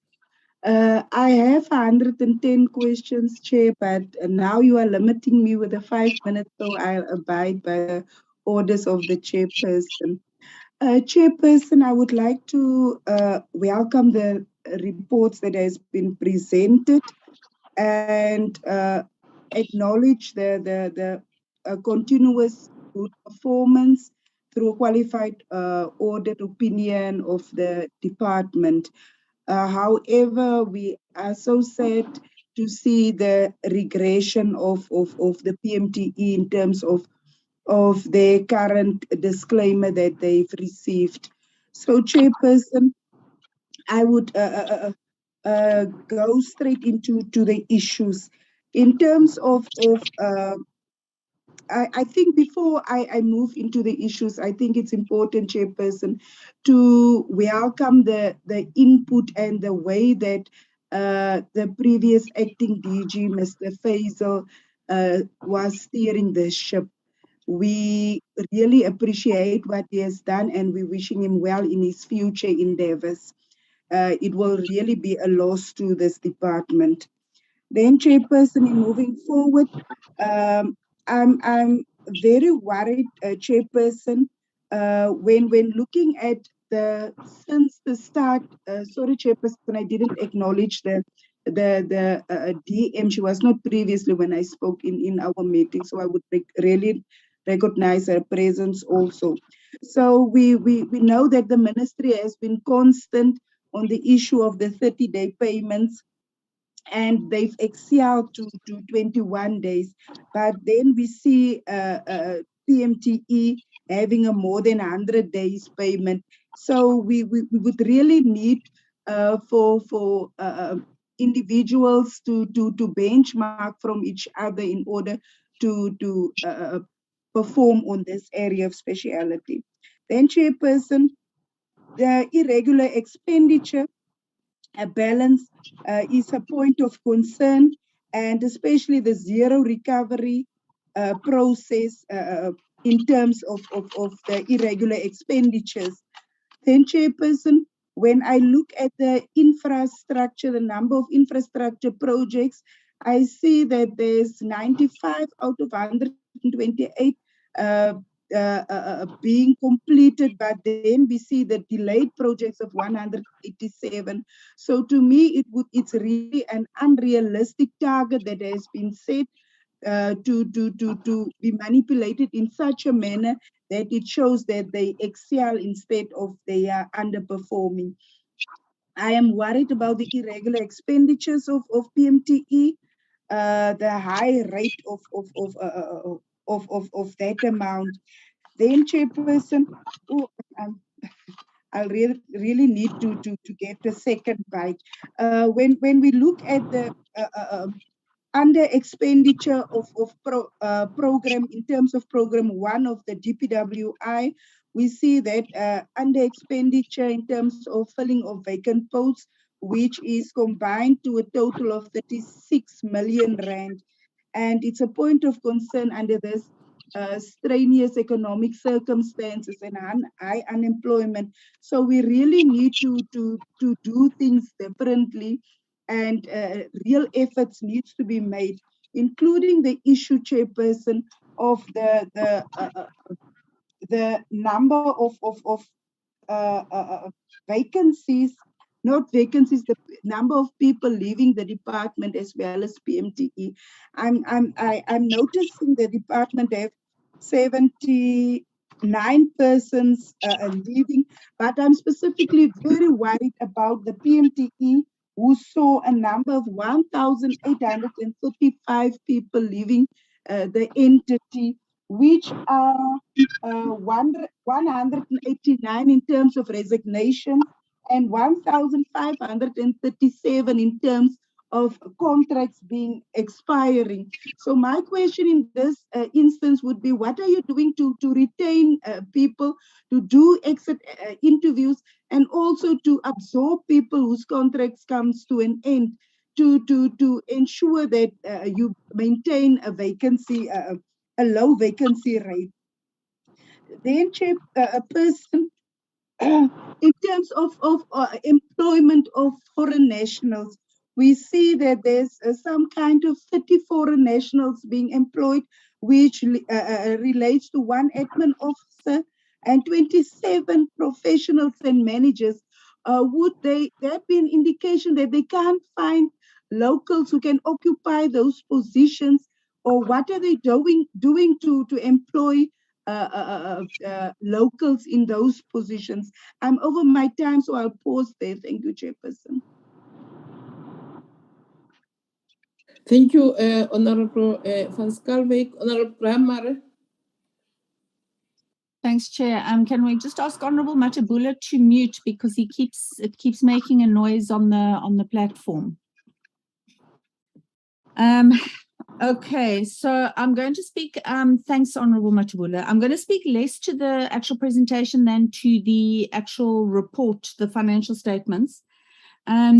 On page 24 of the financial statements, it speaks to the fact that construction management services from the department underspent, and they listed the underspending both for that program and for facilities management as being as a result of contractors delaying in execution and finalization and extensions of time and late submissions of accounts, both for facilities management and for construction management. My question is what action has been taken against the defaulting contractors? Are we taking action? Do we still use them? Do we blacklist? Do we penalize? Also, that there's delays from the client's sides. What mitigations are we taking there? And then the underspend on employees is remediable. And why are we not remedying that? Every single year, as we've said with the Auditor General's report as well, every single year we are underspending on employees. And this doesn't have to be the case. Also, it said on facilities management, part of the underspend was because of the delay in the tender for the cleaning and gardening. Why did this happen?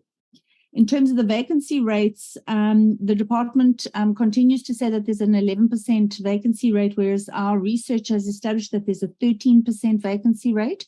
Why is there a difference in those numbers? On page 62, you speak about productive assets, and one of those is obviously the small harbors. And in there it says, that they received proposals for leases from people, and those were kind of ignored. So I want to know why that letting out strategy was delayed for so long, why they didn't look at the proposals coming in from people, and why they have failed to secure the leases, additional leases at the small harbors. This is actually a basis of a measurable for the department, and yet they have completely failed to deal with the leases in small harbors for the entire financial year. On page 63, it says their revenue increased through letting out of state-owned, and there's a 99 coastal properties. The reported achievement here is actually disingenuous. The increase was due to annual increases, not to new lease agreements, because you actually say there that no new lease agreements were signed. So claiming that you've actually achieved the target or have achieved an increase is somewhat disingenuous in terms of the documentation. Page 70, there was an underspend there that you blame on COVID. COVID was blamed for previous years on the underspend, whereas we've got no real excuses this time around. Also, there's been an underspend on IGR by 72.7%, and this is where you can address problems with client departments. So IGR is one of the sections that should not have an underspend if we are going to try and address issues with client departments for non-payments and non-adherence. On page 83, we speak about the properties, and they reference poor properties or properties in poor condition, properties in very poor condition. The Auditor General kept referring to 66,000 properties. The DPWI in their document has 77,517. I want to know why there's such a big difference in terms of the numbers that are being referred to. And according to what you say in those AFS, there is no actual strategy to deal with these properties. It says there that there's no budget. So you're going to just kind of do a needs assessment and put it on the list, and that's going to be it. That's not addressing the issue. And that means that those properties are going to continue to disintegrate, and it's going to be massive. On page 120, you referred to performance agreements. There are 2 salary level 16 employees that do not have performance agreements. I'd like to know who those 2 are and why they don't have those. On page 155, you've got 0 salary level 16 for performance agreements. But earlier, that's on the Pmte side. But in an earlier thing, you've actually got somebody in that position, 1 out of 2. So I just want to know why there's that discrepancy. Page 158, again, I agree with my colleague who spoke before me, the 30 foreign workers. My question is that there are 22 Cubans that form part of that 30. Who are the other 8? Where are they from? And why are they necessary? And in particular, I can understand technical advisors because maybe we don't have the technical skills. And I know that has been the reason provided by the minister, was that there are certain water mitigation measures that we haven't experienced, and that the Cubans bring that technical expertise. But why would we need foreign nationals in an elementary function and as admin officers? I don't understand that. Chair, I'm going to stop there because my next set of questions are on the Pmte, so I'd like to have a second bite. My last one before I go, is that 122 million rand was allocated for infrastructure development coordination. Now I'm assuming that's Infrastructure South Africa. When you look at the organogram, Infrastructure South Africa is a separate branch. You've got Pmte, you've got the department, and Infrastructure South Africa. all the other branches and departments and entities are providing us with annual financials, or giving us feedback on their expenditure, etc. And yet we get nothing from ISA. 122 million rand allocated and nothing from them. So I'd like to know why there is no feedback whatsoever in terms of the expenditure around ISA. I'll stop there for now. Thank you, Honorable Graham. Honorable Hicklin. Thank you so much, Chair. I'm going to kick off. My comments are with DPWI and Pmte on the same lot, Chair. And they all hinge around underspending of budgets and or not meeting recommendations and specifications on the PFMA. On slide 18, it says that 64.3 million rand of the EPWP non-state sector was spent, was for PPE, was given to a contractor who did not deliver goods. My question is, who was the contractor? Was he struck off the roll?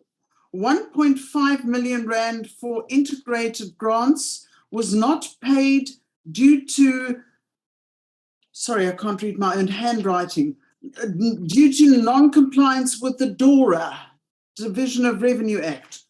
Who was this contractor? Can we please know who the name was, and why was the, is that contractor still on the books of the DPWI? We speak on, you've spoken about the 261 million rand of unauthorized expenditure. On slides 25, 26, and 27, we speak about 86% of underspending on budget in terms of employees, compensation of employees.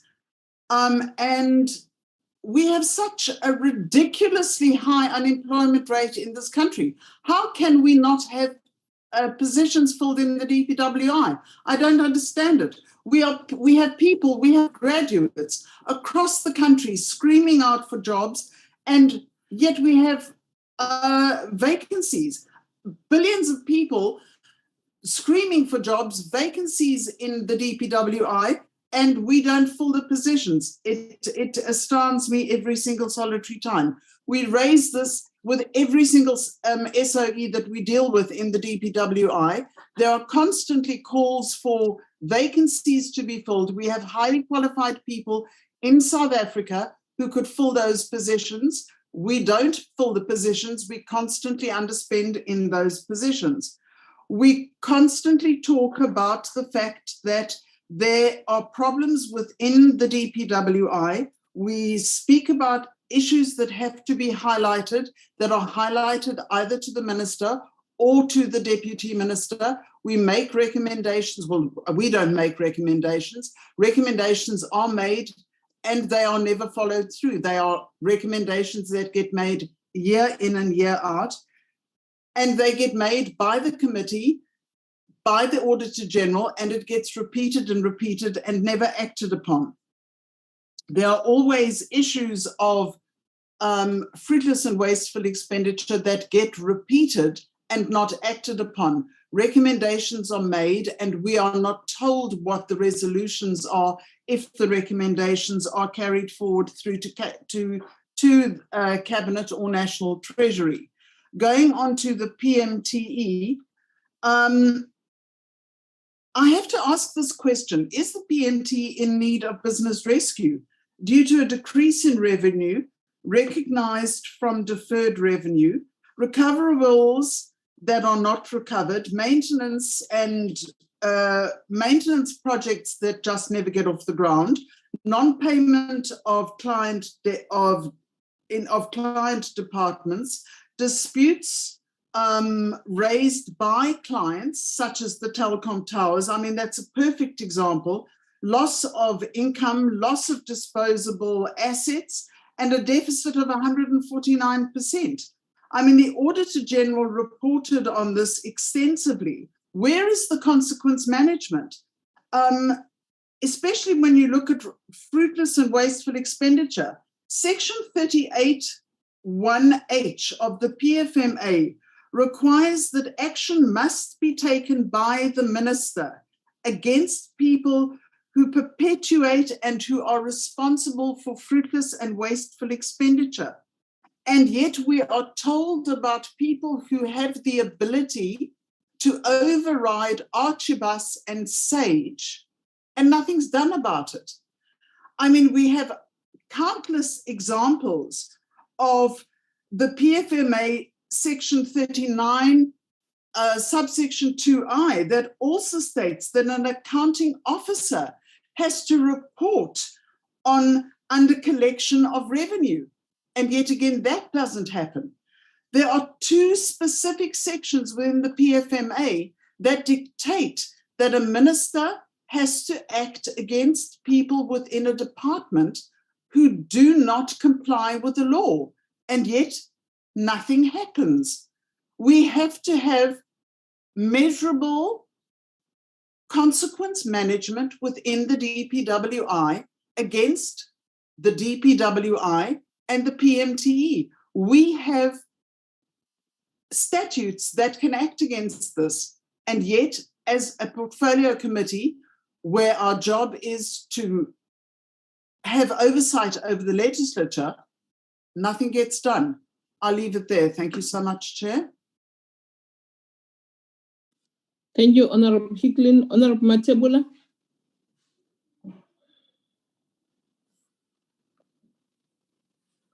Honorable Matebula.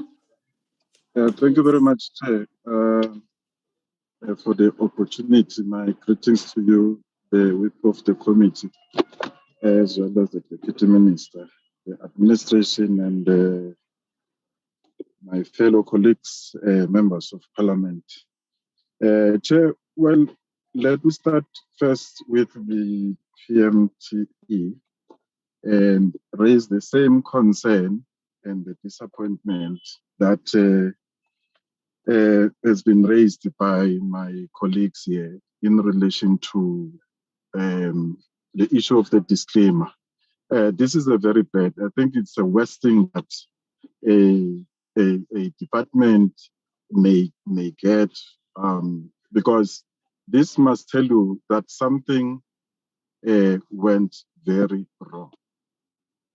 Because here you speak of possible corruption, irregular expenditures, wasteful, fruitless, and as well as unauthorized, expenditures. And when you speak of this, you are talking about monies that are taken out from the public purse. And I would wish to see this improvement taking place in the next financial year, Chair, that they are not in the same position as they are. And I hope that, as it was indicated, that, like, for instance, the issue of fruitless and wasteful expenditure, that there are investigations that are actually taking place. Then that those investigations are going to reveal as to what went wrong and who was responsible for that. And I'm sure that we are going to be benefited with the outcomes of that particular investigation. Like I have said, Chair, that is a very bad news. Is the news that cannot be accepted by this committee. But Chair, I must also commend them because they have taken a step to say we are doing something to correct this. And I want to assure them that we are behind them, we are giving them all the support that they need. Chair, I want to move to IDT. Correct me if I'm wrong, because I mean, IDT speaks of having underspent. And the reasons of underspending are that of saying is because of staff have been moved even outside the entity itself. And also it was indicated that it's because of the fact that there was money that was supposed to have been transferred to them and wasn't. Those two reasons, for me, I can accept them. But there's one that I cannot come to terms with. The one that says that they cannot or they couldn't fill the posts. One colleague here indicated that South Africa has got a high number of people who are unemployed, and a huge number of people who are unemployed comes from young people, who some of them are graduates now, who are loitering around the streets and their homes, who have become burdens to their families. And then you've got such an entity that cannot, fill posts, and without giving any reasons as to why are they not filling those posts. And secondly, Chair, on the very same entity, is with regard to the issue of overdraft. It is indicated that the overdraft is as a result of, irregular, unauthorized expenditure. Now, if you speak unauthorized, then it means, Chair, somebody has to be taken to task for, engaging in an unauthorized expenditure. Now, the presenter says, if we can minimize this, or if you can do away with this, then there will be no, overdraft. Chair, they can't come here and say, if this cannot take place any longer, it will not be there any longer. We want them to do investigation with regard to the unauthorized, expenditure, which gave birth to the increase of the overdraft. The same as the PMTE indicated that they are conducting an investigation. I would want or wish to see, they doing the same thing. Well, another thing on the very same entity is the issue of irregular wasteful expenditure or fruitless and wasteful expenditure. They indicate that the same amount of money that was indicated in the previous financial year, 2021, 2022, or 2020, 2021 is the same as 2021, 2022. Now, I ask myself a question that if this is the case, how do you have rents and cents being the same in the two financial years? I think there's something which is not correct, for which I will be glad if one can be provided with clarity. One last matter, Chair. Honorable Van Schalkwyk indicated that the PMTE pays its service providers over 100 days. I must indicate here, Chair, that, the issue of paying within 30 days is not a matter of a principle. It's a policy matter. So it's not a matter by choice. It's a matter that you are required by policy that you pay service providers within 30 days. But I think there was a reason why that there was such a policy. Because, Chair, many businesses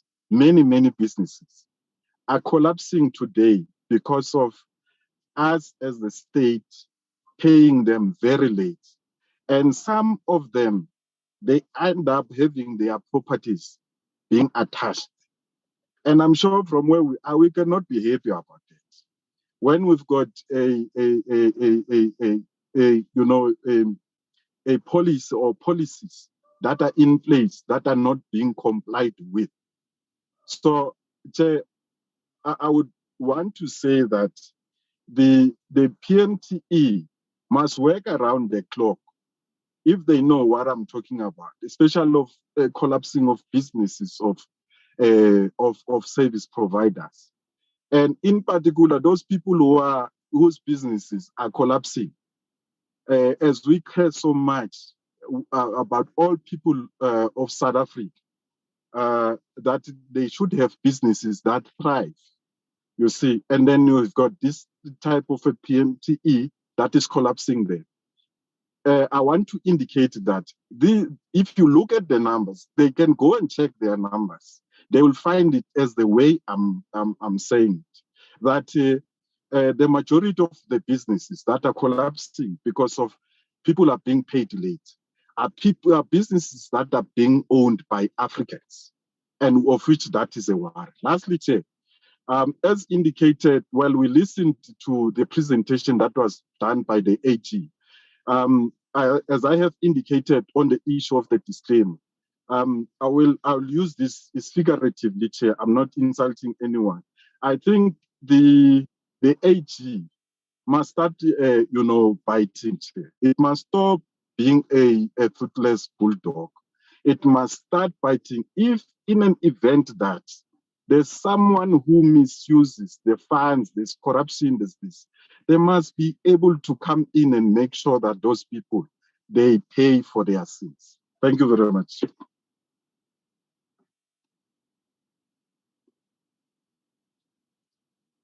Honorable Matebola, Honorable Tring.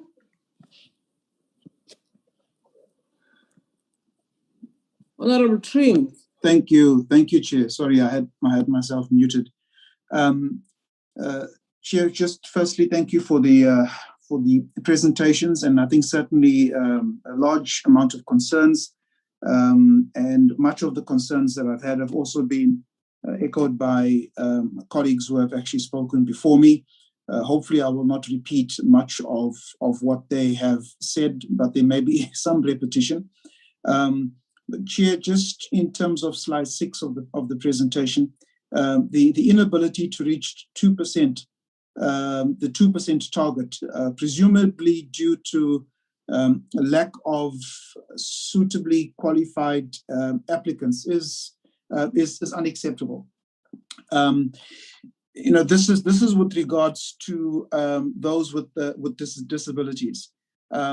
And the department can't reach that 2% target, creating employment for those with disabilities. And I think that this, in essence, speaks to and is indicative of just the challenges that the department has and the inability that the department has to actually meet other targets in other programs. It is also unacceptable that we have an underspending to the tune on slide 18 of just in this particular sector of some 113 million unspent in goods and services. This under expenditure, as my previous colleagues have indicated, is unacceptable, particularly with regards to the high level of unemployment that we have in the country. This level of unemployment is set to increase to some 40%. And so with the high level of unemployment, the high level of inequality that we see in South Africa, poverty that we see in South Africa, we have our own that are doing a disservice to South Africans. And I think clearly it cannot be accepted as something that is now becoming normal. We cannot normalize this under expenditure. The irregular expenditure of some 197 million rand also underscores the challenges that we have within the department, and it must raise, particularly in the current adverse economic climate that we face. Irregular expenditure. This speaks to not complying with your supply chain management contracts, not complying with your MFM, your finance management legislation that is there. And clearly, Chair, I think that this is where accountability, consequence management must be applied. We cannot, year in and year out, have similar findings of fruitless, wasteful, irregular expenditure, and very little, if any, consequence management. I think that the fact that PMTE has regressed from a qualified opinion to a disclaimer must raise serious red flags. And again, I think it's the Honorable Hicklin who asked the question, can PMTE be considered a going concern? And I think that if one looks at the trajectory, I think clearly there are a number of red flags with regards to that particular trajectory.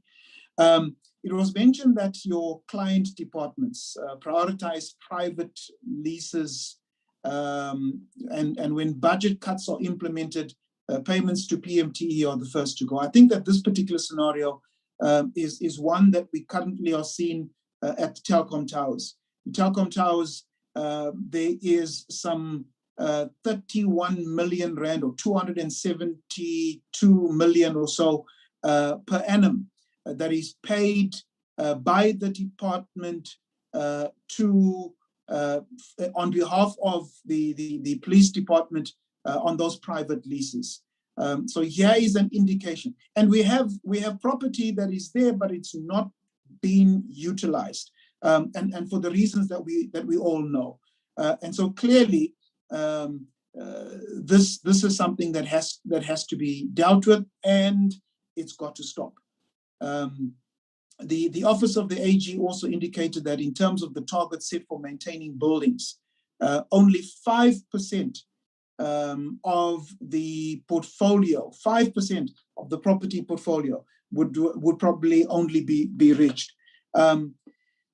Chair, and so with regards to proactive and reactive maintenance, currently we are seeing reactive maintenance, and the Auditor General, Office of the Auditor General says what needs to happen is a plan must be put in place. And so, Chair, I'm asking that we see and we call for this plan of proactive maintenance to be put in place, and this particular committee monitors that particular plan that the Minister needs to put in place to ensure that there's proactive maintenance of all of the properties. Thank you, Chair.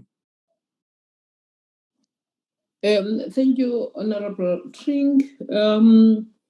My comments and questions will be focused on PMTE, as my colleagues have, I think, dealt with the department on many issues. But what I can further emphasize on, the issue of the employment of foreign nationals for positions of administrative, that can be on. I think we all know that South Africa is one of the countries that have high unemployment rate. We have young people, graduates that are loitering in the streets, that are looking for work. And we are told here that there are foreign nationals that have been employed for administration. When we have so many people, that one we cannot agree upon. I support 100% all my colleagues who are saying that why are you employing foreign nationals for positions of administration? Because that is not a skill that you can say it's a technical skill or a skill that is needed when you have so many unemployed graduates out there. So on that one, we really need answers. We cannot agree on that one. On the issue of PMTE, one of the reasons AG has raised that it gave a disclaimer opinion on the audit opinion on PMTE is the issue of restating of the asset register. I really don't understand why there was a need of restating an asset register to be different from what it was audited on the 2020-2021. What is being hidden there? Why there was such a major change? And now you are sitting with a disclaimer audit opinion because you have restated the asset register. There are also red flags there there are also serious red flags on that one. Two, the issue of the vacancies. I want to put it the way that you have written there. The issue of so many vacancies in PMTE, some resignations. Where is this thing? Oh God. And some resignations. Yeah, the vacancy rate on the PMTE of 646 personnel, of which 317 fall under Program 6, that is Facilities Management Services. The question is, what is the impact that these vacancies have on PMTE delivering its mandate? Two, again, you are also indicating that there are 493 staff additional to the establishment of PMTE. Can you please clarify what does that mean in terms of the staff establishment when we have additional on the establishment of PMTE? Can you please explain that? There is something that that said there. 67 people have retired, and as such, an amount of 8.9 million was reported for retirement awards, which is an increase of 7.9 million if you look at 2020-2021, when 111 employees retired. 67 retired, 8.9, 111 retired that year. 1 million was spent on the retirement awards. Can you please clarify those things?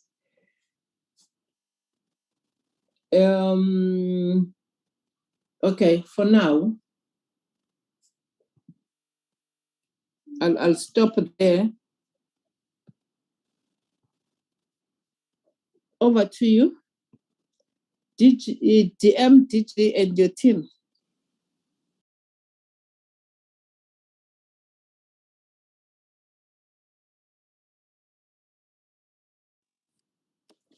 And thank you, Honorable Chairperson, and a good afternoon to your good self and the honorable members.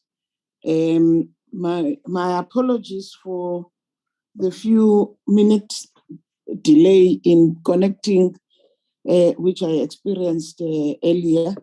It is a confusion of the links that were sent to me. I've been waiting on a link for tomorrow, for tomorrow's meeting, and that delayed me a little bit, but I was able to realize that when it was 28 minutes past and I was not admitted to the meeting. So my apologies to quickly check what's happening. That being said, honorable members and honorable chairperson, my approach of allowing officials to first go into the areas which have been asked, I will come back on the summary of the issues, especially those that would really be reflecting on our oversight function in the department. I will allow the acting DG who is on the platform to share with his colleagues what would be the responses, and I will round up at the end. With your permission, Chair, I will hand over to the acting DG, Dr. Moemi.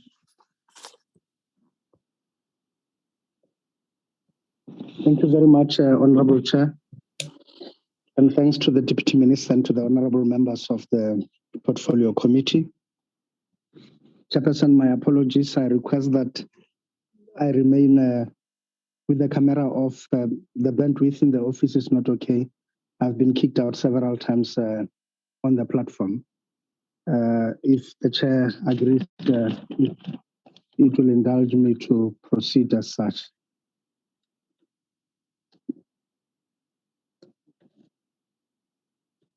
Chairperson, I wish to respond to some of the clarity-seeking questions that have been raised by the committee, but first to acknowledge the instructive directives that the committee places before us and indicates that the direction we need to take and to follow in that regard. And we welcome those. We don't think that we should contest those or even say anything to it other than to confirm to the committee that they are well received and that we will proceed with them in terms of implementation. We have listened carefully to some of the key issues that have been brought to the fore and how the committee would want us to deal with this. We welcome such measures as the production of a comprehensive proactive maintenance plan and to table it before the committee, which can then track and hold us accountable to that. We have had the strong issue pertaining to the filling of vacancies. We have listened succinctly to the need to proceed with that without any further ado. What we would wish to respond to are some of the clarity-seeking questions and the questions that the committee members have asked as to the rationale for what we have put forth. Let me indicate that yes, indeed, we have a high staff turnover relative to the norm because we are quite cognizant that we are a department that is quite amongst the largest departments in government. We have a number of staff members across regions as well as at head office. And we also have done an age analysis on the staff complement we have. And we have also looked at the staffing adequacy exercise, particularly of the Pmte. We are also cognizant of the fact that a large portion of our members are at the end of their contractual obligations to us, and equally some of them at the retirement age. And with the aged staff members as it is by normal attrition, we'll also see a number of employees leave the service and the department in this regard. The key issue, yes, becomes what do we do about that? We have been asked what do we do to retain skills. We are allowed to extend, in some instances, staff members who are supposed to retire at 60 to extend them to retire at 65. Where appropriate, this has been determined and such staff members have been retained. But typically, even for cases of early retirement where it has been granted, each case has been dealt with on its own merits and having duly considered all factors and having looked on a unit-by-unit basis in this regard in terms of the shortage of skills. What we cannot put aside is the fact that we ought to then fill the vacancies with speed. And I'm sure that members are aware that right now in the pipeline, in terms of different stages of recruitment process that we are undertaking, there is no less than 250 positions in stream. So, and at different tiers and levels of recruitment in this regard. And I think that what we should do is to put focus to fast-tracking this process and to making sure that more capacity for recruitment is actually enhanced. And I think that that part has been done. We have prioritized those positions in HR, particularly in the area of recruitment, and we are looking at fast-tracking this process within this context. There has been the issue related here as to why last year, when fewer staff members retired, when higher staff members retired, we paid lesser retirement awards, and why comparatively this year it appears fewer are retiring, but it appears we have an increase in terms of the awards. Well, two reasons really. Number one, Honorable Chair, is attributable to the fact that the rules of the GPF and the pension award, and they are linking to inflation and to all of that, determine the payout on the basis of the last salary notch of an employee, and also on the basis of the pertaining economic conditions at the time and the set rules upon exit as at that time. And so when the GPF board approves, as well as the council, and as confirmed by the President DPSA, approves higher percentages for awards in this regard, we will certainly see an increase in that area. The second part of it is that the awards really, as I've indicated, are predetermined and pegged on the basis of what notch and what salary level you are on. So if in any given year you've got more people on higher salary bands retiring, your awards are likely to be more higher as compared to if most employees on a lower salary band were to retire. And I think taking those two factors into account and knowing that this is one of the areas which we, the department, can only but compile, but the confirmation of the exact awards are not determined here, but they are determined by GPF and the National Treasury. We can certainly say that we have a higher degree of certainty that the awards paid are correct ones. So with that in mind, I think that should provide a response for the clarity that the chair sought on in as far as that matter is concerned. Honorable Graham Murray had raised the matter of the two employees at the level 16 and who did not have a performance agreement in place. She wanted to know who are these two employees and the rationale as to why they are not having performance agreement. The two employees are former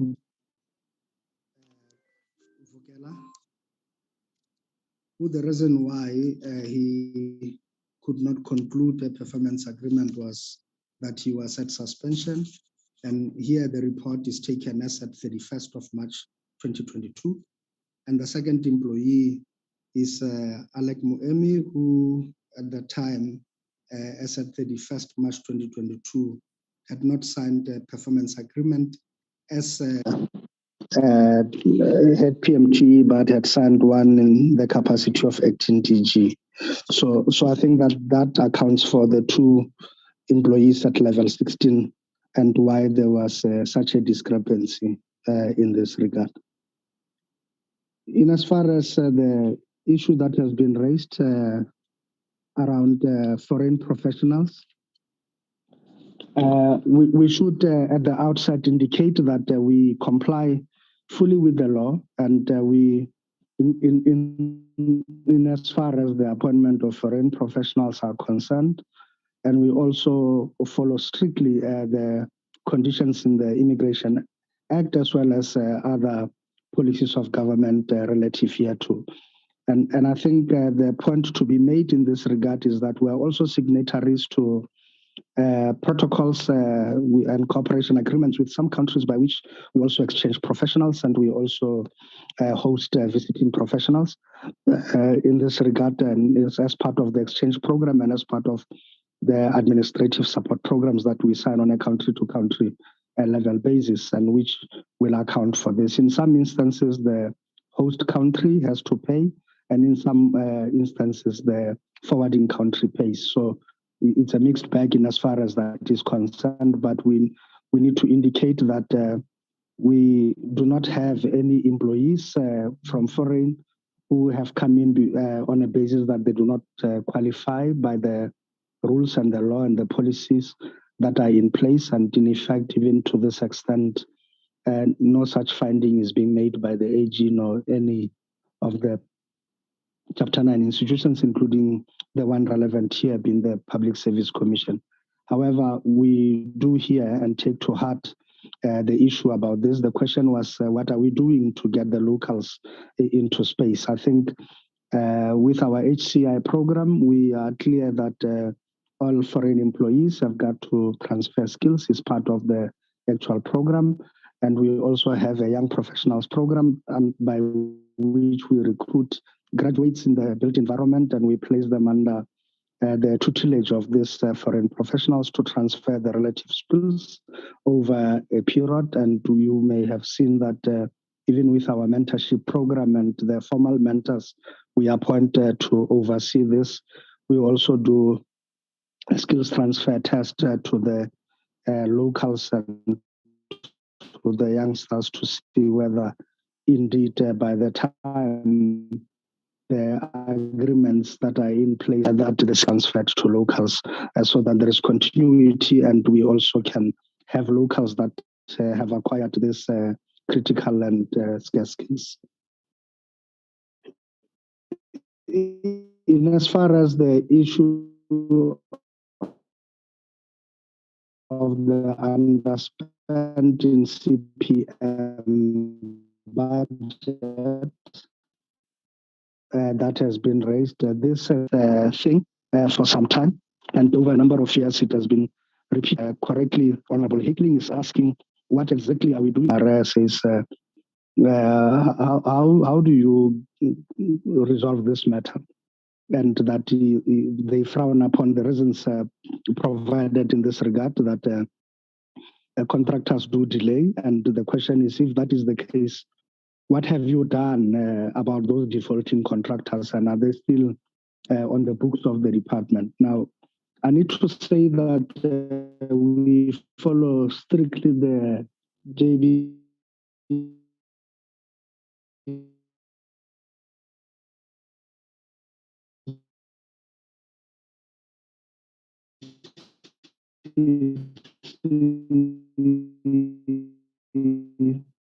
provisions in terms of the resolution of disputes with contractors, penalties as provided for in this contract. And I'm sure that you may have seen that those disputes at hand and our refusal to pay them unless they have done remedial completion of projects. It is a right thing, consequences on our part, and there is where they are repeated failures. And this has also had an effect of delaying the completion of projects because our procurement process had been taking time to get replacement contractors. We have now analyzed this problem quite clearly. We have agreed on the institutionalization of a panel of contractors, which will allow us to have ease of change of contractors when they do default. And so, yes, the answer is yes, we are taking actions. We are following the provisions of the dispute resolution mechanisms as laid down in the standardized construction contracts. And we are hammering them hard in terms of penalties and also with recovery. They also lose their deposits in other instances. And so, yes, however, each matter is dealt with on its own merits on a case-by-case basis. But the principle is exactly as Honorable Graham Murray asked whether we are indeed acting against these contractors. Yes, we are.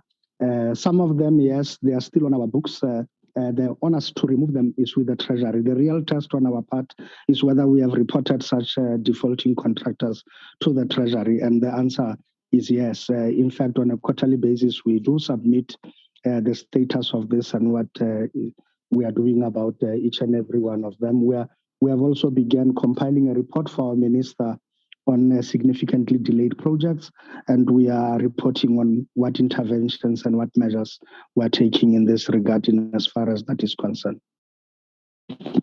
There has been a question about the cost of employment, and why it is this high and why are we not we are underspending in this area. Like I have indicated, Honorable Chair, in this regard, I don't think that we need to dilly-dally about it. We must accept full responsibility to simply drive and to enhance the mechanisms we have already put in place to fill these vacancies. As I've indicated, there's over 250 positions now in stream at different stages of recruitment. And even in the coming 2 weeks, we'll still be advertising even more positions. We are keen on getting on with it and on getting everybody in stream. And I think for the first time, Chair will also see that some of the positions we are beginning to advertise and to fill are those in anticipation of the exit of personnel who are coming out and those who have indicated already ahead of time that they will be retiring, and that such analysis has linked the recruitment process to such exit indications that have been received.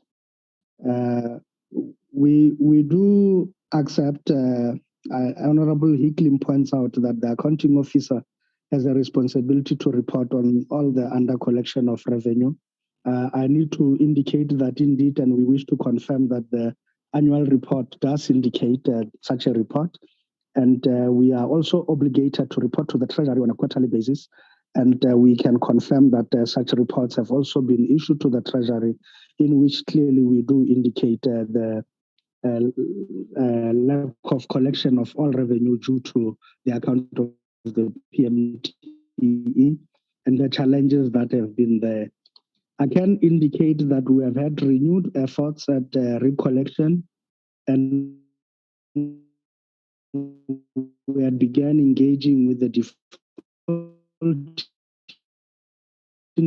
departments even much more vigorously. Instances, this has immediately yielded fruits, but we have seen some green fruits in as far as that is concerned, and we are even more robustly because we don't believe that they are setting a good example if they are part of the departments that are not necessarily honoring their obligations to us, and that in full. The Chair has raised the matter of restating of assets in the register and restating the opening and closing balances. And as to why we found it necessary to temper, the Chair said that in her opinion, this borders on perhaps even corrupt practices. And that this shouldn't be allowed and shouldn't be done. Truth be told is that, yes, indeed, the opening and closing balances from an accounting point of view are a sacrosanct principle that shouldn't be tampered with. Your closing balance should always be your opening balance. There's no doubt about that. That is an established principle that is also established in GRAP in this regard. But we have a dilemma, Chair, because we are daily, as we comb through all the books, we check the deeds records, we check all the land, state land community records, and we do comparisons and we do recover from time to time some properties. We do realize that some properties were wrongly vested.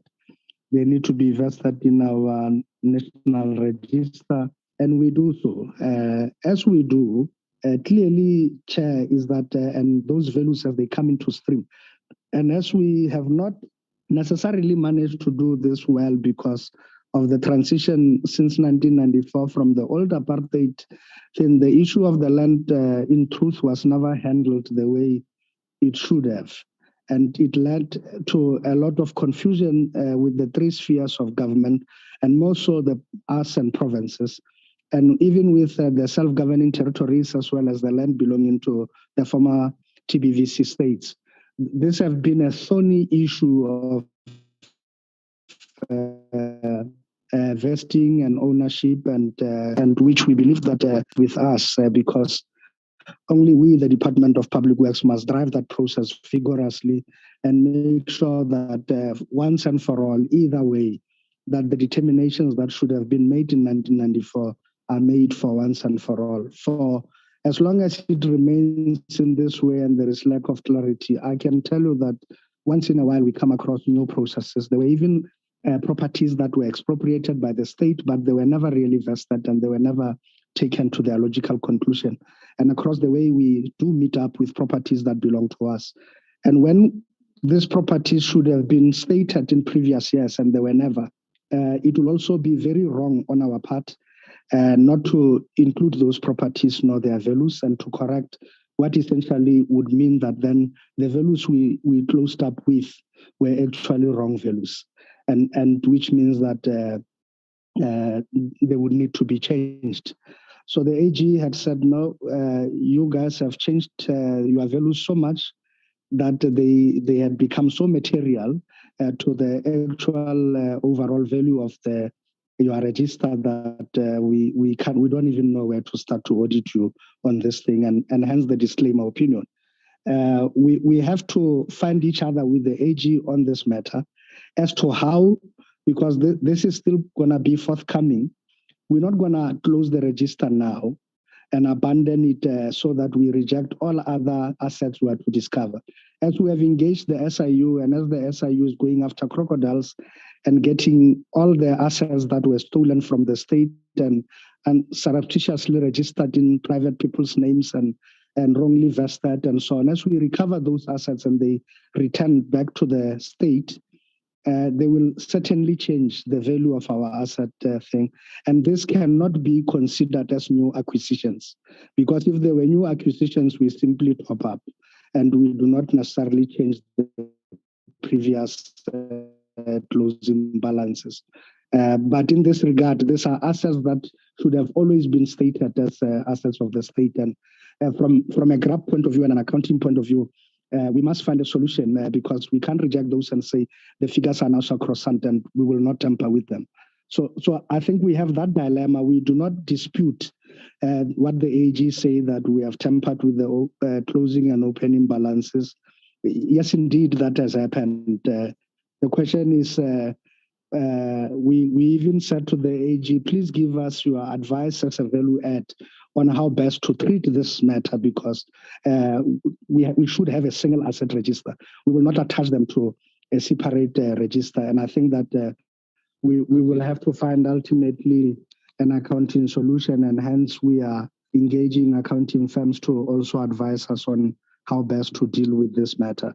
We will continue though with the investigation of the assets. We are aware that the deeds registry, there are assets that we should work on and that we should ultimately bring into our stream and into our register. And we would not want to see a repeat of us tampering with the opening and closing balances willy-nilly, as it may. Then there was the issue of why ISA is not reporting, that Pmte is reporting separately, and that DPWI is also reporting separately. Pmte itself is a trading entity in terms of Regulation 19.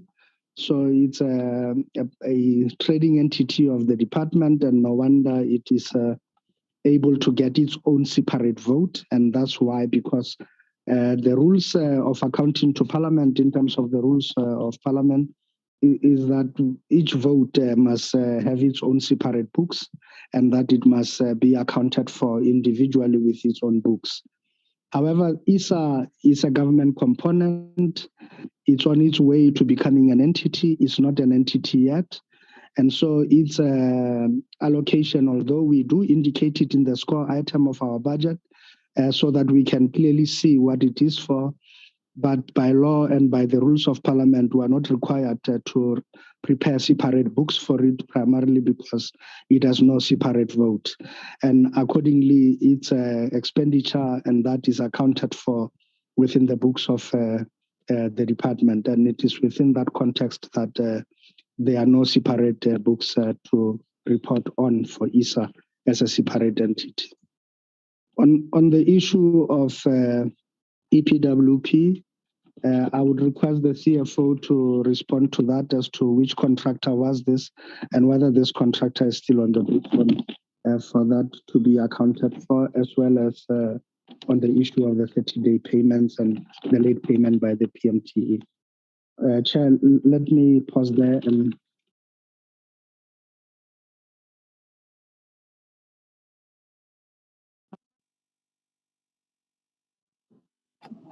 thank you, Acting DG. Chair, can I proceed? Mandla Stole. Yes, Mandla, please. Thank you, Chair. There was also a question on the bank overdraft and unauthorized expenditure. I must indicate this is an unauthorized expenditure that is coming over the years. Since I think 2014, there was an investigation that was done. We have submitted to National Treasury for them to take the matter to Parliament to approve that unauthorized expenditure. So as a result of that, it creates a bank overdraft because it consumed our bank. So that's where we are on that. There was also a question, what are we doing about number of properties where we are not generating revenue? We have engaged Treasury on that. There is a program that is called Itemized Billing. That program is intended for us to charge government department a tariff structure that will assist the department to be self-sustainable financially. But at this stage, government is not affording the tariff structure that we are charging, which then Treasury is unable to approve what is expected, even though in terms of the model that we are using, Treasury has approved that model in principle. However, they are not approving the tariff structure that we want. So when questions are asked whether PMTE is self-sustainable or not, the source of revenue for PMTE is a government department. As we indicated earlier on, 97% of our portfolio is utilized by a government department. So if we don't generate enough revenue from the asset portfolio that we have, and clients are also not paying, then it raises that question of a growing concern for PMTE. The other thing that relates to us was the issue of finance, the issue of 30 days payments. Chair, normally AG will put a non-compliance in the audit report. For the past 2 years, both PMT and DPW, there was no such a paragraph. However, there are instances where certain invoices, insignificant number of invoices are not paid within 30 days, which maybe the member was relating to that. As a result, the overall performance on 30 days were at 89% for PMTE. Looking at 162,000 invoices that we processed, 89% of those invoices were paid within 30 days. And when we closed the year end, we only had 19 invoices that were not paid outside 30 days. So there is a lot of effort that is being done in that area. However, there are instances where if we have not paid invoices, there might be challenges of dispute with service providers where we need to go on site and verify if the work is done. That's where that small number is coming from. I'm not sure if I have missed another key. Okay, the other key question was the issue of a contractor that did not provide a PPE. If Aaron can comment on that. Thank you, Chair. Thank you, CFO. Chairperson,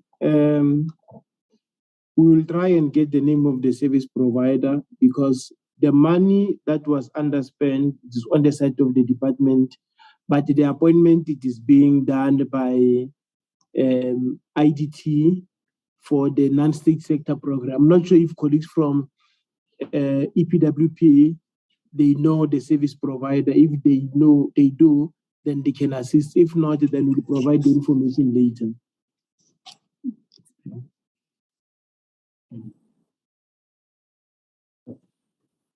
Acting DG, if I can come in, Honorable Chair, members of the committee, this is Ignacio Sario from EPWP.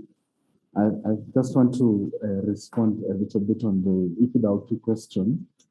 The issue of the IDT, the money had been transferred for PPE, but was not paid to any service provider because there was delays in procurement.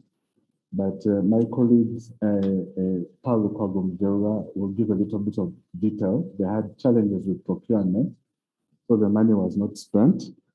The other one, in terms of the 1.5 million that was not transferred, that was not to a service provider, but Gauteng Department of Sports, Arts and Culture.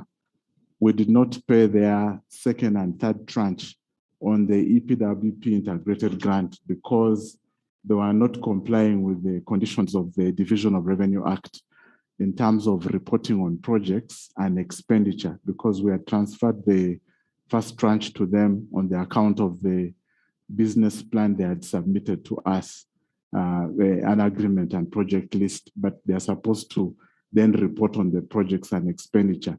And when we engaged with them, they said they had delays in implementation of their projects.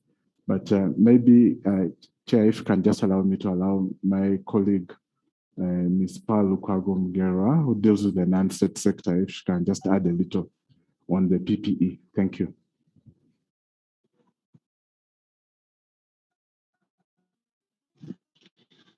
Good afternoon, Honorable Chair and the members of the Portfolio Committee and DM and the colleagues.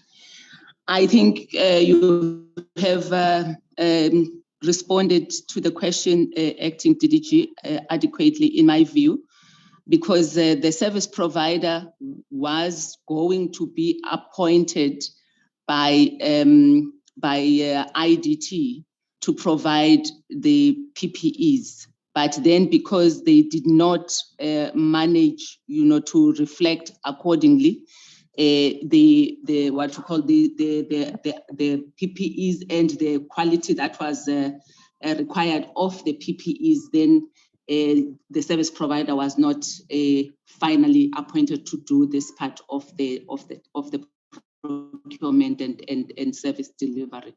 So then the money was not paid to the service provider. The question that was raised, or the point that is raised by Mazibuko Aaron, to say if we know the name of the service provider, the IMD is the one that would provide the name. But be it as it may, I think at this point we are clear that the service provider was not paid that amount of 64.3 million. Thank you, Chair.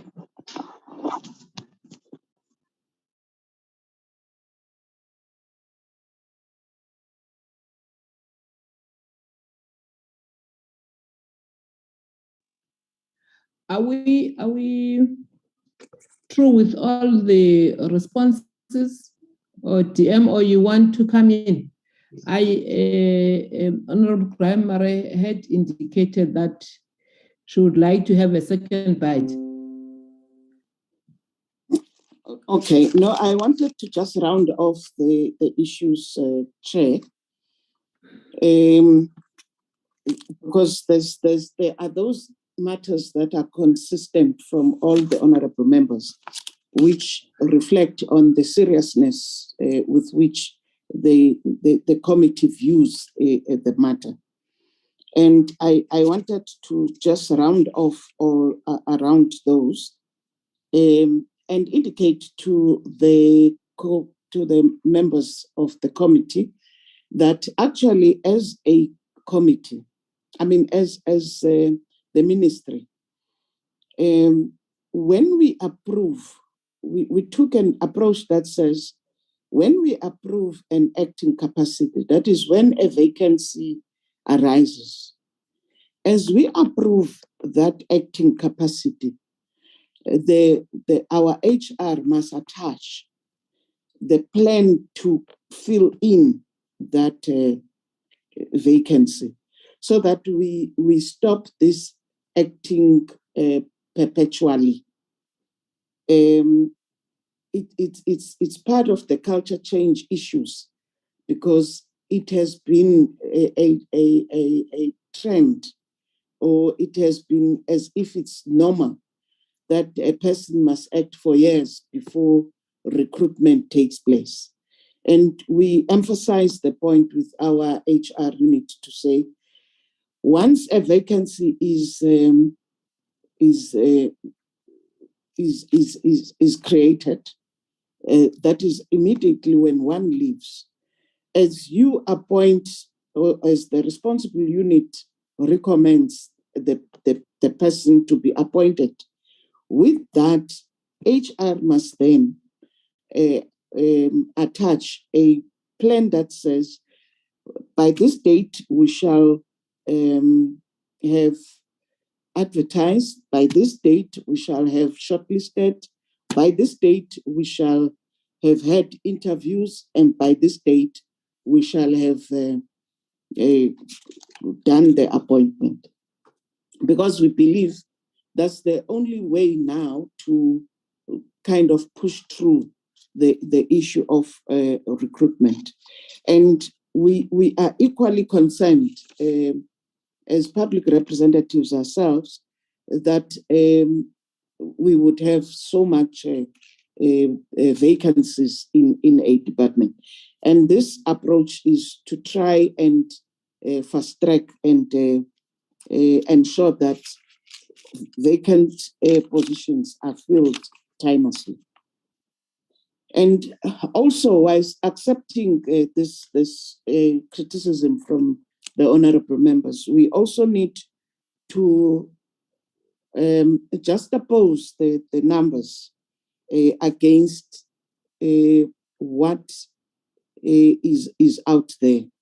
We have currently, for example, in Pmte, as at September, when I checked the quarterly report, we are at 4,500 plus employees. And the vacancies that are there are 400 odd, which means we're around 10%. And we don't need that 10%, truth be told. But generally, the norms are around, I think, 12%, that which is acceptable in terms of the norms and standards. But even that, to us, because the quota or the workforce is huge, the numbers, therefore, also look huge, even though if you work percentage-wise, they are not, we are not way off what would be normal elsewhere. But because of the numbers, again, I do want to emphasize the point that we understand the comments and the criticism from the honorable members that it would be influenced by those high numbers. I think the question of ISA has been adequately clarified. On the recommendations that are never acted upon, we may say that, but if the honorable members were to be privy in our internal audit meetings with the audit committee and the internal auditors, you would understand that the part of the recommendations from the work of members constitute that internal audit report. And therefore, on a quarterly basis, we do meet to assess how far we are, and our internal audit unit does assist us with this. But as we understand, a huge department like this, you would be making the desired decisions and actions, but at times, because of the size of the department, you may realize that the impact is not that quickly realized. But we are not deterred from ensuring that the recommendations from the Portfolio Committee, from the Public Service Commission, in fact, some of the audit outcomes are as a result of our actions on reports from such bodies as the Public Service Commission. You would understand that the one report that has been quite impactful is the number of people who were employed unprocedurally, whose then their salaries, because they were not properly employed, their salaries become unauthorized expenditure.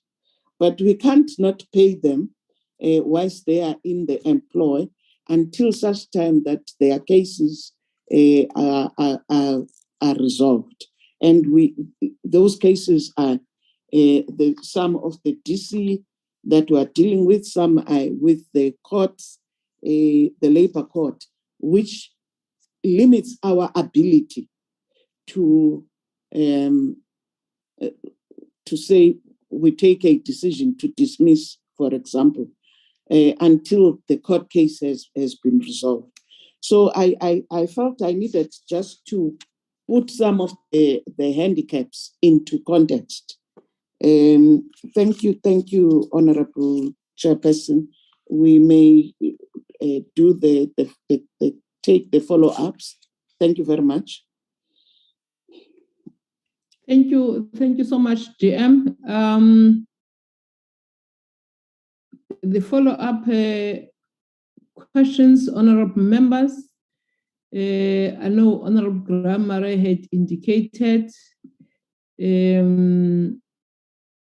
Honorable Matebula's hand is also up. It's only those two hands that I can see now. Honorable Grammare, followed by Honorable Matebula. Thank you very much, Chairperson, and thank you very much for the responses received so far.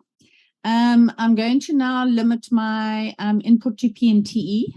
And again, it's based on both the presentation done today as well as the financials.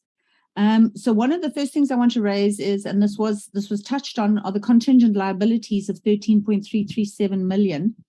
When the presentation was given, we were advised that this was as a result of labor costs arising out of the bargaining council. But my understanding is that only 3 million of that is out of the bargaining council, and the other 10 arises from a defamation case against the minister. So if you could just clarify that, please. And then I want to come to the point that everybody's made, is that with about the PMT not being a going concern. My understanding is that, oh, sorry, my dogs have just barked. My understanding now is that the PMTE has not yet been fully operationalized in terms of what the requirements are from National Treasury. So if we could please get clarification on when that is going to happen. And in order for that to happen, it has to be a going concern. There's no ways that you can operationalize something that's running at such a massive loss. And let me tell you that based on what we've seen today, with a 1.02 billion rand overdraft, we've got assets that exceed the liabilities by 6.7 billion rand, a major deficit in terms of the financials for the year. This is an organization that spent 101 million rand on consultants for OPEX work. In other words, for operational expenditure. This is stuff that could be done in-house if they had the right people appointed and if the people had the requisite skills. And again, that goes back to the vacancies. And while the deputy minister is saying, well, it's not a big deal, at the end of the day, I think we would pay a lot less for in-house people to do the work that we're paying consultants to do. And I'm not talking about the capital expenditure when we're running projects. I'm talking about day-to-day stuff that, you know, investigations into over expenditure. And a consultant has been appointed for that. I don't understand why we don't have forensic people within the department that can do the same thing. And I'm telling you now, it would cost a lot less than 101 million rand. We've had 33.5 million rand lost on the operational expenditure due to unfunded portions of projects that have failed. We've got 303,896,000 rand in legal claims against the PMTE on property and maintenance disputes. We've only got 107 million rand on contingent assets, in other words, that claims that we are laying. Fruitless and wasteful expenditure was 106.45 million. 5 million rand of that was costs incurred due to inefficiencies. 27.6 million was extensions of time. 13.5 million rand was discrepancies on extensions of time. These are costs that we can be saving if we're doing the job properly. In terms of the funding of the PMTE, the bulk of the funding comes from, yes, from properties that are being leased, but also from transfers from the department, as well as another 1.5 billion rand augmentation. But over and above all of that, the number of shared costs that exist between the department and the PMTE are massive. All the corporate services are actually provided by the department to the PMTE, and there's no value attached to that in fact, they say in the financials they can't attach a value to that. In other words, you're talking about operationalizing an entity that actually is not self-sustaining, that is not a going concern. And I agree with my colleagues when they say that this needs business rescue. Then we've got things like costs regarding arts and culture and justice that haven't been recovered, where the department has paid, or PMTE has paid, for gardening services and cleaning services to the tune of 265 million rand, and they've received 13.4 million rand in exchange for the services that they've covered. That's untenable. You can't be providing that amount of services. That's like a 200% difference in terms of what you're spending versus what you're getting, what you're recovering. Again, we're spending half of what we spend on leases, we're spending on maintenance of our own properties, which is just a massive issue. And then obviously in terms of the debtors age analysis, we've now got an 8 billion rand opening balance for the new financial year, 3 billion up on the previous year. So an 82% recovery of debtors is just, it's untenable, because it's just creating a bigger opening balance for us for next year. So in terms of the PMTE, these are some of the big issues that we need to look at. And then just finally, with respect to ISA, I understand that ISA we haven't got an entity for it, but 122 million rand has been spent. This is an arm of the department. It's the infrastructure arm of DPWI. It is responsible for 100 billion rands worth of infrastructure over the next 10 years that it needs to be facilitating and coordinating. And we can't do oversight over it because there's no separate reporting. Even though it's a separate arm, it's got its own organogram, and we're not being given any insight into how the money has been utilized for that. I find that deeply concerning. Thank you very much for the second opportunity. I really appreciate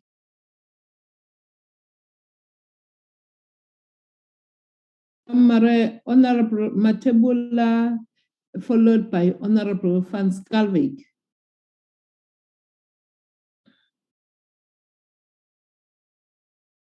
Honorable Matebula. I think this was a legacy hand, Chair. Okay, thank you. Thank you, Honorable. Honorable Van Schalkwyk. Thank you very much, Chairperson.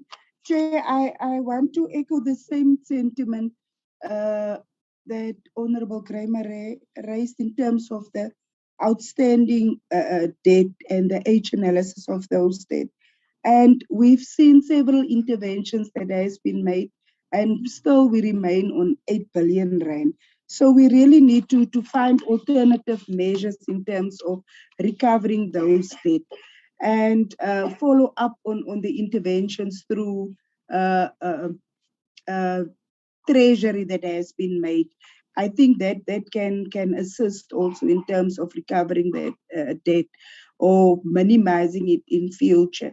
Then, Chairperson, I think we need a full report, maybe a separate meeting with regards to service providers, especially the top 10 service providers, in terms of leases and in terms of maintenance, especially the unscheduled maintenance, but also in terms of consultants, because we really need some clarification also on how many consultants are being used and the cost involving that exercise. Then, Chairperson, the very last one, I want to know, Chairperson, are we going to see the draft Public Works Bill being gazetted during our term before 2024? Because I thought that that was a priority to our committee. But every year when we receive the annual report and even the quarterly reports, there's no movement on that issue. So can we be taken into confidence on what is the yield up in terms of that issue? Thank you very much, Chairperson. Thank you, Honorable Van Schalkwyk. Those are the follow-up questions, DM and your team.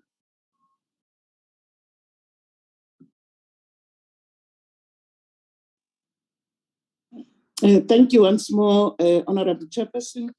And allow me to take the same approach. Acting GG will deal with the details, and I will come back when rounding off. Thank you.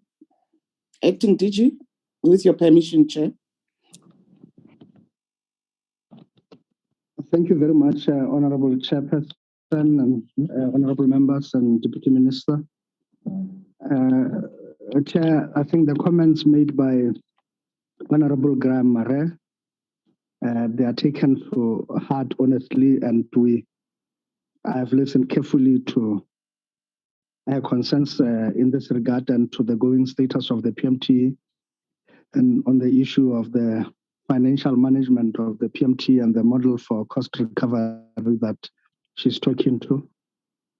I need to, at the outset, indicate that we are also similarly concerned. We have looked at this runaway train in terms of the deficit and the inability to collect, and also what the CFO has outlined, the dependency on the state coffers and state departments, land departments to service the revenue, and the fact that we have not necessarily been sweating the assets of the state very well, and we have not necessarily had a forward way in as far as that is concerned, and even her earlier comments about the letting out strategy as to why we have not necessarily serviced that and why we have not exploited that opportunity and why have we ignored those who came forward with proposals for utilization of our assets for a fee and for rentals and payments and revenue. One needs to indicate that we are discussing this with the Treasury.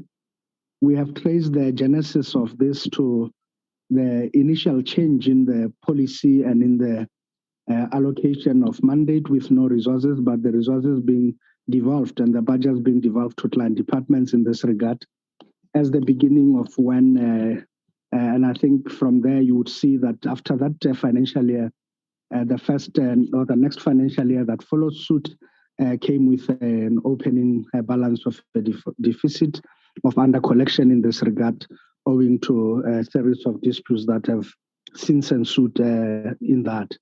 We are discussing with the Treasury the possibility of ring-fencing of the budgets for this purpose, and we have also discussed with, and we have even asked ourselves, approached the AG to find out, as they audit the other departments, to look at if this money was budgeted for rentals and which should have been handed over to us, and even for property rates and taxes and every other thing. And yet the departments have not necessarily paid it over to us. What has the departments concerned utilized it for? Because the provisions of the law do not allow for budgets appropriated for one purpose to be utilized for other. We aren't saying that land departments must be forced by all costs to pay, even for where they have genuine disputes with us.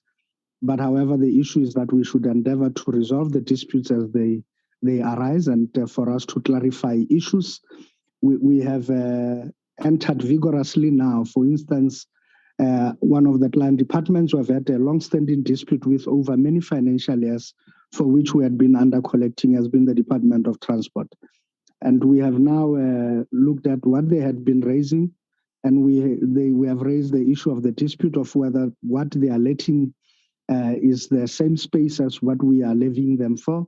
And the dispute has arose from day one on that, and somehow it has not been resolved. We have now entered into discussions with them. We believe we have found a solution.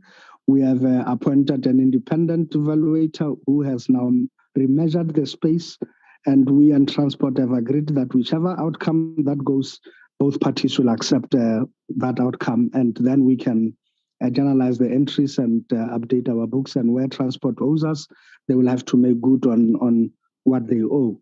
So these models and these interventions we're making in earnest to resolve the long-standing disputes, to address the historical balance, but also to have a revised model with the Treasury of ring-fencing the budget so that we can avoid a recurrence in the future of a similar thing is what we are working on. And internally, we are also revising our own policies to make sure that our systems are a bit more robust in resolutions of dispute at an early stages as and when they arise. And I can give an example. For instance, the latest has been Department of Minerals and Energy, which has contested the space allocation at Mineralia. We have not wasted time. Within 2 weeks of the dispute having arose, we had already sent engineers to go and remeasure the property and to make sure that indeed it is correct. And we have since submitted the new measurements to them. And the measurements had confirmed exactly what we had initially levied them. We believe that with the proof we have now given them, they should be able to accept that their rental is correct and that they must pay it. So as it is, our contention is that yes, we are aware that it may appear that it is a runaway train, but we have to put concerted effort to resolve this and to also ensure that the debt doesn't balloon any further, and that those that have been recurring and ongoing for a long time, that's what we had sought to target first, including, as I responded earlier, a good example being that of the Treasury, where the shortfall is quite huge. It's about 200 million every year, and obviously it has become significant over a number of years since the dispute arose, and we are looking at resolving that. Of course, we are also looking at the issue of sweating the assets. We have discussed with members of the committee several options we have put in this regard to make sure that first, we reduce the cost of doing business, for instance, by greening our buildings and lowering the cost of utilities in this regard. But secondly, we are also looking at the ROT process by which we will have investment by the private sector into refurbishment of our buildings and having better rental stock. And the permutation of the ROT program, currently we are doing it selfishly so that we lower rental costs, but ultimately we will do it also for commercial purposes so we can sweat the assets of the state. And I think the plan is there. We are the first ones to admit that the scenario is unhealthy, Honorable Graham Mare, where we outlay in the region of 5.3 billion rents every year in renting private sector properties, and yet our own efforts at renting out our own government properties to the private sector yields about 80 million a year, which is quite a pittance considering what we are outlaying. We had reported earlier that we are beginning to claw back. We have agreed with the Treasury on an ambitious target of clawing back 1 billion within one financial year in rental,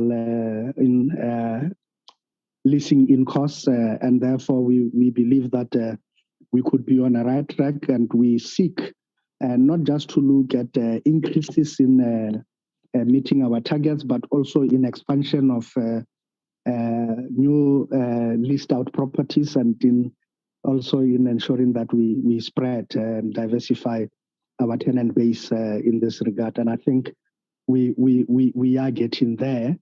It may have been quite a premature thing, if we had not embedded the standard operating procedures in as far as leasing out, and we found that our Circular 135 had some deficiencies, and it will have opened up to many corrupt practices and to many other challenges had we not tightened it. And now we believe we have done so, even in terms of the approvals for some of these things, and even the setup of the committees that have also independent people on them, to make sure that the processes are a bit more robust, so that as and when we lease out, we do not see what we have been seeing as a trend, that government properties are actually being leased out for a pittance compared to market-related costs that we should be fetching on the open market.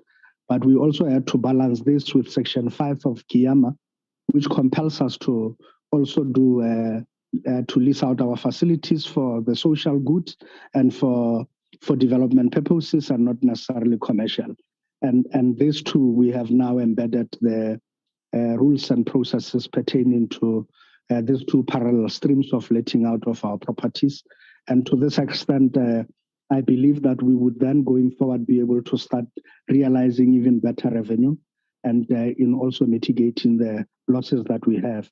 On the issue of ISA, really, we aren't refusing to account at all. I think the issue is the manner of accounting, because currently it isn't that we are not accounting for the expenditure of ISA. We are accounting for it, albeit in the books of the department and not as separate standard books. And I think this is what I've been explaining of the vagaries of the process. But in no way can we ever say no if the portfolio committee requires of us to package information in such a manner that it becomes user-friendly for the committee. And if the committee requires us to package expenditure report purely for ISA-related matters, I do not see how we can ever say no. We will be willing and will oblige to do so. There's nothing to hide really about that. And I was just explaining that for purposes of reports like this, of this nature, we are required to account to Parliament and to table reports on a vote-by-vote basis, and that I was only indicating the weakness of the process, that there is no vote for ISA, and therefore we could not potentially have tabled a separate independent report. But that does not mean by any means that we are reluctant or recalcitrant in as far as provision of a report that is dedicated to ISA. I think we would be willing to oblige to do so. On the issue of looking at the key cost drivers and what Honorable Van Schalkwyk raises, we have done an assessment of the top 10 of the service providers that are providing us with leases. And this has been a subject of our target, actually, in negotiating better prices and so on, because among these top 10 landlords, they account for a significant portion, in excess of 50% of what we are doing countrywide in as far as leasing in. And therefore, a dent is made immediately when you reach better agreements with these landlords. And I think even the result of the landlord conference and our embedding of the RUOD report as a benchmark for the market does prove and attest to the point that I'm making. And I think Honorable Van Schalkwyk is on the money in as far as what she propounds to be a way forward in terms of our strategies that we can employ and engage with. And also, even in this regard, we are now, having seen the successes with leases, we are applying same for processes of the top 10 contractors in the construction area, and to ensure that if we troubleshoot on those, we see better expenditure, better movement of this, but also of import, a completion of projects on time, within budget, and also to make sure that the impact on service delivery is much more better. I will pause there, Chair, with your permission, and hand over to the DM. Thank you.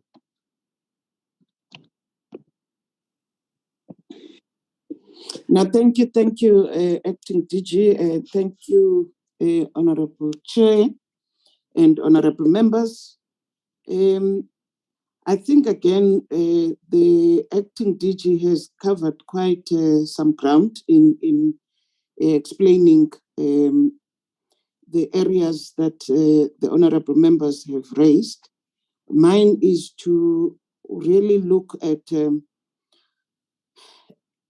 just to indicate, Honorable Chair, to Honorable Graham Murray, that there would be nothing one would underplay when you are charged with the responsibility to ensure good governance. The question of dealing with the high unemployment rate is one that really is a matter of concern to all of us. And as people delegated to oversee what happens in the department, they will, as officials, also indicate our displeasure when we deal, how we share our displeasure when we deal with this matter of vacancies.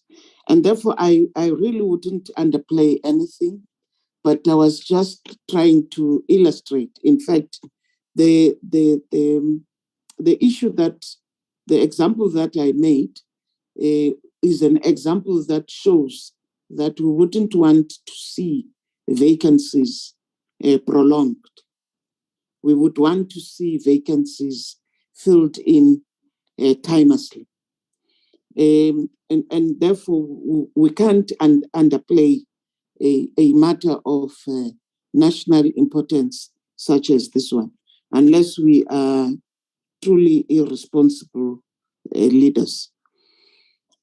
My second point would be on, I think that again, Acting DG has covered me on Honorable Van Schalkwyk's request. I think we can quickly do this because exactly the example that the Acting DG has made around the property ones, and having engaged and having realized some results out of the engagements that we've held with the landlords that we rent from. And therefore, I won't bedevil that point. Safe to say that those top 10s, both of the consultants, the property landlords, and the construction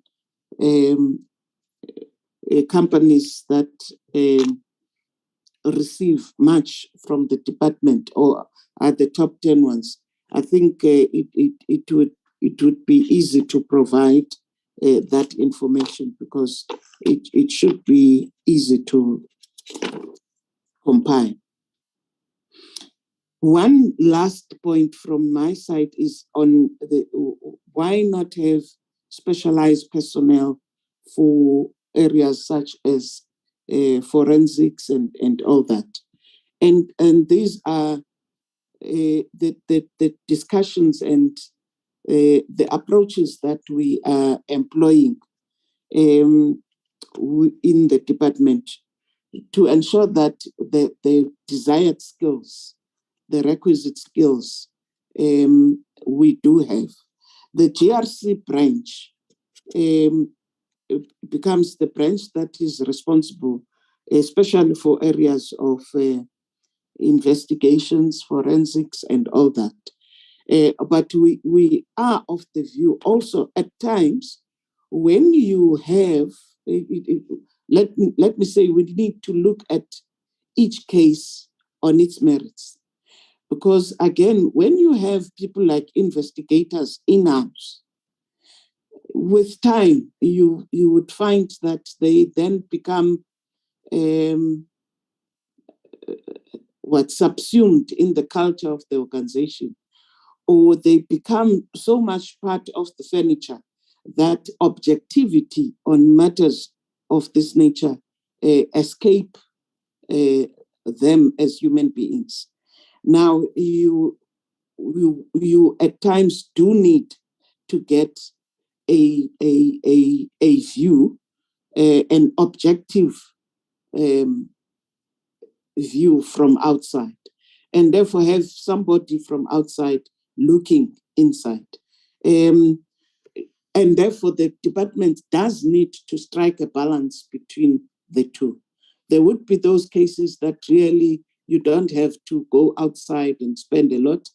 You need the skill in-house, but there would be instances where you need to get an objective view looking into the organization from outside.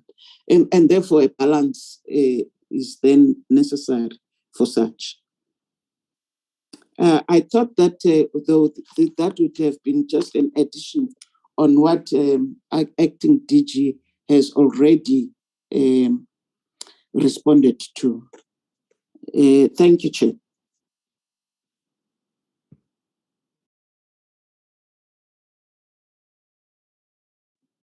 Thank you so much, DM, Acting DG, and your teams on the response of the follow-up questions. Also appreciating the response that you made earlier on. As you all know that we are preparing for the BRRR. All this information is assisting us as we prepare our reports, both as the portfolio committee and as individual members for the debate that will be in the House. Honorable members, as it was indicated on the program that our meeting for today will end at 1600. The time now is 16:01. So I think we were within the time that we set for ourselves. Thank you again, honorable members, for your probing questions, for your progressive discussions that are definitely ensuring that this department is taken somewhere and playing our roles, that of ensuring that we do oversight on the executive and the department, that is Department of Public Works and Infrastructure at this time. Tomorrow we're also having another meeting, and on Thursday we are also having another meeting. So I'm hoping that tomorrow you will be fine in terms of the connectivity. I know that there are people that were experiencing network challenges. I'm also one of those people. When the acting DG was responding, I was in and out of the meeting. Even if I was in, there would be no sound on my side. So I didn't hear some of the responses, but I know that if members heard of the responses, and also there is a recording that is being done by our team, it's good and fine. Thank you again, honorable members, DM, Acting DG, and your team. The meeting is adjourned. Thank you. Thank you. Thank you, everyone.